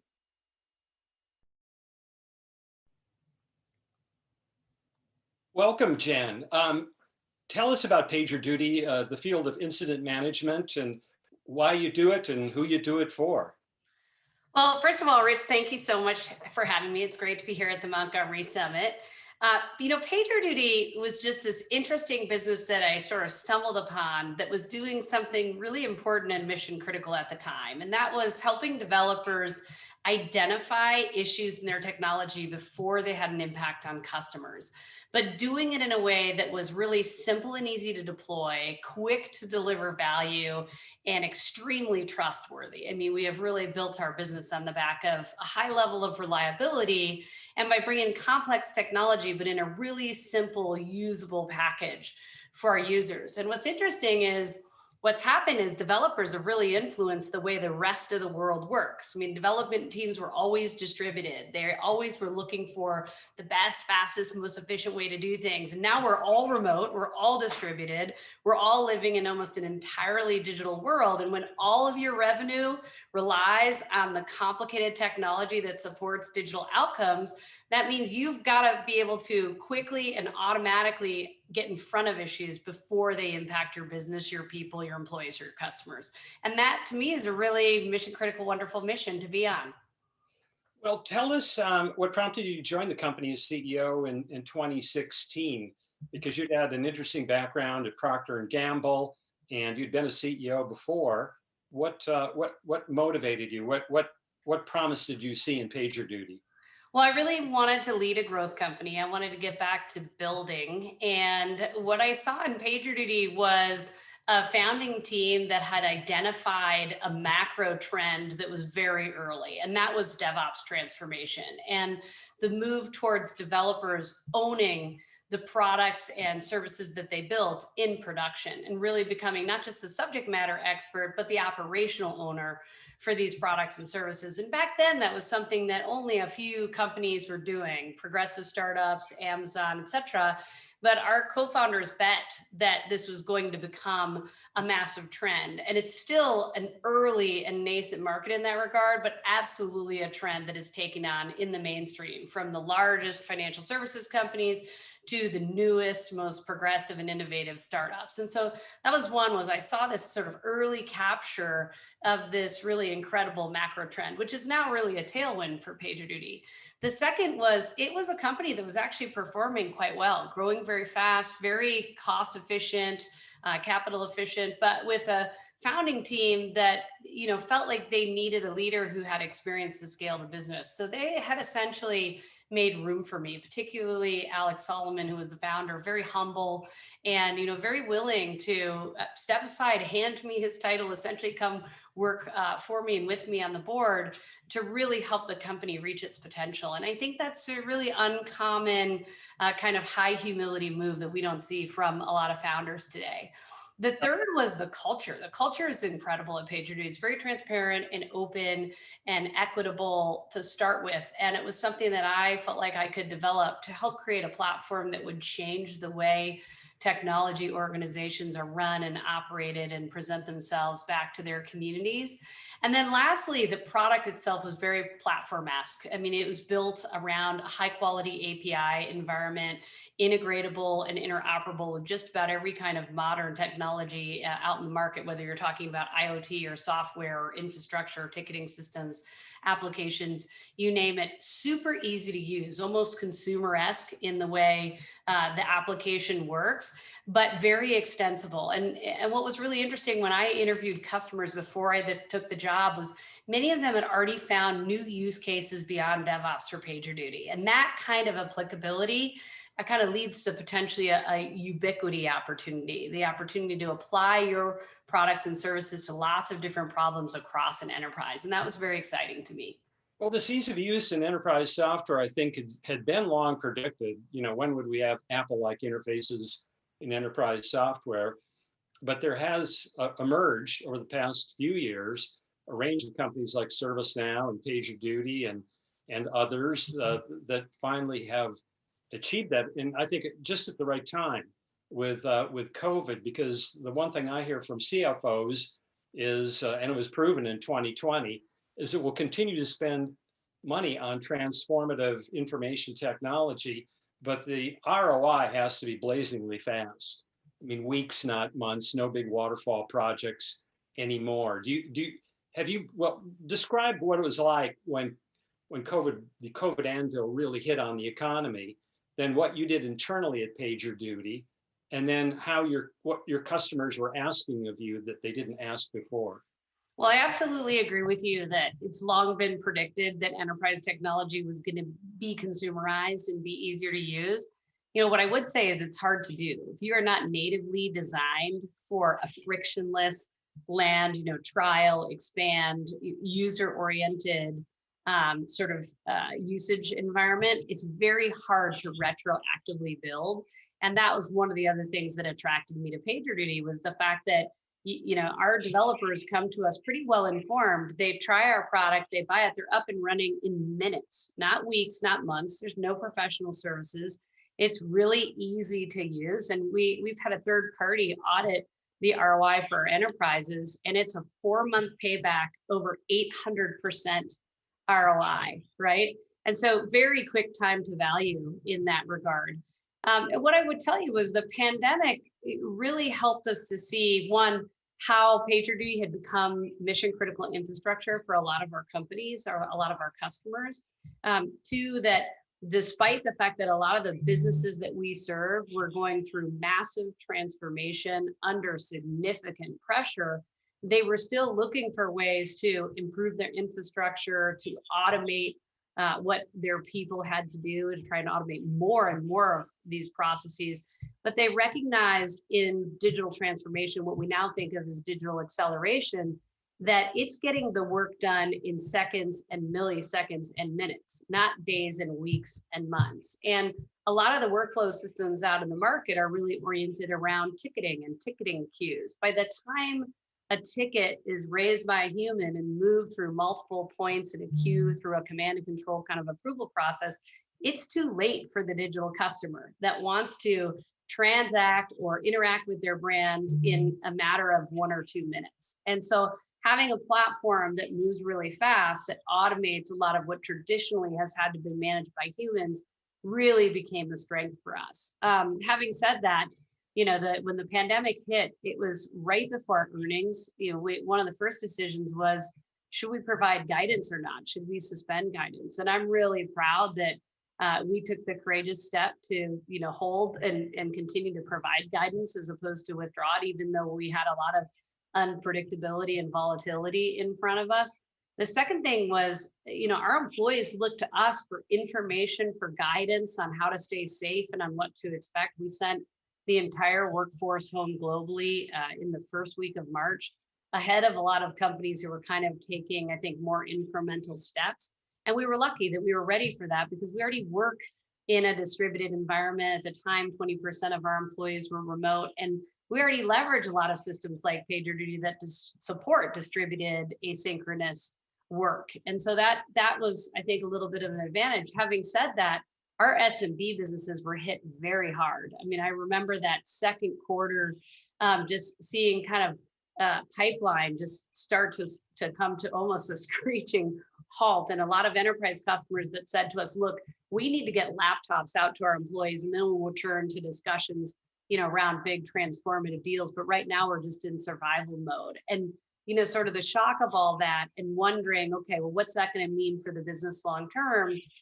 I'm really proud of how our employees showed up because they really kept the customer at the center of everything we did and led with empathy and listened to the challenges of our customers, whether they were, tiny restaurateurs or large multinational organizations. And I think we really put the relationship in front of short-term revenue gains. And that's one of the reasons that most of our customers have very long-term relationships with us. But it was by no means an easy year. Yeah, let's talk a little bit more about that trial of fire, because it's one of the things I admire about your leadership and about PagerDuty. And it has to do with that component of the trial that was reflected by the stock market. You went public in April 2019. You priced at $24. I think you ended your first trader, you ended the first day at $39. And then when the COVID landslide hit the markets, you're all the way down to $12, or 70% down from where you were on your first day as a public company. I mean, as if losing a lot of your SMB customers in the pipeline wasn't challenge enough. How do you keep a workforce motivated when they are when the stock price is that far down? Well, I was a competitive golfer growing up, and golf is all about playing the long game, right? And not letting a single shot keep you from, keeping your mind and your body and your game together over the long term. And sometimes you're playing 18, 36, 72 holes, and if you let sort of one setback cause you mentally to lose sight of where you're really trying to go in the long term, you lose to yourself, not to any competitor, not to any challenge. And we always said, even before we went public, I used to tell the employees that our initial public offering was really like planning a wedding. There's going to be a lot of hoopla, there's going to be a big party, it's going to be a point in time, it's going to be a lot of fun. But as soon as that's behind us, we're going to be focused on the marriage, and that marriage is decades long. This is about like making sure that every day we do a little bit better. And there are going to be days when the stock is up despite us having a bad day in the office. There are going to be days when the stock is down despite us having a great day in the office. Those two things are not directly correlated.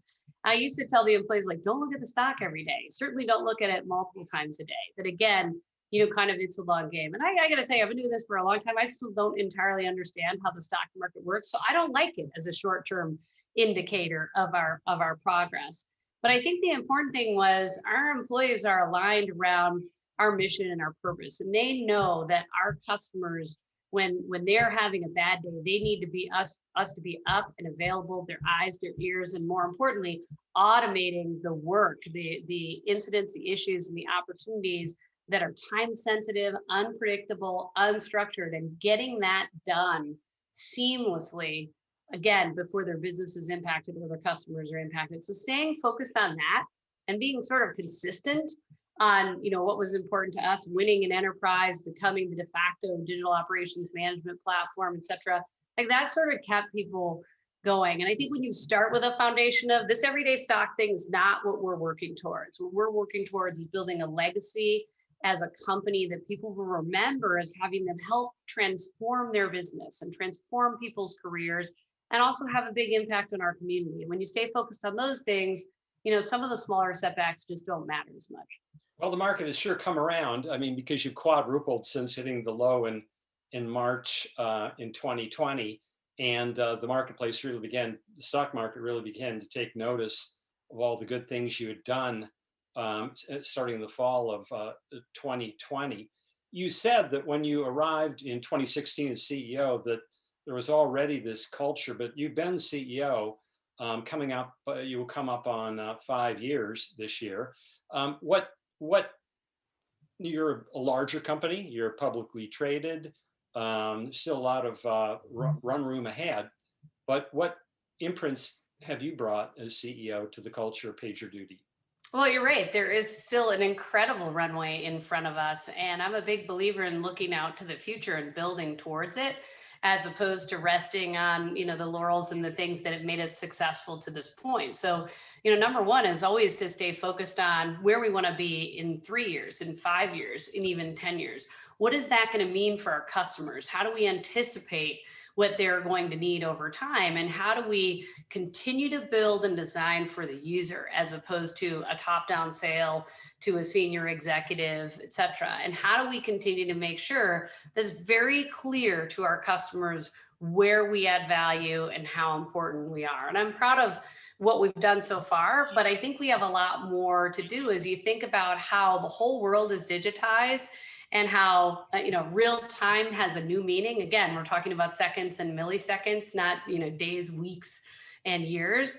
How important it is for these nimble solutions to support people in getting mission critical work done. So when I think about the culture and the imprint that I've made, I think one is identifying talented people and then putting them in a position to do what they do really well. And I'm really proud of how we've deepened the talent bench at just about every level at PagerDuty, and also created a lot of career opportunities for people. The second thing is I really believe any person has an equal opportunity or should have an equal opportunity to kill it in their career, and that PagerDuty should be a place where they feel safe, qualified, and supported in that opportunity. So creating an equitable, inclusive organization that gives people the opportunity to have that sense of belonging, but also be able to be curious and try new things. I mean, one of the things we really celebrate inside of PagerDuty is when someone moves from their current specialty to an entirely different role within the business, when they move from an individual contributor to a manager. I think growing in your career is really important. And I also think it's one of the most rewarding parts of being a leader. And then finally, I think it's important that all of us as leaders set examples of building platforms and organizations that reflect the communities that we serve. And so I'm pretty vocal and outbound around how important I think gender equality is, how important I think diversity at the board level, at senior management level is. And, we do have a gender balanced board and leadership team. We are building our people of color community within the business and within our leadership ranks. And we still have a ton of work to do, but we are not going to stop. And, whenever we do kind of get one of these things right, we try and open source what we've learned and the programmatic approaches that we've taken so that others can come with us on that journey. So I think it's as much about creating your own success as a company as it is about lifting the entire industry up around you. Let me test an idea. It's a personal theory of mine, is that the age of the autocratic CEO was on the wane anyway, and COVID really pretty much killed it.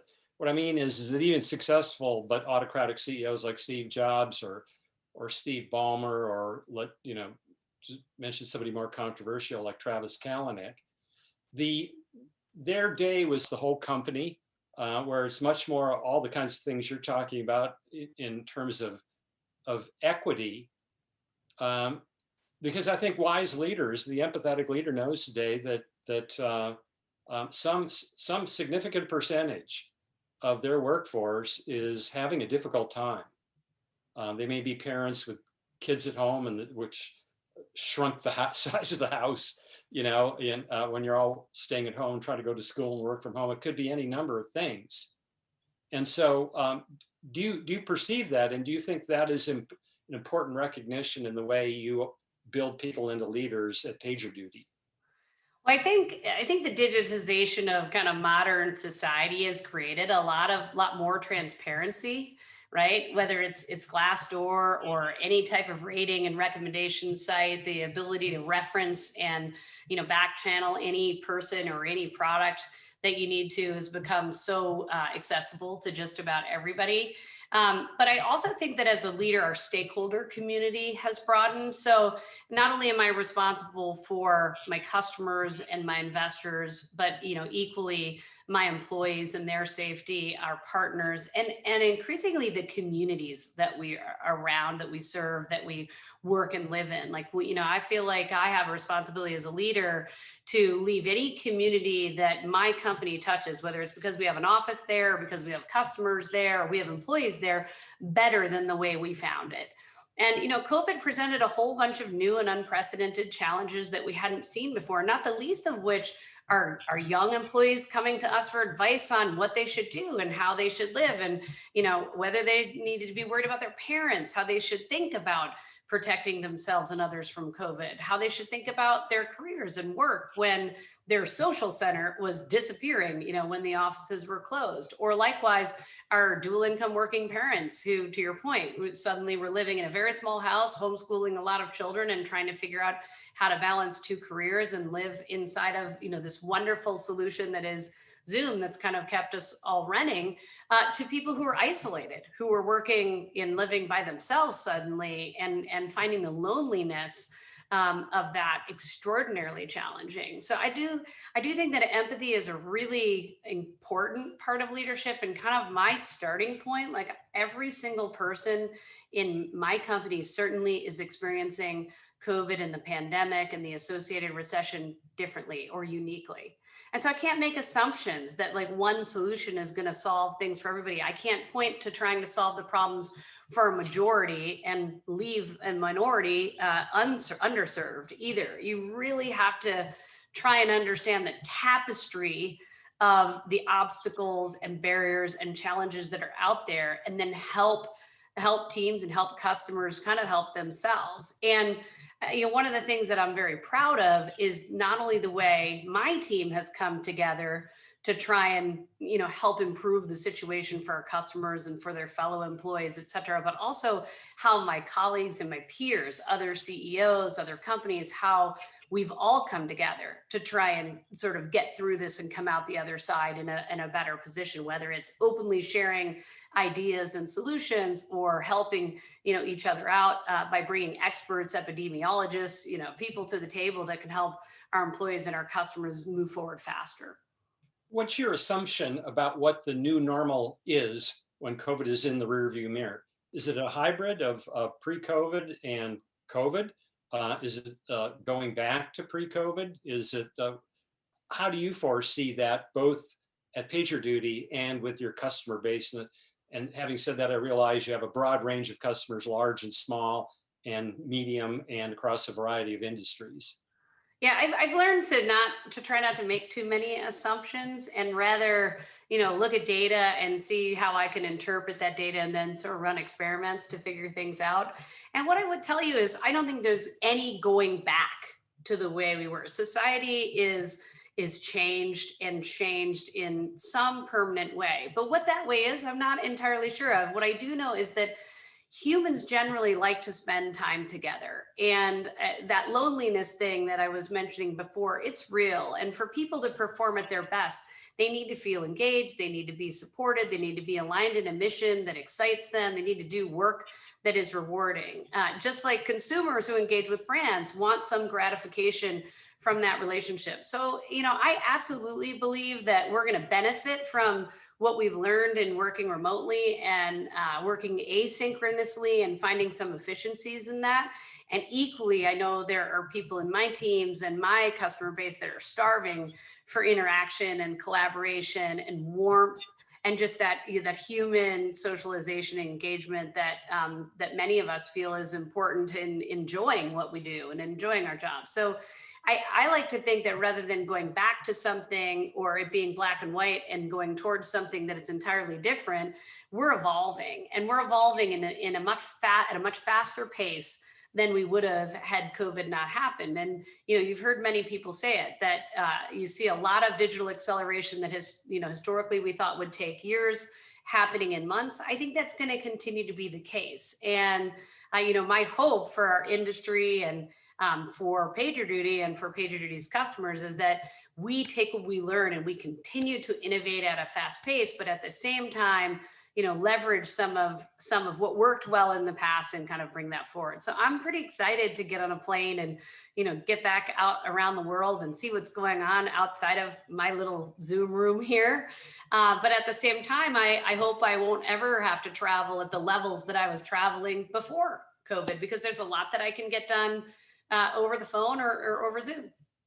Yeah, well, from your lips to God's ears on all of that, I share what I hope the new normal looks like. Well, tell us about you, the making of Jen Tejada. You grew up in Minnesota. You like many surprising number of tech moguls.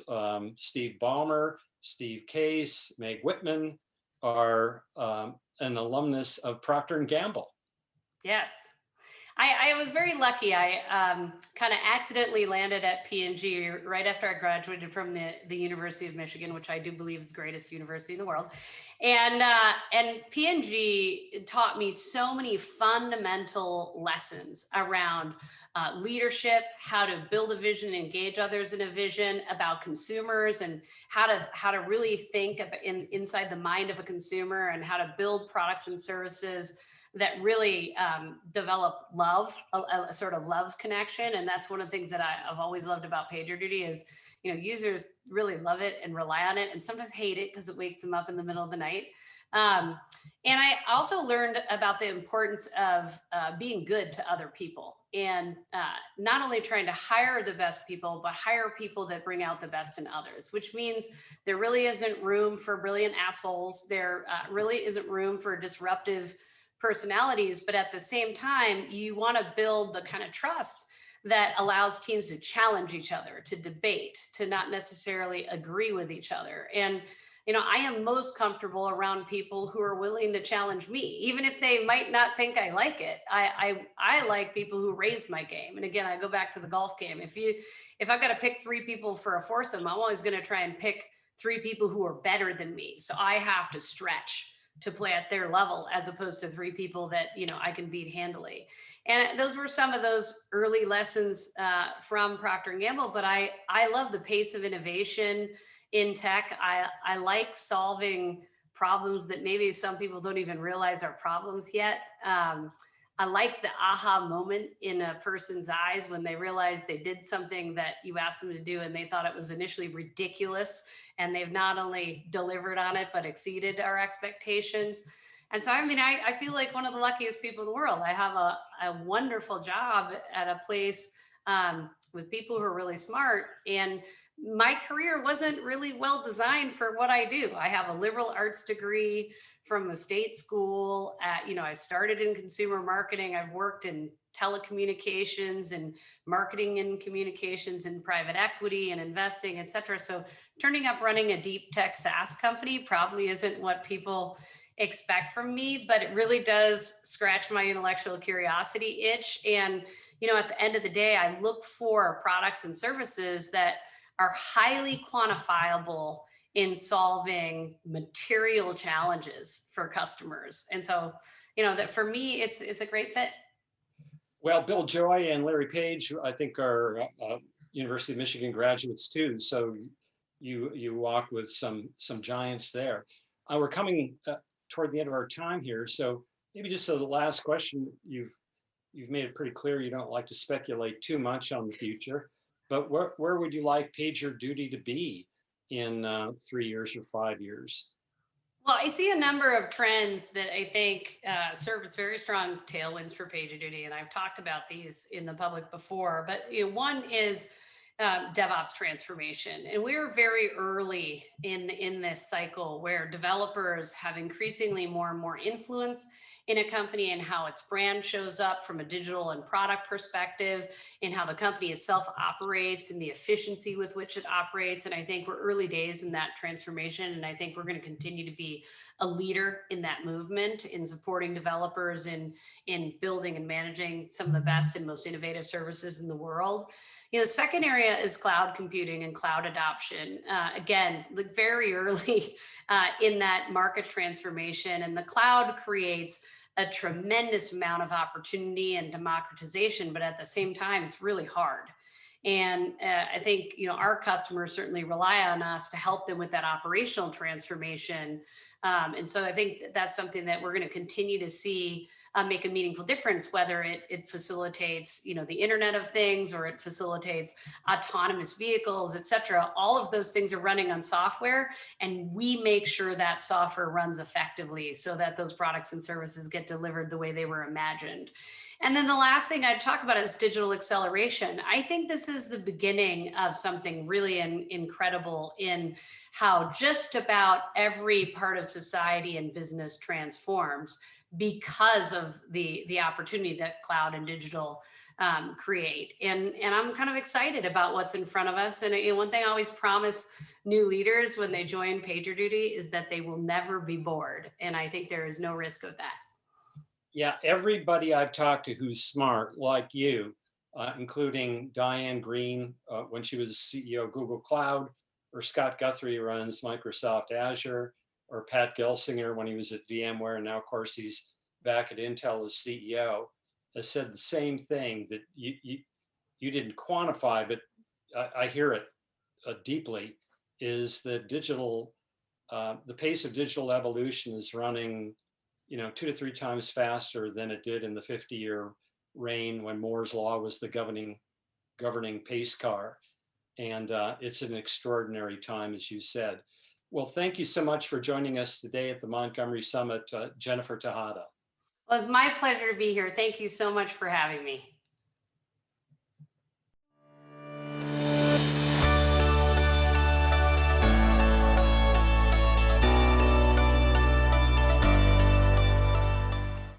Hello and welcome to the next conversation at the Montgomery Summit.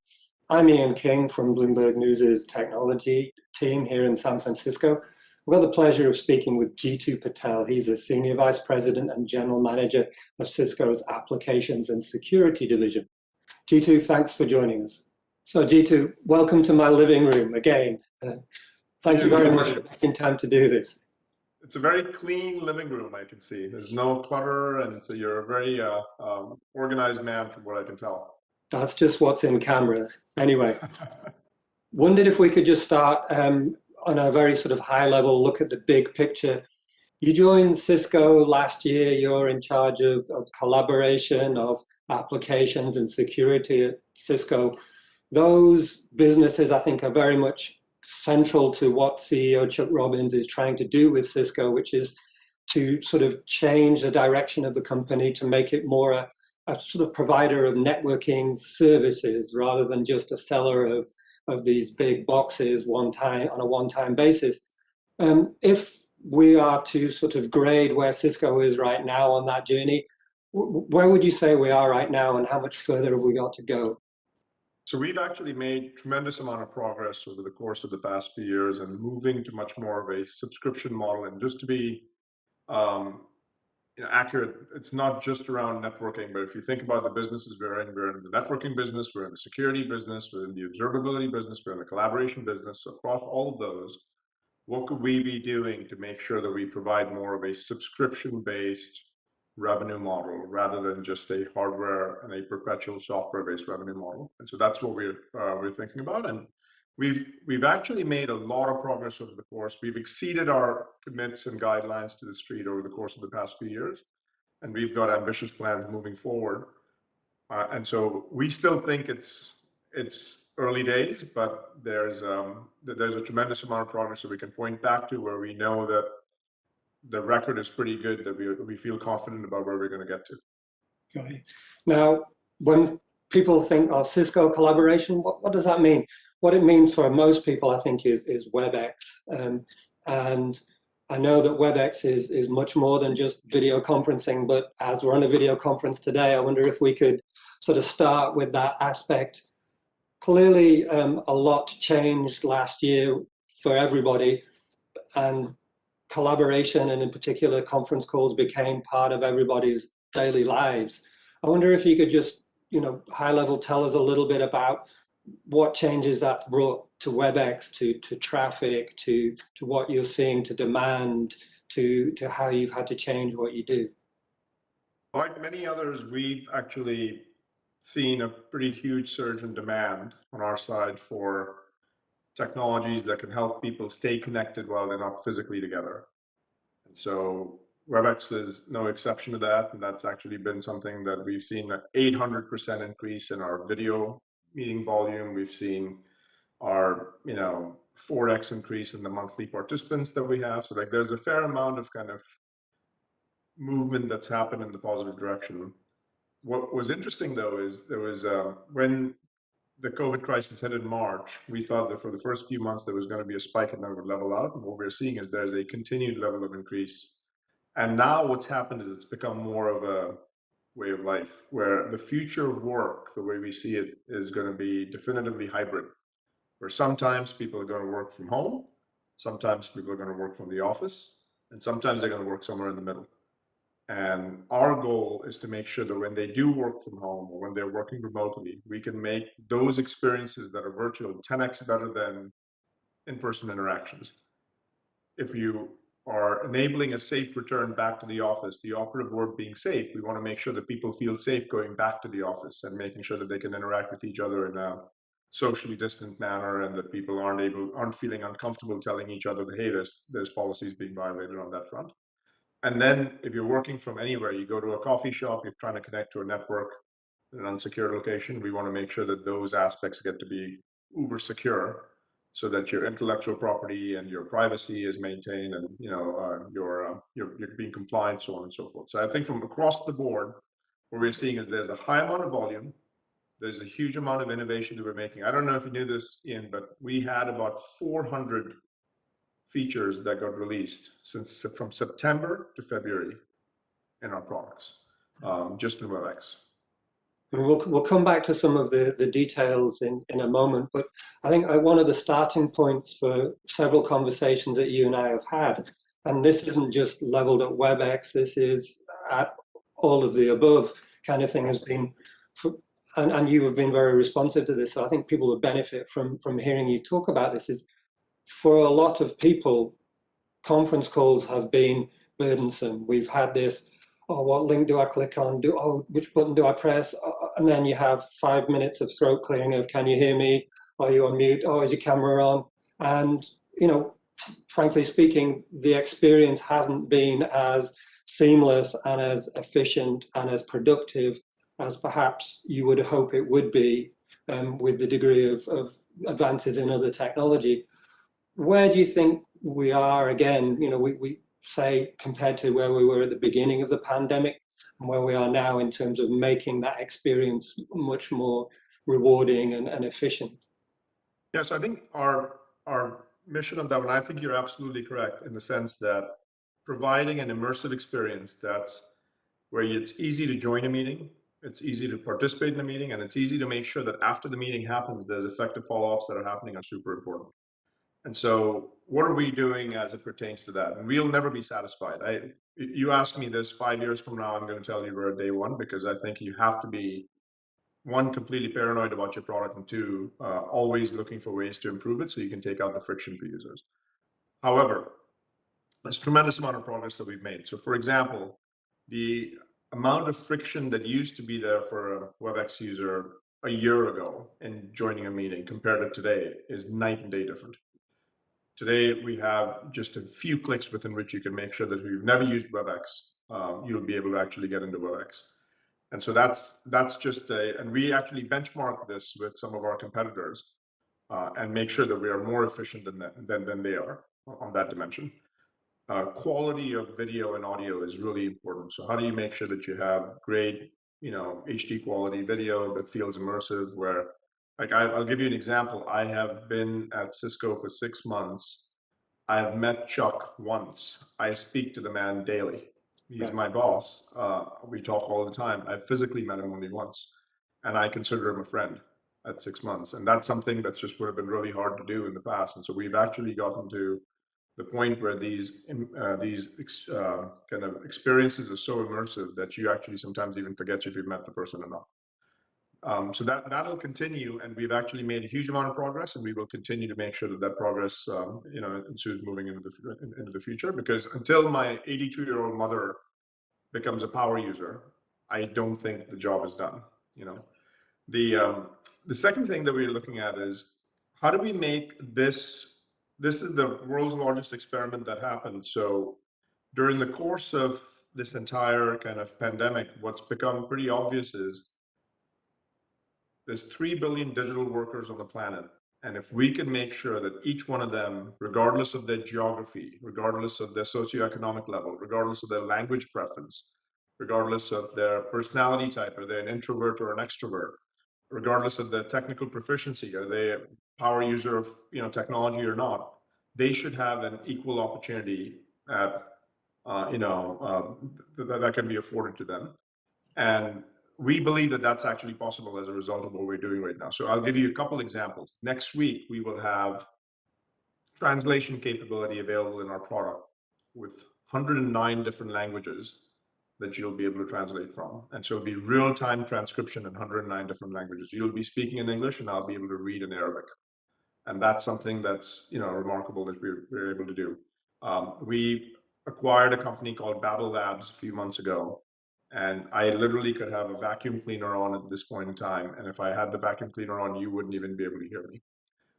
You'd be able to hear me loud and clear, but you wouldn't be able to hear the vacuum cleaner at all, because what we've got is this artificial intelligence technology that segments out background noise and amplifies human speech.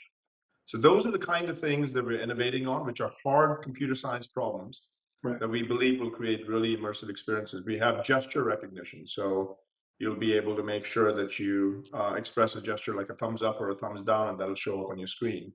And these are all aspects that hopefully will not only make it easy to join a meeting, but it'll be easy for people that are not as tech savvy to be able to participate in a meeting and get immersed in the meeting. But I'd say that the way that the market should measure us is, do we have one of the most delightful experiences that we can deliver to the market? And if we do, then we should get our fair share of the market. And if we don't, then we don't deserve to win. I mean, the idea of translation, I think, is fascinating for everybody. It's been the holy grail of computer science. We've been seeing these things around for a long time, but it's really difficult. You know, I speak a couple of languages myself. I've tried all of these platforms, and occasionally they're very good and surprisingly good, but more often than not, nuance, accuracy sort of wavers. You're talking about doing something which is arguably even more difficult, which is not just a client-based immediate thing, but something that's happening in the cloud in real time as people are having a conversation over the internet. How is that going to deliver? How is that possible? So we are, from the early studies, we've been lucky in the sense that we've actually invested about $1 billion or so in artificial intelligence over the course of the past couple of years. And so all of those technologies that we've been working on are now coming to fruition. So we had acquired a company called Voicea, and they did an amazing job with transcription from speech. So speech to text.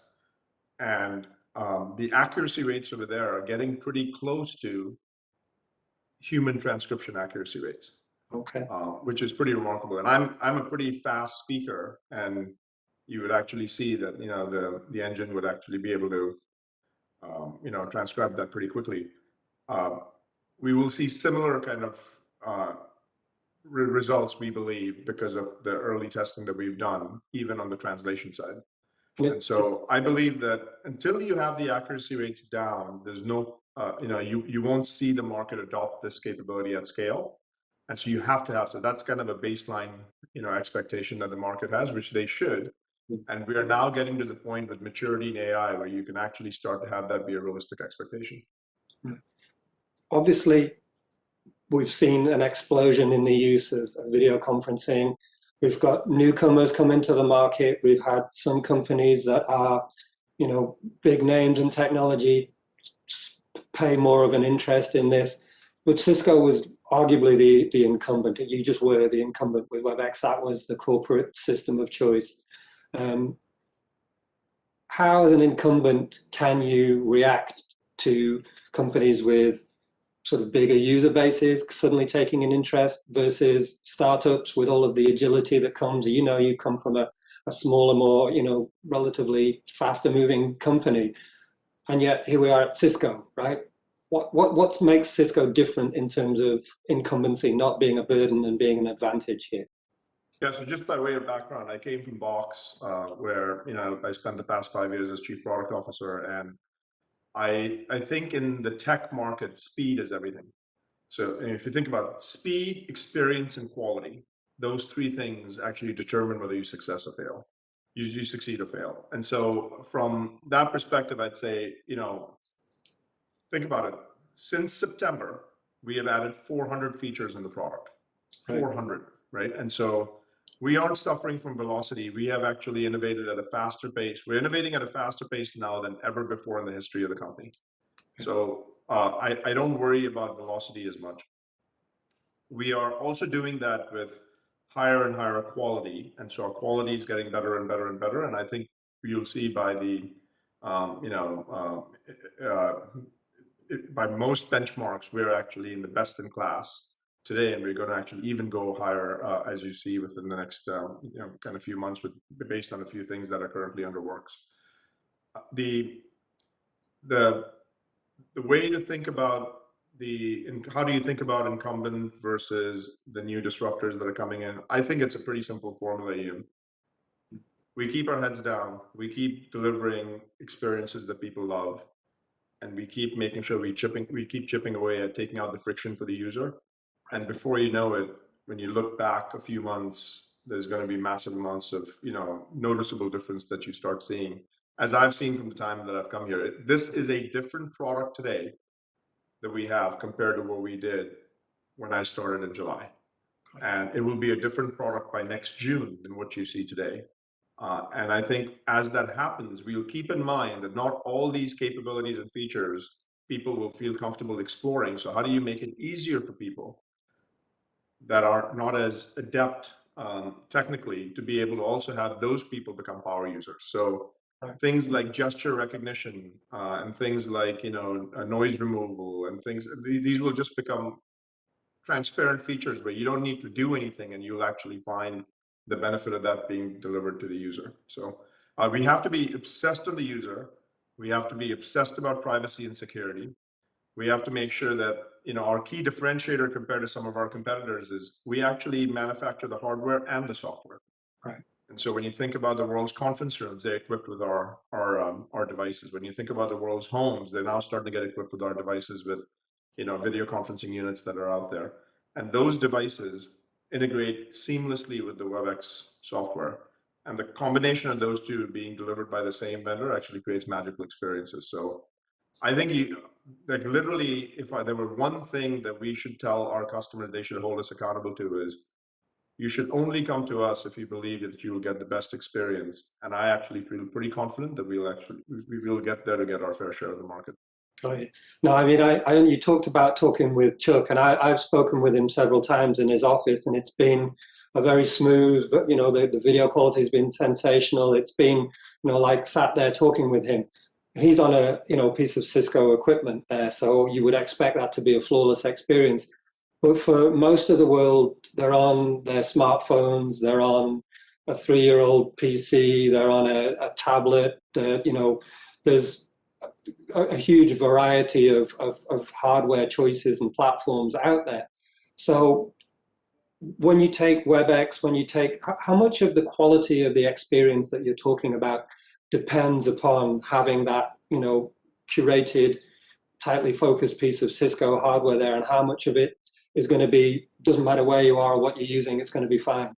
It doesn't matter. I mean, so we will provide great hardware that people can have immersive experiences with, but that's not the only hardware that people will have immersive experiences with, whether it be a phone, whether it be an iPad, whether it be a, computer or PC, we'll provide great experiences over there. We'll also then add on accessories to that. So that, for example, if you happen to have a laptop, but it's got a crappy camera, we now have these kind of, Cisco cameras that are available as well, so that you can, for low cost, put those on your computer, and before you know it, you'll actually have that being used as well. And these cameras deliver HD quality video and optimize for low light.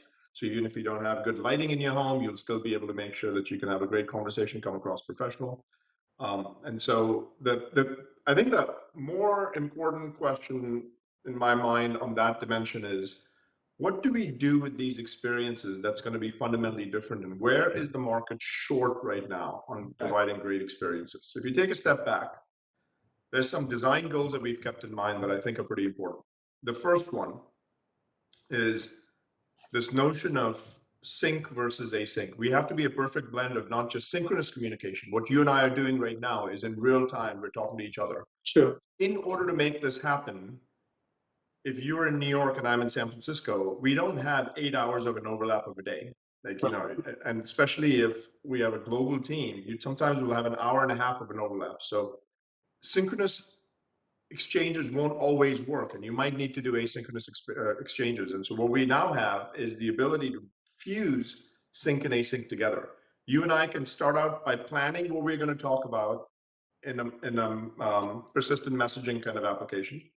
We then go ahead and do the interview in a scheduled meeting. And then post the meeting, we might be able to go out and have continued conversations post the meeting in a persistent kind of messaging application. So we've got this blend of sync and async. That's the first design goal. Yeah. The second design goal is the market's been really good, us included, in providing great experiences post-COVID for when everyone went away and went home. For planned communication. So we had to have a scheduled meeting. We were great at that. However, for unplanned communications, it was actually pretty poor. So, if I wanted to just huddle up with my team, and I've got 7 or 8 people on my team and I want to huddle with them really quickly, I'd have to go out and look at everyone's calendars. What we now have is a lot of capabilities around spontaneous synchronous communication that can be had along with spontaneous asynchronous communications. So we've got the space, everyone's talking in the space. All of a sudden I have this great idea that I want to talk to everyone. I just hit the huddle button. and we can all just come together. Whoever is available will just show up, and then we can start talking. There's no scheduling of a meeting, nothing of that sort. So that's the second design goal, is how do we make those kind of planned versus spontaneous communications better? Right. And then the third area is security, privacy, compliance. Yeah, can I just interrupt for a second, if you may? I mean, I before we run out of time, I wanted to make sure that we do talk about security, because I know Cisco offers, and part of your purview is not just making WebEx more secure, it's making networking in general more secure. That business has clearly been growing for you, and it's something that's in everybody's minds.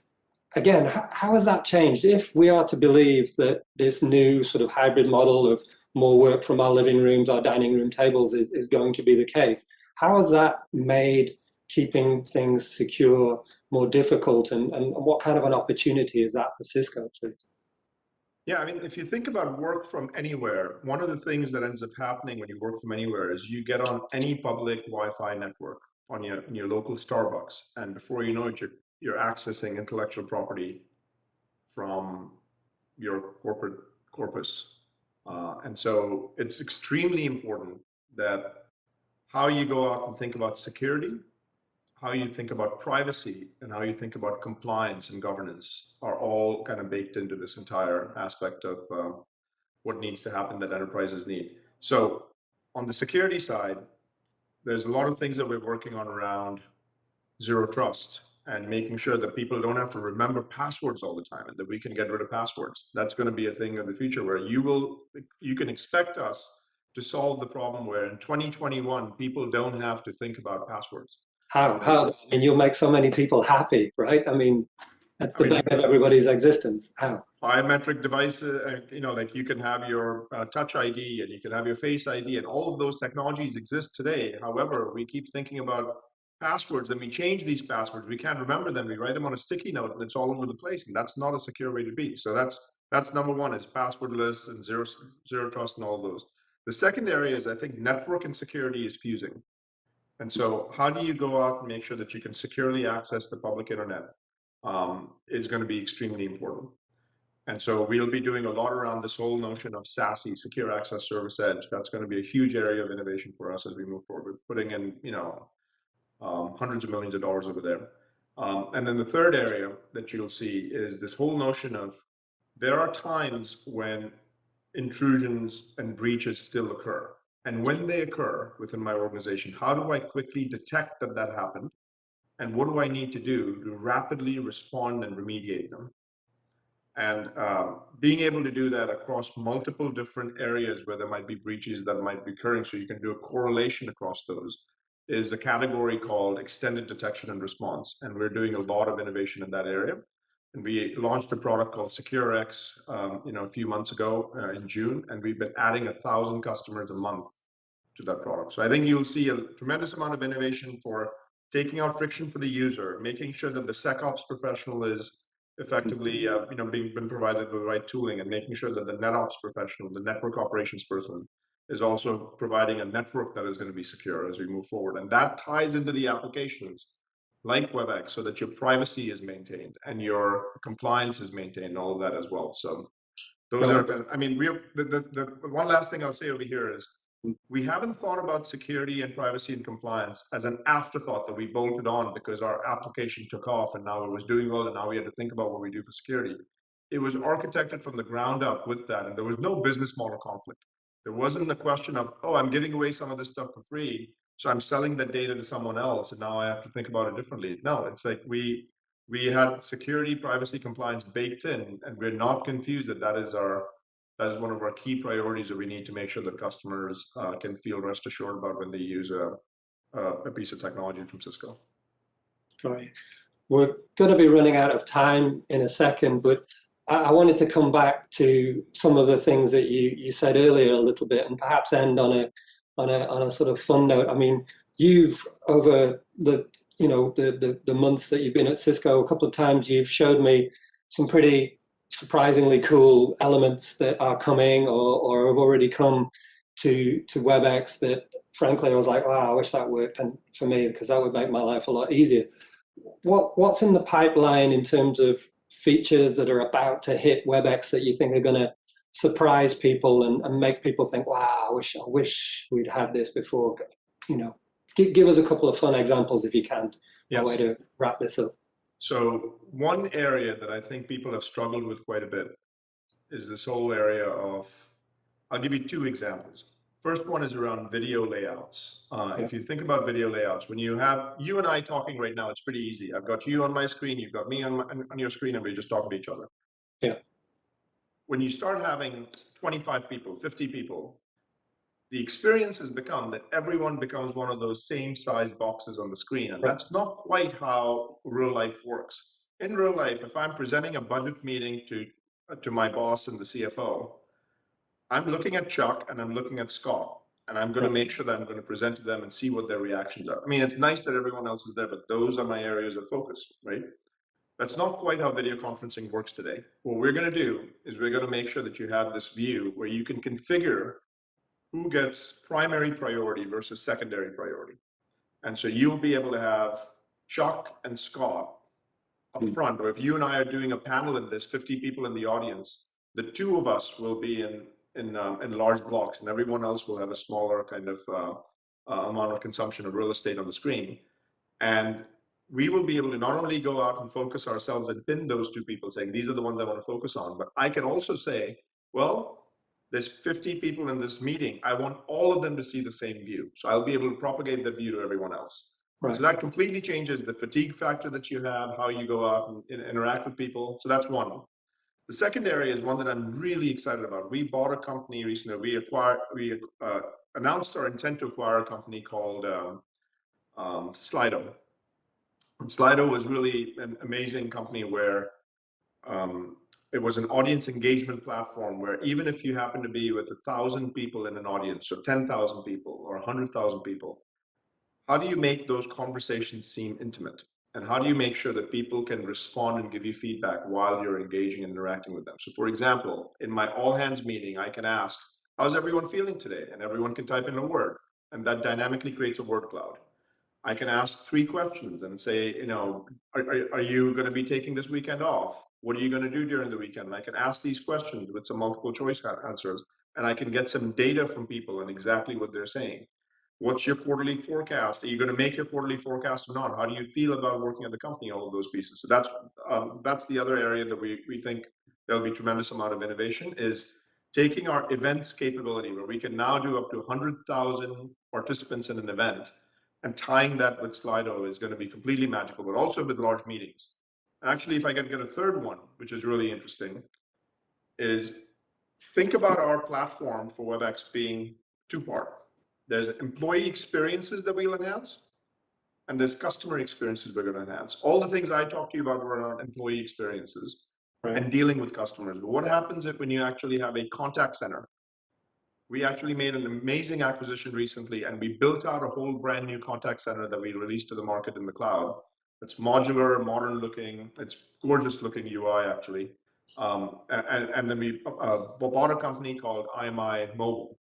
The combination of those two are going to allow us to make sure that we can participate very meaningfully in that contact center business, where we're already a leader, but now with the complete cloud-based offering. So those are just some examples of where. Could I just stop you? Will that make me on the other end of the phone of that contact center person, my experience, less painful than it is right now? It is. That would It is designed exclusively to make sure that your experience as a user doesn't get to be frustrating. So for example, let me give you an example of this one. Yeah. You might start the exchange with your contact center rep on a chat session, on text message. You might then later on go to WhatsApp, and then you might get on the phone. And when you get on the phone, you get transferred 3 times. You will never be asked for the account number over and over again, because we'll make sure that we provide all that context to the agent so that the agent knows, and not to keep asking the same thing over and over again. So those are the kind of things which I think I hear the pain in your voice when you say, well, it make my job easier, because every time you call a company, your local cable provider, whatever it might be, like, it gets very frustrating. And so we want to make sure that we can take out the friction from those aspects.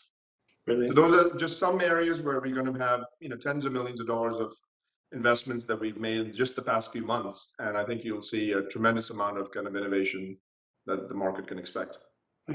Well, Jitu, I think on behalf of everybody who has had an, how can I put this, challenging experience in any of these areas, I think we're all looking forward to seeing some of those innovations come to market and help us have an easier time of it and be more productive. So thank you very much for your time today. Really appreciate it, and I learned a lot. Thank you. Thanks for having me, Ian. Great to see you again.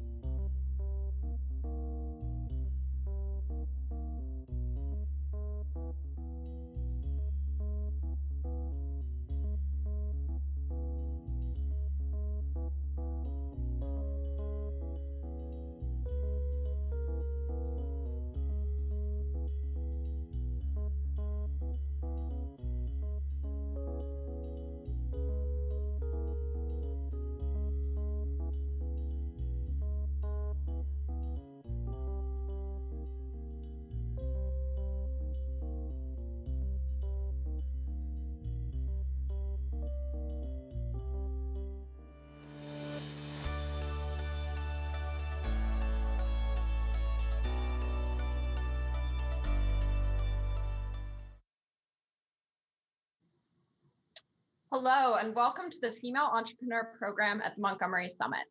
I'm Julia Klein. I'm an investor at March Capital, and I am incredibly excited to be here with you all today for this program. The success of female entrepreneurs is a topic that is near and dear to my heart.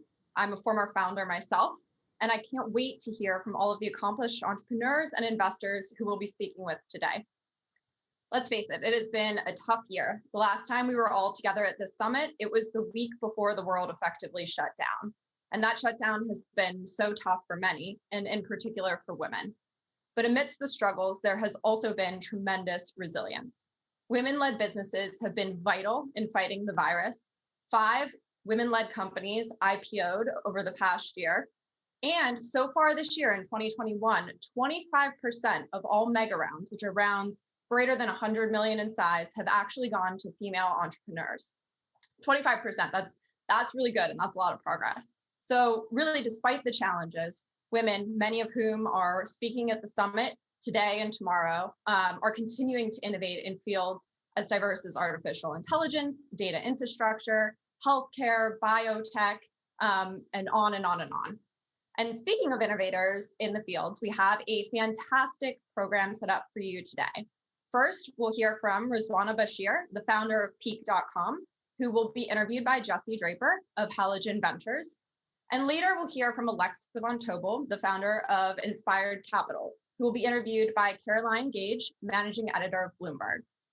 My fellow investors at March will be introducing these speakers in just a few minutes. But first, I actually wanted to kick things off by introducing you to my co-host for today's program, Nilu Howe. And she is a longtime veteran of this program, much more than myself. So it is great to welcome her here today. She's an investor, an accomplished board member, and an entrepreneur. So she's a triple threat. She has more than 25 years of experience in cybersecurity and technology.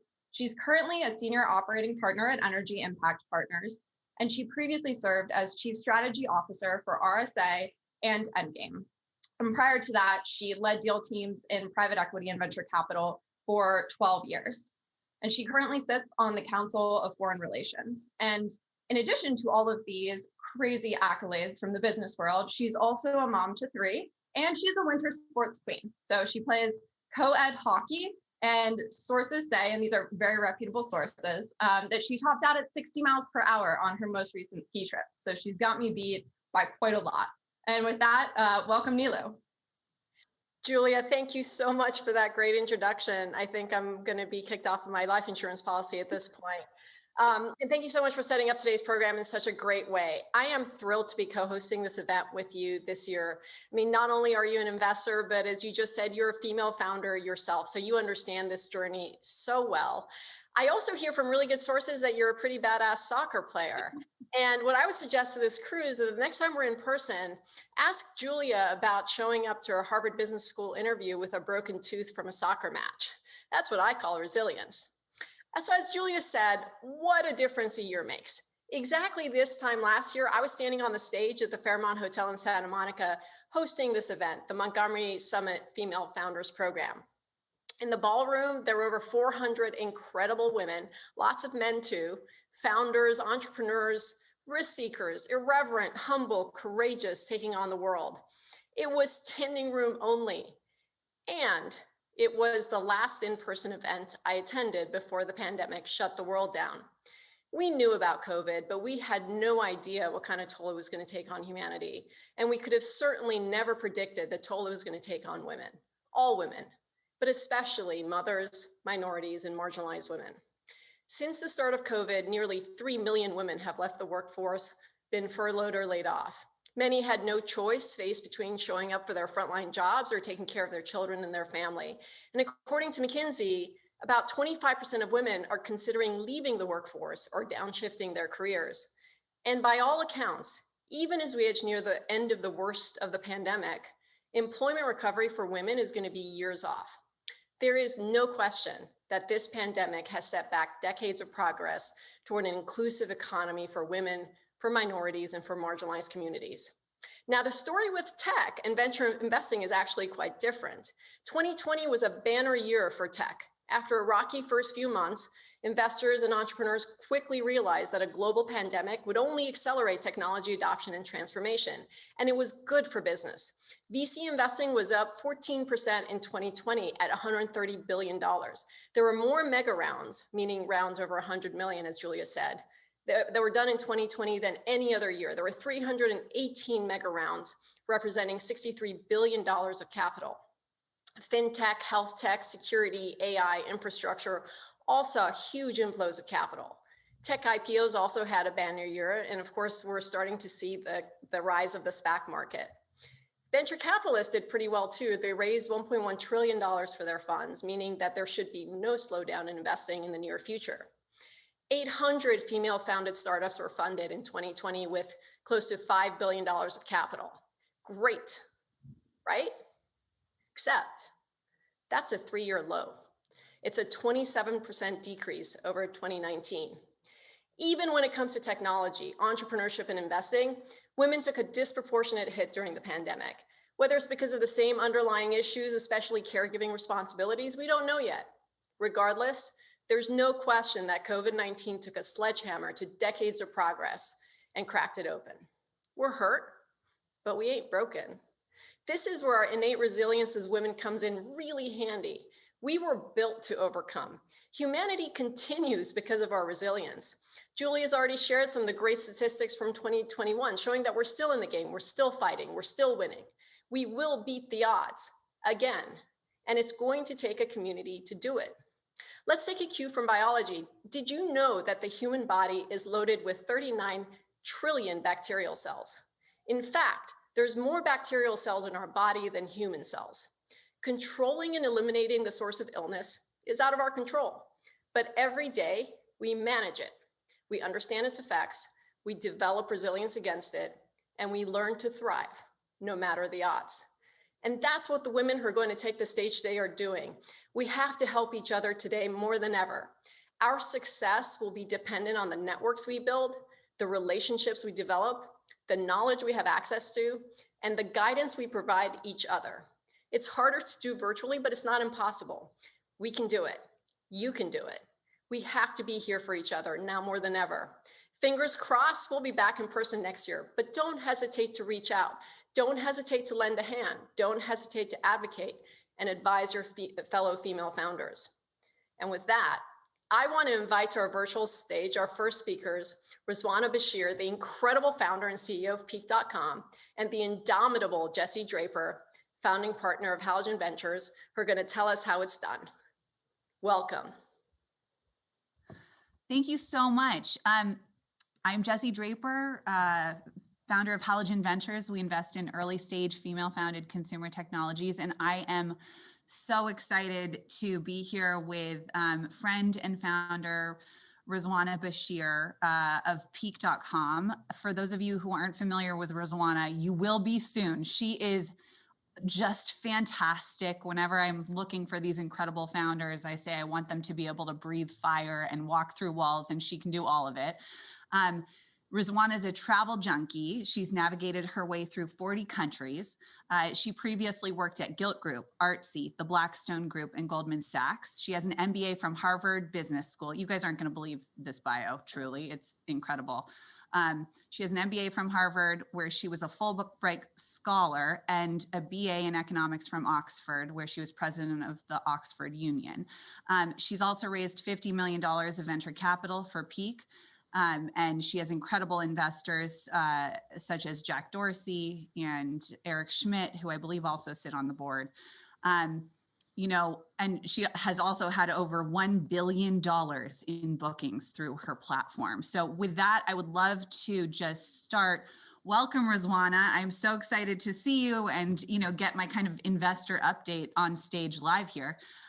And I would love you to just kind of start by telling us a little about what Peak is, what you guys are doing and working on right now. Yeah, so thank you. So Peak's a platform for activities. And so we're very similar to something like Square for the travel and experiences space. So we work with thousands of small businesses that provide things like zip lining or boat tours or cooking classes. And we essentially provide all the online booking infrastructure for their website, everything that they do on site in the POS, all the way through to their CRM, email, review management, anything that they do with their consumer experience. And so we are basically the backbone of these businesses. And so, essentially we help most of the businesses that partner with us see a 30% increase in revenue and a huge amount of automation. So we're part of this kind of vertical SaaS movement that's really applying software to industries that have traditionally been offline and bringing them online. Fantastic. And you, you're in the travel industry. This has been decimated truly by COVID, and you guys have been very lucky and fared incredibly well. It's been impressive. I'd love you to share, maybe starting kind of where you were at when we went into this. And truly, this was the last conference I attended before the lockdown. And so I feel like fast forward to now, you have quite a story to tell. But a lot of airlines, et cetera, are not doing so well in the travel industry. But can you tell us a little about how you fared so well and what you're doing and what you did during COVID to kind of get through it?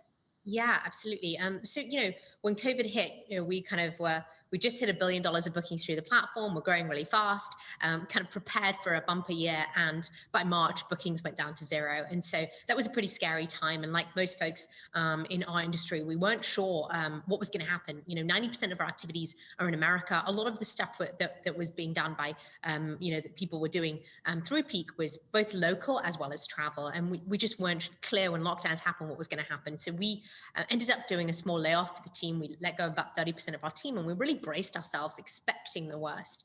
And what happened was actually for our business, a huge summer, the biggest summer we've ever had. And that was because there was a big move towards local experiences. And so people were booking that kayaking trip right close to home. They were taking their kids horseback riding. They were doing surf lessons that they never got a chance to do when they were able to do small experiences that were COVID safe. And so what we found ourselves doing was really preparing and helping merchants get through that. So it was, there were some businesses that were really badly impacted, but there were a lot that actually were able to take advantage of Americans staying close to home. And so during this period, we basically focused on the partners. We realized that we weren't just providing the infrastructure and booking layer, we were also providing them with the tooling that they needed to succeed in this period. So helping them get access to PPP loans, teaching them how to become, more COVID safe, building technology and tools for contactless payments, contactless kiosk mode so that no one would have to, meet or see anyone in order to be able to do a tour. And so in all of these ways, we were able to lean in to the local opportunity and help businesses get through. And so for us, we ended up having this huge summer. And the business is now, we're in this phase, I think, where we see in this space, lots of small businesses and activities are doing the re-platforming. They're recognizing that they need tools, they need to have technology to be able to run and grow their business. And whether that's on their websites all the way through to on-site and anywhere else, they need these tools to be able to kind of, make that digital move. And so we're actually seeing a huge amount of sales. We've not closed as many deals ever in our history as we are right now. And that's because people are actually beginning to prepare for a big summer, because we see that some, at least domestic travel will begin to come back, and yet our need to do local experiences will also be there. And so it's been an incredible roller coaster to go from, hey, we're going to have to let go of people in the team and it's not clear that our business is going to get through this, to actually recognizing that we're a part of the travel space that has a huge opportunity because so much of it is local and is able to kind of be COVID safe because it's small. How big can this get? When we think about our opportunity, it's, this isn't about building $1 billion company, it's building the next $10+ billion company. And really what that is because, when you look at the activities market, it's a $200 billion market globally. Most of these operators are still not online. And so there's an infrastructure layer that we're building and getting everybody online. But on top of that, as you start to get everybody online with real-time availability, we've collected 1 million verified reviews. There's also an opportunity to help consumers book experiences. And what we've seen, certainly from last last year, where over 70% of our bookings were being done by locals, right? There's a big opportunity to help consumers book experiences as well. And so, when we look at our business, there is so much opportunity, and a lot of it's around us actually, making sure that we focus. And so, when we look at the travel space, what we're providing, which is, similar to Square in terms of a lot of the payments and booking infrastructure, there is a need for that. And so now we're beginning to see campgrounds and RV parks that are outside of our core activities vertical that are kind of coming in and saying, we need your software. And so I actually think our opportunity at this point is getting bigger and bigger. The TAM is getting bigger, and that's really exciting. And we're getting more and more penetrated into these businesses. And so, whereas before perhaps it was bookings and inventory management and POS, now it's everything that the merchant might be doing around their marketing and their email management and the customer experience. And so that's been incredibly exciting, alongside new tooling like dynamic pricing, right? There's no reason that dynamic pricing shouldn't be in this industry. And so we're leading the way in that. And so a lot of the innovations are coming from us. And that's been really exciting because we're actually really able to help these businesses increase their average order values and really kind of take away their time from the running of the administrative parts of the business and focusing on the customer experience. And we do the rest. Rizwana, something I don't hear you talk about often is you grew up in a very small Pakistani community, and you were the first woman in your family to work. How did you get started? How did you start this career, and what motivated you to do that? Yeah, so I grew up in kind of, I think probably the opposite of where you'd expect someone to be if they're going to end up in Silicon Valley. So grew up, my dad sold fruit and vegetables, in a very conservative community. Women didn't work. That wasn't that kind of history and capabilities to do that. And so I ended up actually being really academic and loved school, was really, really curious. And so I was the person that was always doing more schoolwork than most. And, I had a teacher that had gone to Cambridge, and that really inspired me. And so it made me kind of say, okay, well, maybe this is something that I could do, even if no one that I know is doing that. There's an opportunity there. And so I ended up using education as a tool for me to be able to build a life. And, if I hadn't had that, I would have a very different life. I probably wouldn't be allowed to work, and I would have had a much more conservative, life. And so, really getting into Oxford was a huge change for my life, and having the academic pursuit, getting a scholarship and being able to go to Oxford changed my life. And I think actually, having a very unusual background in that sense has been helpful, because entrepreneurship is so much about resilience and persistence, right? And so last year when we kind of, we got punched in the face when COVID hit as a company that's so based around people doing experiences. And it really took a level head to say, okay, well, we're going to get through this. What are the things that we need to do? We need to make some tough changes. We need to do things that actually, don't feel good at all. It took a lot of resilience and persistence. And I think when you haven't had a lot of stuff kind of necessarily delivered to you, especially earlier on in life, it means that you do have that attitude of, okay, well, this isn't great news, but I'm going to get back up and try again. And so that definitely was something that was there and has always been there. And it's part of the reason that I've got such a passion also for female entrepreneurship, because as somebody who didn't come from a community that really allowed for that, and now I understand how important it is to give back and hopefully help others kind of go on that journey. That's amazing. I love hearing that you have just built such an amazing business, and it's just incredible what you've done, and even more incredible what you've done through COVID. I mean, I'm blown away. So, Peak's been named one of Fast Company's most innovative companies in travel. Congrats on that. And, you were going a little into the business model. I'd love you to dig a little deeper there for us and just kind of explain. So what are these different revenue streams? Like, how do you guys make money?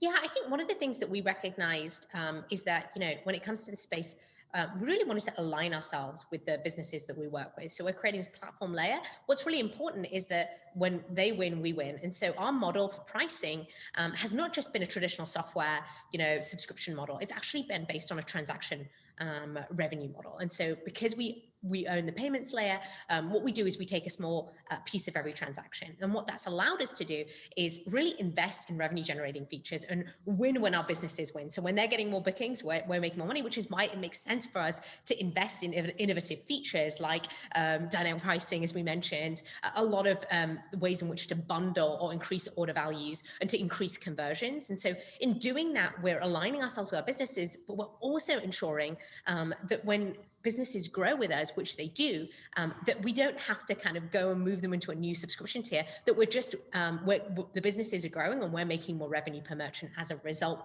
because of that. And so because we have a very sticky business, it becomes like ARR with some of the upside of more of a marketplace model. And so I think that's definitely been something that we're beginning to see, this kind of model of transaction revenue for SaaS, I think is a really interesting way to allow you to not only win when the businesses are winning, but also invest your time and energy in the stuff that matters, which is driving and generating revenue. And so we've certainly found that being really effective for us. And I think it's going to be an area that we're going to see more SaaS companies and more vertical SaaS companies veer towards, because, it is allowing you to be able to capture some of the upside when you're helping people grow.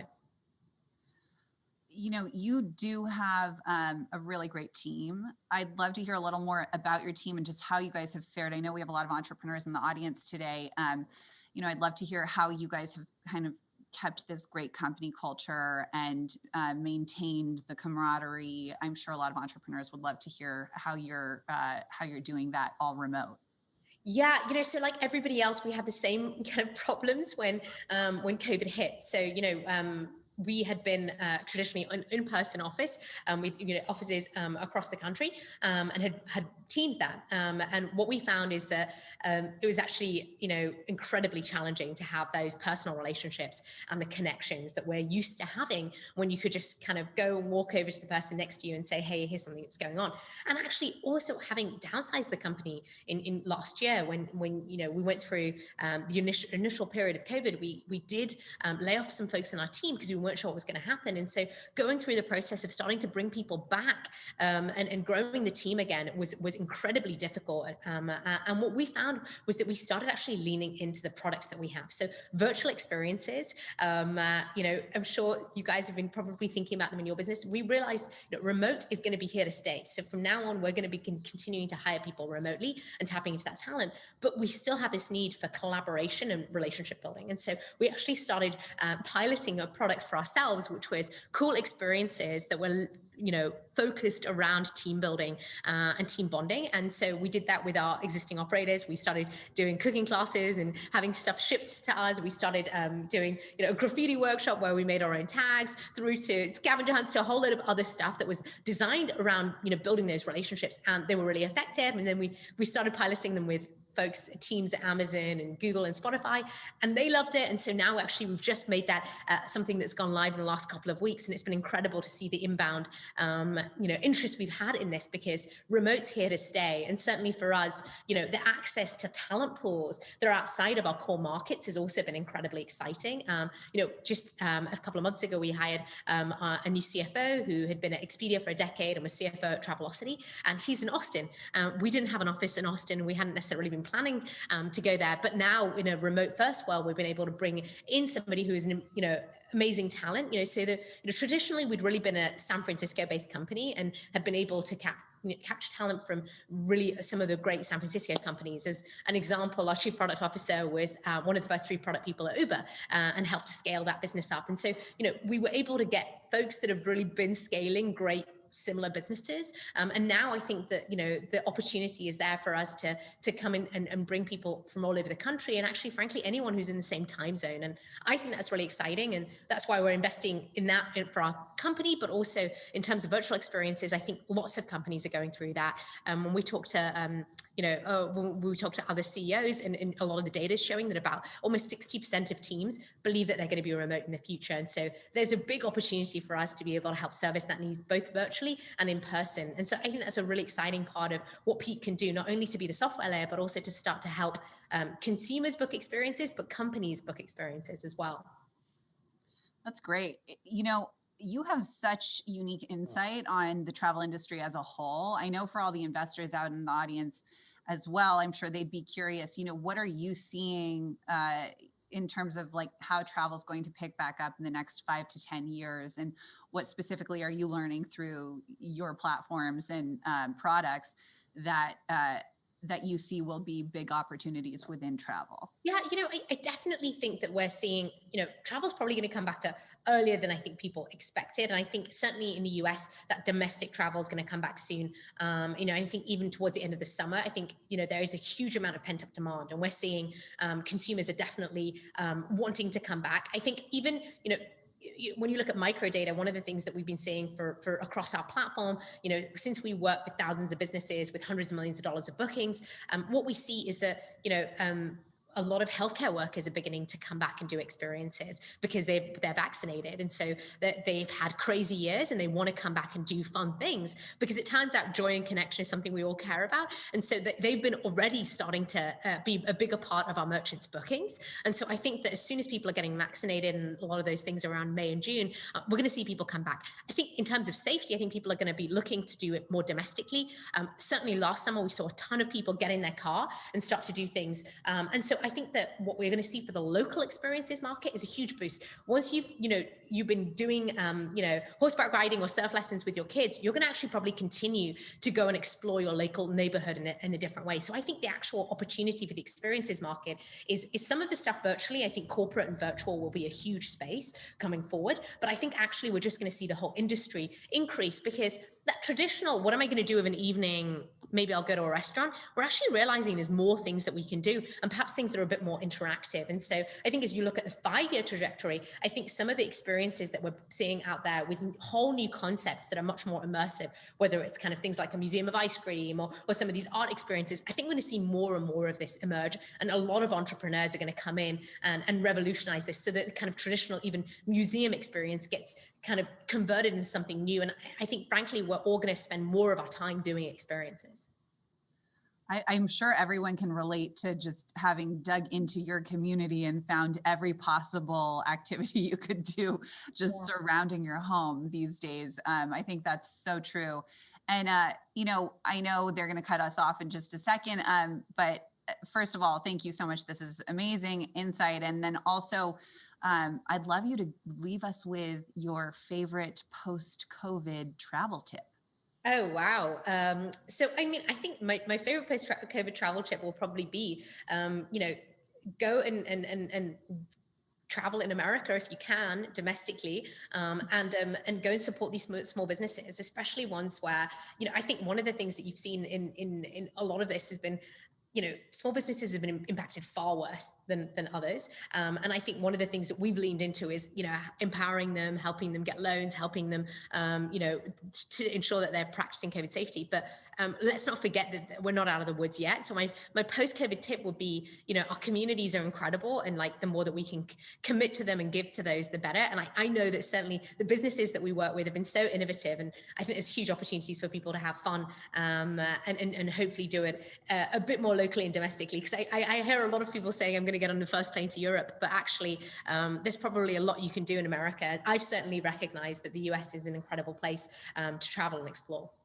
Thank you so much, Rizwana, and thanks to the Montgomery Summit for having us. And take care. I hope everyone's healthy and excited to start traveling again. Thank you.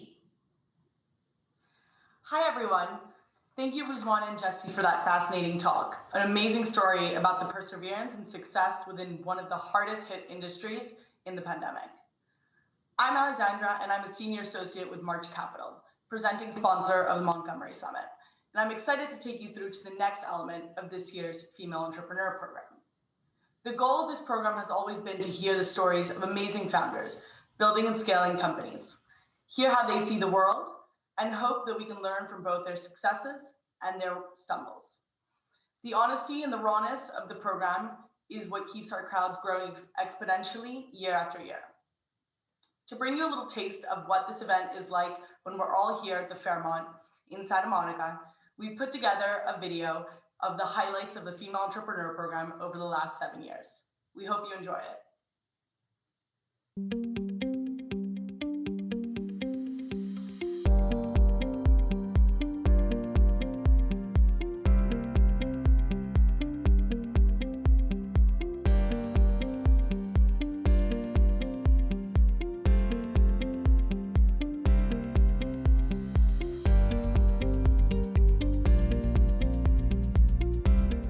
definition of empower is to be given power. And we as women do not need to be given power. We need to activate the power that we have.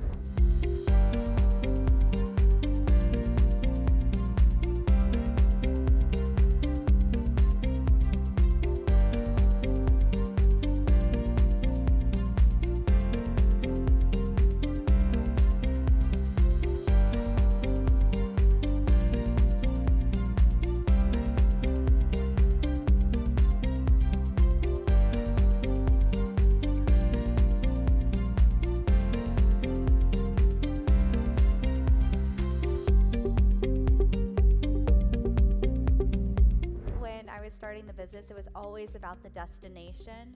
And the more that I'm in the business, the more that I love the thick of it, the things that are difficult, the things that are hard.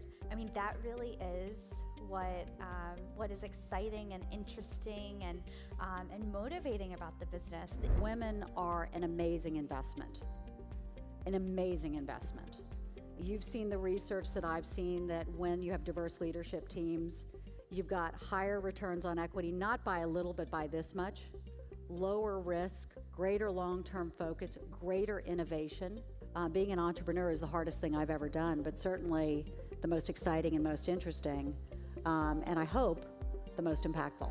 You know, I grew up in a different generation. There was no, you get funding to start your company. It was you start your company and you figure out a way to make money, and if you don't make money, you don't stay in business, period. I literally never said no, and I was working harder than, you know, most of my friends or anybody else that I knew, just round the clock to try to keep the doors open and the lights on. Yeah, well, now I want to build a huge business out of it. Now that I've gone this far, why would I sell and start all over again? I mean, we could build the next Intuit, a company, you know, worth tens of billions of dollars that really changes the way that everything in fintech is done. I think particularly at the very earliest stages, the skills that matter are not necessarily that you can construct a perfect Excel spreadsheet or that you know all the things you'll need to know as a founder CEO as you go through. It's that you have a very clear idea of the mission of what you want to build. You know there's a market for it, and you have a realistic enough strategy that investors can get behind you. And it's something that I wrestle with ideologically. How much do you promote yourself? What do you hold back? How do you connect? So we look at, I would say, our impact in a few ways. When I think about, you know, the way that we measure it, we are really looking at someone's financial health. So we define financial health in 3 categories. We think of it as, do you have the ability to get by day to day? Do you have the ability to be resilient to shocks and emergencies? And then do you have the ability to plan and prioritize future opportunities? So you can kind of think of it as, you know, a financial ladder or financial pyramid. Maybe one kind of POV that I think is important for all of us is we're all striving, as you just heard from Christy and Sarah, for a world of equity and parity and inclusion beyond gender. And one of the places that the buck really stops and needs to stop and start is the boardroom. And so I think if you're a CEO, think about setting up a framework with your board. I mean, and it will take as much energy as managing a leadership team. That's true, right? But think about creating a shared construct of what it means to be successful and what it means to hold each other accountable. So you have an opportunity to lay the groundwork before the crisis. That's the opportunity. If you're worried that, oh my God, if I don't seize this moment, it might not be here again, you don't always make the best decisions. And I think that's the thing that women do better, that they do best, is the sense of community, the sense of support, the sense of making yourself vulnerable and sharing those vulnerabilities and then finding strength in each other. That we're lucky to be surrounded by a group of incredible women that we can use as a resource. Each of them is putting everything on the line to pursue a dream and build an amazing company. And they're showcasing stunning leadership.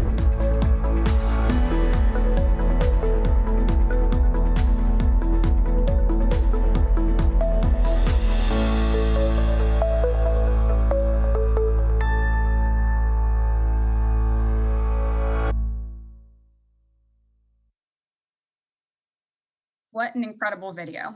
Hi, everybody. My name is Priya Purewal. I'm a senior associate here at March Capital, and I'm here to introduce Alexa Von Tobel. Alexa is the co-founder and managing partner of Inspired Capital.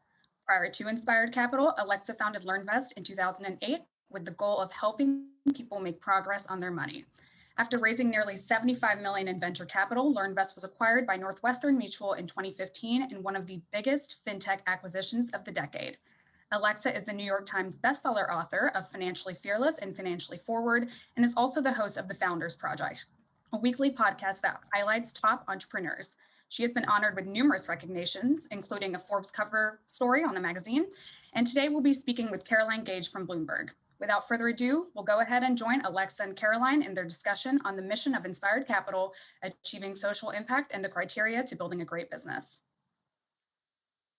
I was hoping you could speak to the mission of Inspired Capital and especially how you think about social impact with your investments. Sure. So Inspired Capital, New York City headquarters, not that that means anything or matters anymore. Early stage fund, seed, Series A, and a touch of Series B. And we're a generalist fund, so we look at everything. So, bring us your biggest and wildest ideas, please.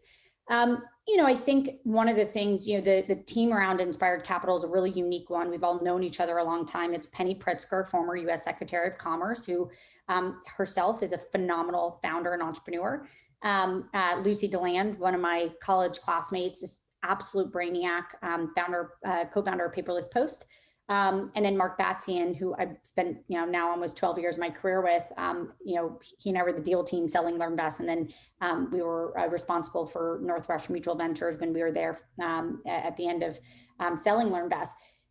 One thing that we care about is our value system. And actually one thing that we do that I don't know if it's unique, but with our term sheet, we actually share our value statement with each of our founders. And the reason for that is if you step back and, Penny Pritzker has a pretty unique perch as former U.S. Secretary of Commerce, whose job was, to meet all the CEOs in the country and know them personally. CEOs' jobs hold more responsibility than they did a decade ago, 20 years ago, 30 years ago.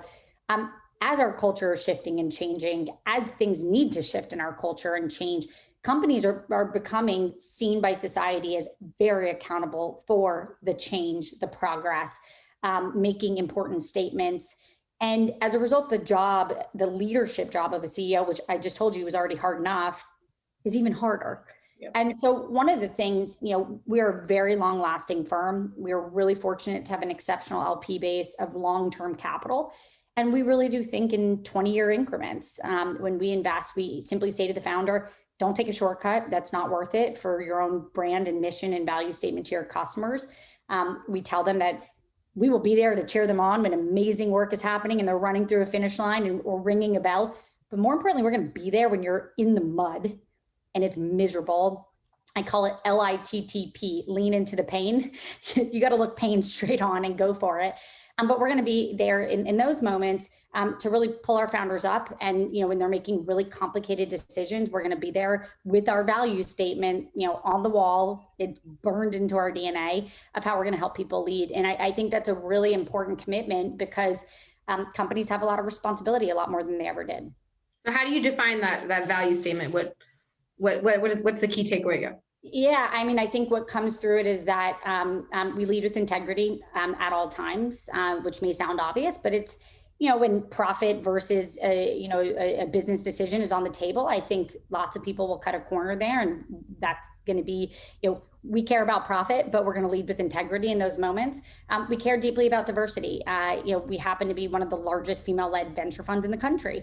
I always joke we were born modern in our DNA, but we care a lot about diversity of all shapes and sizes and all kinds. We think the world is going to be a far better place when diversity sits at every table. And again, it's so obvious, but we're there, we care about it, and again, Inspired in so many ways was just born modern, from generational diversity to racial diversity, emotional diversity, ethnic diversity, all of it, social income diversity. We care a lot about leading with empathy. And in fact, this is something we've been talking a lot about at firm, which is coming out of COVID, our country has been badly impacted.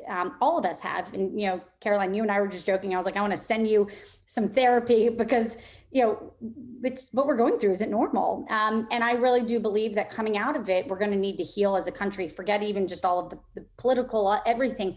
We just need to heal. We've been locked in our homes for a long time. You know, people have really been isolated. And so we just are going to lead with empathy at every chance that we get, because it's just required in the future of business. And again, that may sound small, but the decisions that means, the companies that we back, we want them to have really important policies around how do you support your employees in a different way? How do you be really innovative, leaning forward the next decade to make sure that your employees are healthy? And again, sounds simple, but how do we think about caregiving? How do our companies offer benefits that are really meaningfully different? So that gives you a sense of how we really think about it. But it's right there on our value system. And then the final thing is humility and working hard. We work 7 days a week. We are on 24 hours a day. And by the way, not because we feel like we have to be, we love this job. We would do it for free. And so we just absolutely love getting to do it. But humility and hard work is just a pretty critical ingredient to any successful equation. Yeah, you brought up diversity and I wanted to follow up on that. A lot of times it seems like companies have this sort of aha moment when it comes to diversity, when it's time to go public. I mean, should the private capital world be doing more to force diversity at their portfolio companies before this stage? Yeah, I mean, first of all, I'll just give you a quick sense. One of our companies, Phoenix, literally announced yesterday that they added another, you know, big round of capital with only diversity. And, you know, first of all, that was the CEO's initiative. We didn't ask that of them, but that gives you a sense of the sort of founders that we're backing, you know, winning, hardworking entrepreneurs, but who do think out of the box. You know, I do think there should be some sort of private mandate. You know, as you know, fast forward or rewind, the New York Stock Exchange used to have 10,000 companies. Now it has 3,000 because the private world markets have exploded. And you're now in a position where those private markets not only make up a pretty material amount of growth in this country in terms of revenue and upside, but additionally just number of employees. And so absolutely is the answer. It also seems like a lot of times the discussion on diversity is very focused on the founders and the makeup of the founders.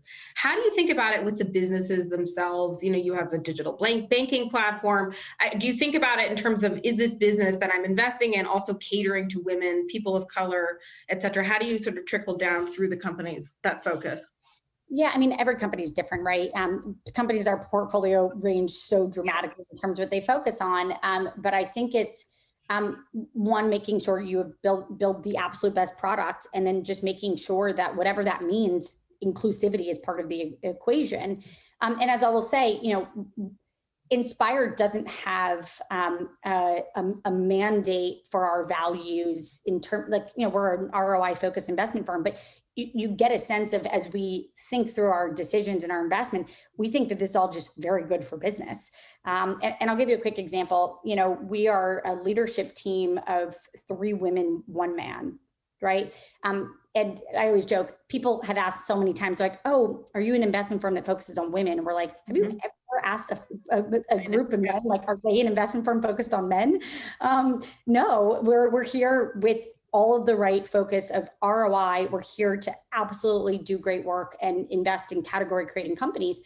But by nature of being who we are at the top, 40% of our founders are female, which is just shatters every single metric that you've seen. 23% of our founders are diverse, also shatters all of your industry standards. We're not focused on that. We're focused on finding the best companies. But I think just by nature of having different people at the top, you see different pipelines, you see different access, and that's good for business. And so that trickles down to even how we think about management teams. And, you know, when, you know, great people are successful and make money for those populations, that bleeds into their communities. And so we care about it all the way through. It's not a direct mandate at the top, but it's really interesting just to see the results of simply just having different people at the top. Yeah. I mean, a lot of times it does seem like many of the most successful female founders, you know, are in businesses or grow businesses that do cater to women, things like Bumble, obviously LearnVest had an aspect of that. To what extent is there the perception that female founders sort of need to compete within that niche, do you think? I hope that is completely gone, is my hope. Entirely. I mean, we see amazing founders pitching all shapes of ideas. But one thing I will just remind everybody, the chief household officer of a lot of homes where 83% of spend happens is a female. Often, they are shopping, they're buying the groceries, they're buying the clothes, they're, and that has obviously evolved a lot in the last decade to being more, I think even COVID has made that more visible. We actually I'll give you an example. We just backed this amazing company called Maple. And it's a founder who sold his business to Shopify. He was on the Shopify management team, really talented guy named Michael Perry. He was like, we have software for every part of our life. Where's our home software? Where is the thing to make being parents and all of the things that go into your household easier? And you know what we loved about that business? It was built by a man. He's building fam tech for your home. And we were like, that's amazing. It's, we felt it was even better that it was being built by him. But so that gives you, and that's a deal we literally just announced yesterday, but that just gives you a flavor of how we think. And also that's, a place where we all need something new to exist, especially after a year being in our homes. Absolutely. Do you think it's an advantage in some ways, that you are a female investor? I mean, there's so much capital right now chasing, the next Airbnb, the next LearnVest. I mean, does that something that you're seeing our target company, startups wanting a female investment? Absolutely. I think we probably won 4 deals, very, very competitive ones with lots of capital around the table, 5+ term sheets, because the founder, and in almost all of the cases, it was a male founder who said, my customers are women and I want my cap table to reflect that. And it's interesting to me. I do think that everyone is, so yes, is it an advantage? Absolutely. Absolutely. And I think that what's great is I do think we're starting to see pretty big shifts to change. It's going to take a decade to get us to a place where the numbers get fully equal. It's going to take maybe longer, but we're absolutely going to be part of making sure that that tidal wave of change happens. And Inspired is going to hopefully be an important part of that narrative. Great. I know you're a generalist, but you have done a lot in fintech, and so I wanted to get your views kind of on this space specifically. There's so much money pouring in right now. I mean, what are your thoughts on the exits for these investments, and especially we've got this crazy boom in SPACs. Is it SPACs, IPOs, corporate M&A? What are the pros and cons there? Sure. Well, so first, just to say, go back 15 years, I was starting LearnVest. Fintech didn't exist. LearnVest was one of the first fintech companies. And, the category has not only evolved dramatically, and I actually joke that fintech is in every category now, right? Payments and elements of fintech or fintech infrastructure touch almost every company. Is Toast a fintech company? Yes. Is MindBody a fintech company? Yes. Is, you begin to think of all of these different softwares that touch payments and that touch a wallet. The evolving wallet is massive. And so, crypto, Bitcoin, explosion. Mm-hmm. Last year alone, and this will be roughly accurate, there was north of $100 million checks into fintech. So just to your point, just capital pouring in. I think we're really disciplined and we're very focused on the best investments in fintech. And I think that's a place where Inspired is fortunate to have a lot of advantage just by nature of all the things that we've done in our career. And, people like Penny Pritzker, my business partner, she was the chairman of TransUnion. There's a lot of other things that we bring to the table. And I think that we're focused on still finding the category creating businesses. I do worry, as I look here, the first half of 2021, capital is moving faster than it ever has moved before. This Zoom environment allows for literally capital that used to require, let's fly and let's go see you. And so just scheduling that would take weeks. Now it's Zoom, we have nothing to do. So it's moving faster than ever before. It's literally, and I don't know if that's a good thing or a bad thing, but it worries me. And I think as part of that, we stay really humble in our thinking that it's really critical to find very good businesses with real customers that are doing exceptional things. And if you focus on A+ business models with A+ founders, with A+ setups as they go out to build, it's pretty hard to find. So while there's capital everywhere and it's flying, those types of deals are still the diamond in the rough that are really hard to find. And so I think we try to avoid, there's just so much happening around us. We just try to keep it simple and focus on those three things. Yeah.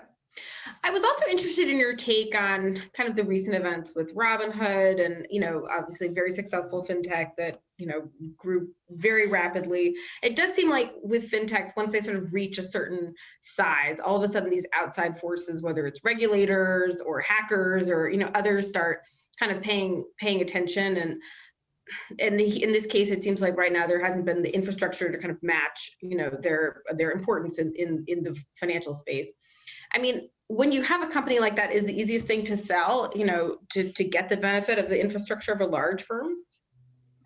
Well, so just to fully, Robinhood, there's public.com. We actually announced last week that we were part of the latest round of public.com, which was, I always, PFOF, PROF, whatever the four initials are that I always blend, free. And so to be clear, I think first, financial accessibility is critical for the country. And I've spoken pretty publicly on this topic, but I think of it as like a three-legged stool, which is everybody, anybody and everybody, ideally, above the age of 16, 18, people who are sound of mind and understand the consequences, deserves access to financial infrastructure so that they can do good things for their own wallet. I believe that passionately, that the technology is deserved of everybody.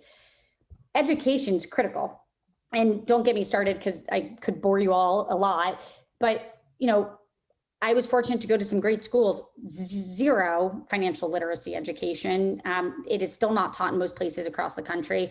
And the financial world has gotten very complicated. You take out student debt. There's all these different types of ways that you can take out debt. Your retirement is your own. The average person has a lot of credit card debt. Mortgages used to be 1 times your salary. Now they're 5 times your salary, 8 times your salary. So the individual is more precarious than ever before, and literacy has not stepped up at all. And then the final leg of the stool is regulatory environment, and the regulators are there to really protect people from downright fraud.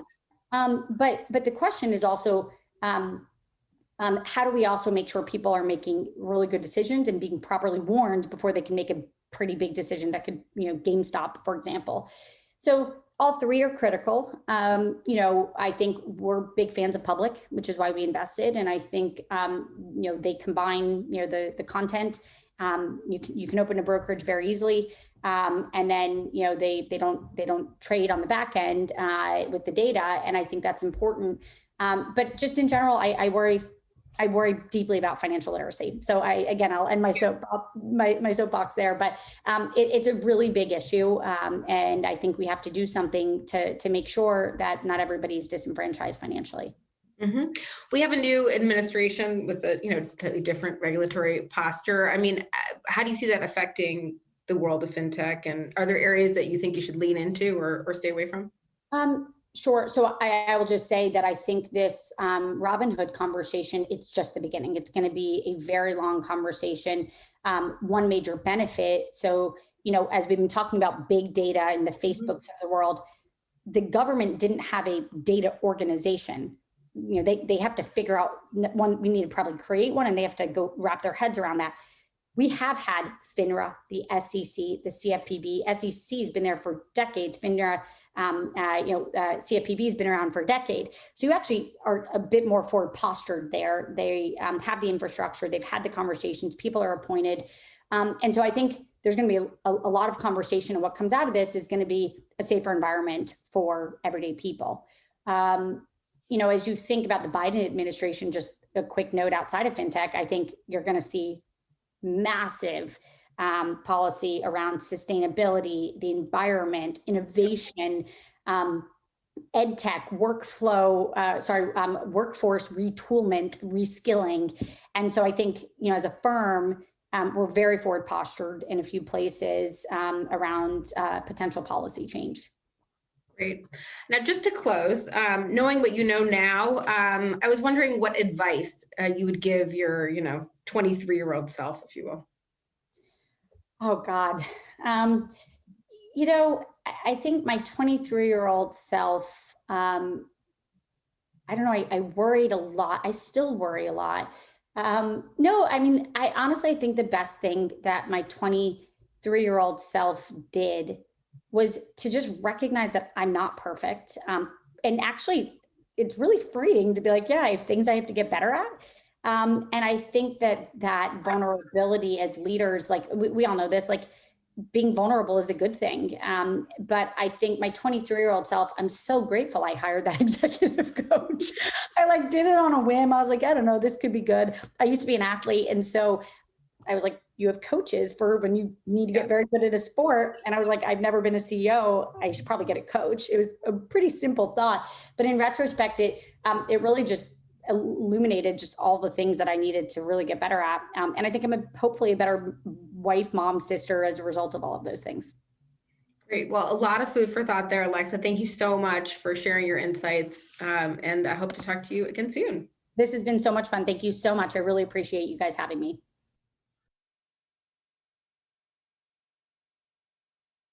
What a great program yet again. What's amazing is normally we'd be getting on stage and talking about how we're the last thing between everyone and cocktail hour, but it's a virtual summit this year, which means really nothing needs to stand between you and the cocktail hour. Cheers. It's been great co-hosting this event with you. So what'd you learn today from all these amazing speakers? Yeah, it was an incredible program. I think the thing that may have resonated with me the most was LITTP. So lean into the pain. And I think that's on so many levels. Honestly, it resonates because this past year has been so painful, I think, for a lot of people. But also because, it's about looking for the opportunity in the pain. And I think, as an entrepreneur, I think some of the most creative ideas I ever had, some of the things that came to the forefront for me were when I was near rock bottom and I was struggling and I had to really be creative and think my way out of something. And so I think, you heard about that from Rizwana about embracing the local opportunity that she found with Peak during the past year. And I think that's so true and kind of a lesson for everyone is just to look and find the opportunity in maybe the challenge or the difficulty. And then I think the other thing too is just to celebrate the good stuff. I think if the past year has taught me nothing else, it's to celebrate the wins. And, we heard from incredibly successful individuals today who, have a ton of wisdom to share, but have also, done wonderful things. And I think that, celebrating those wins within, our own companies or our own lives, whether that's on a personal level or a professional level, is so important moving forward. So I think this whole program has been a little bit of a celebration of that. And so that might be my favorite part of today.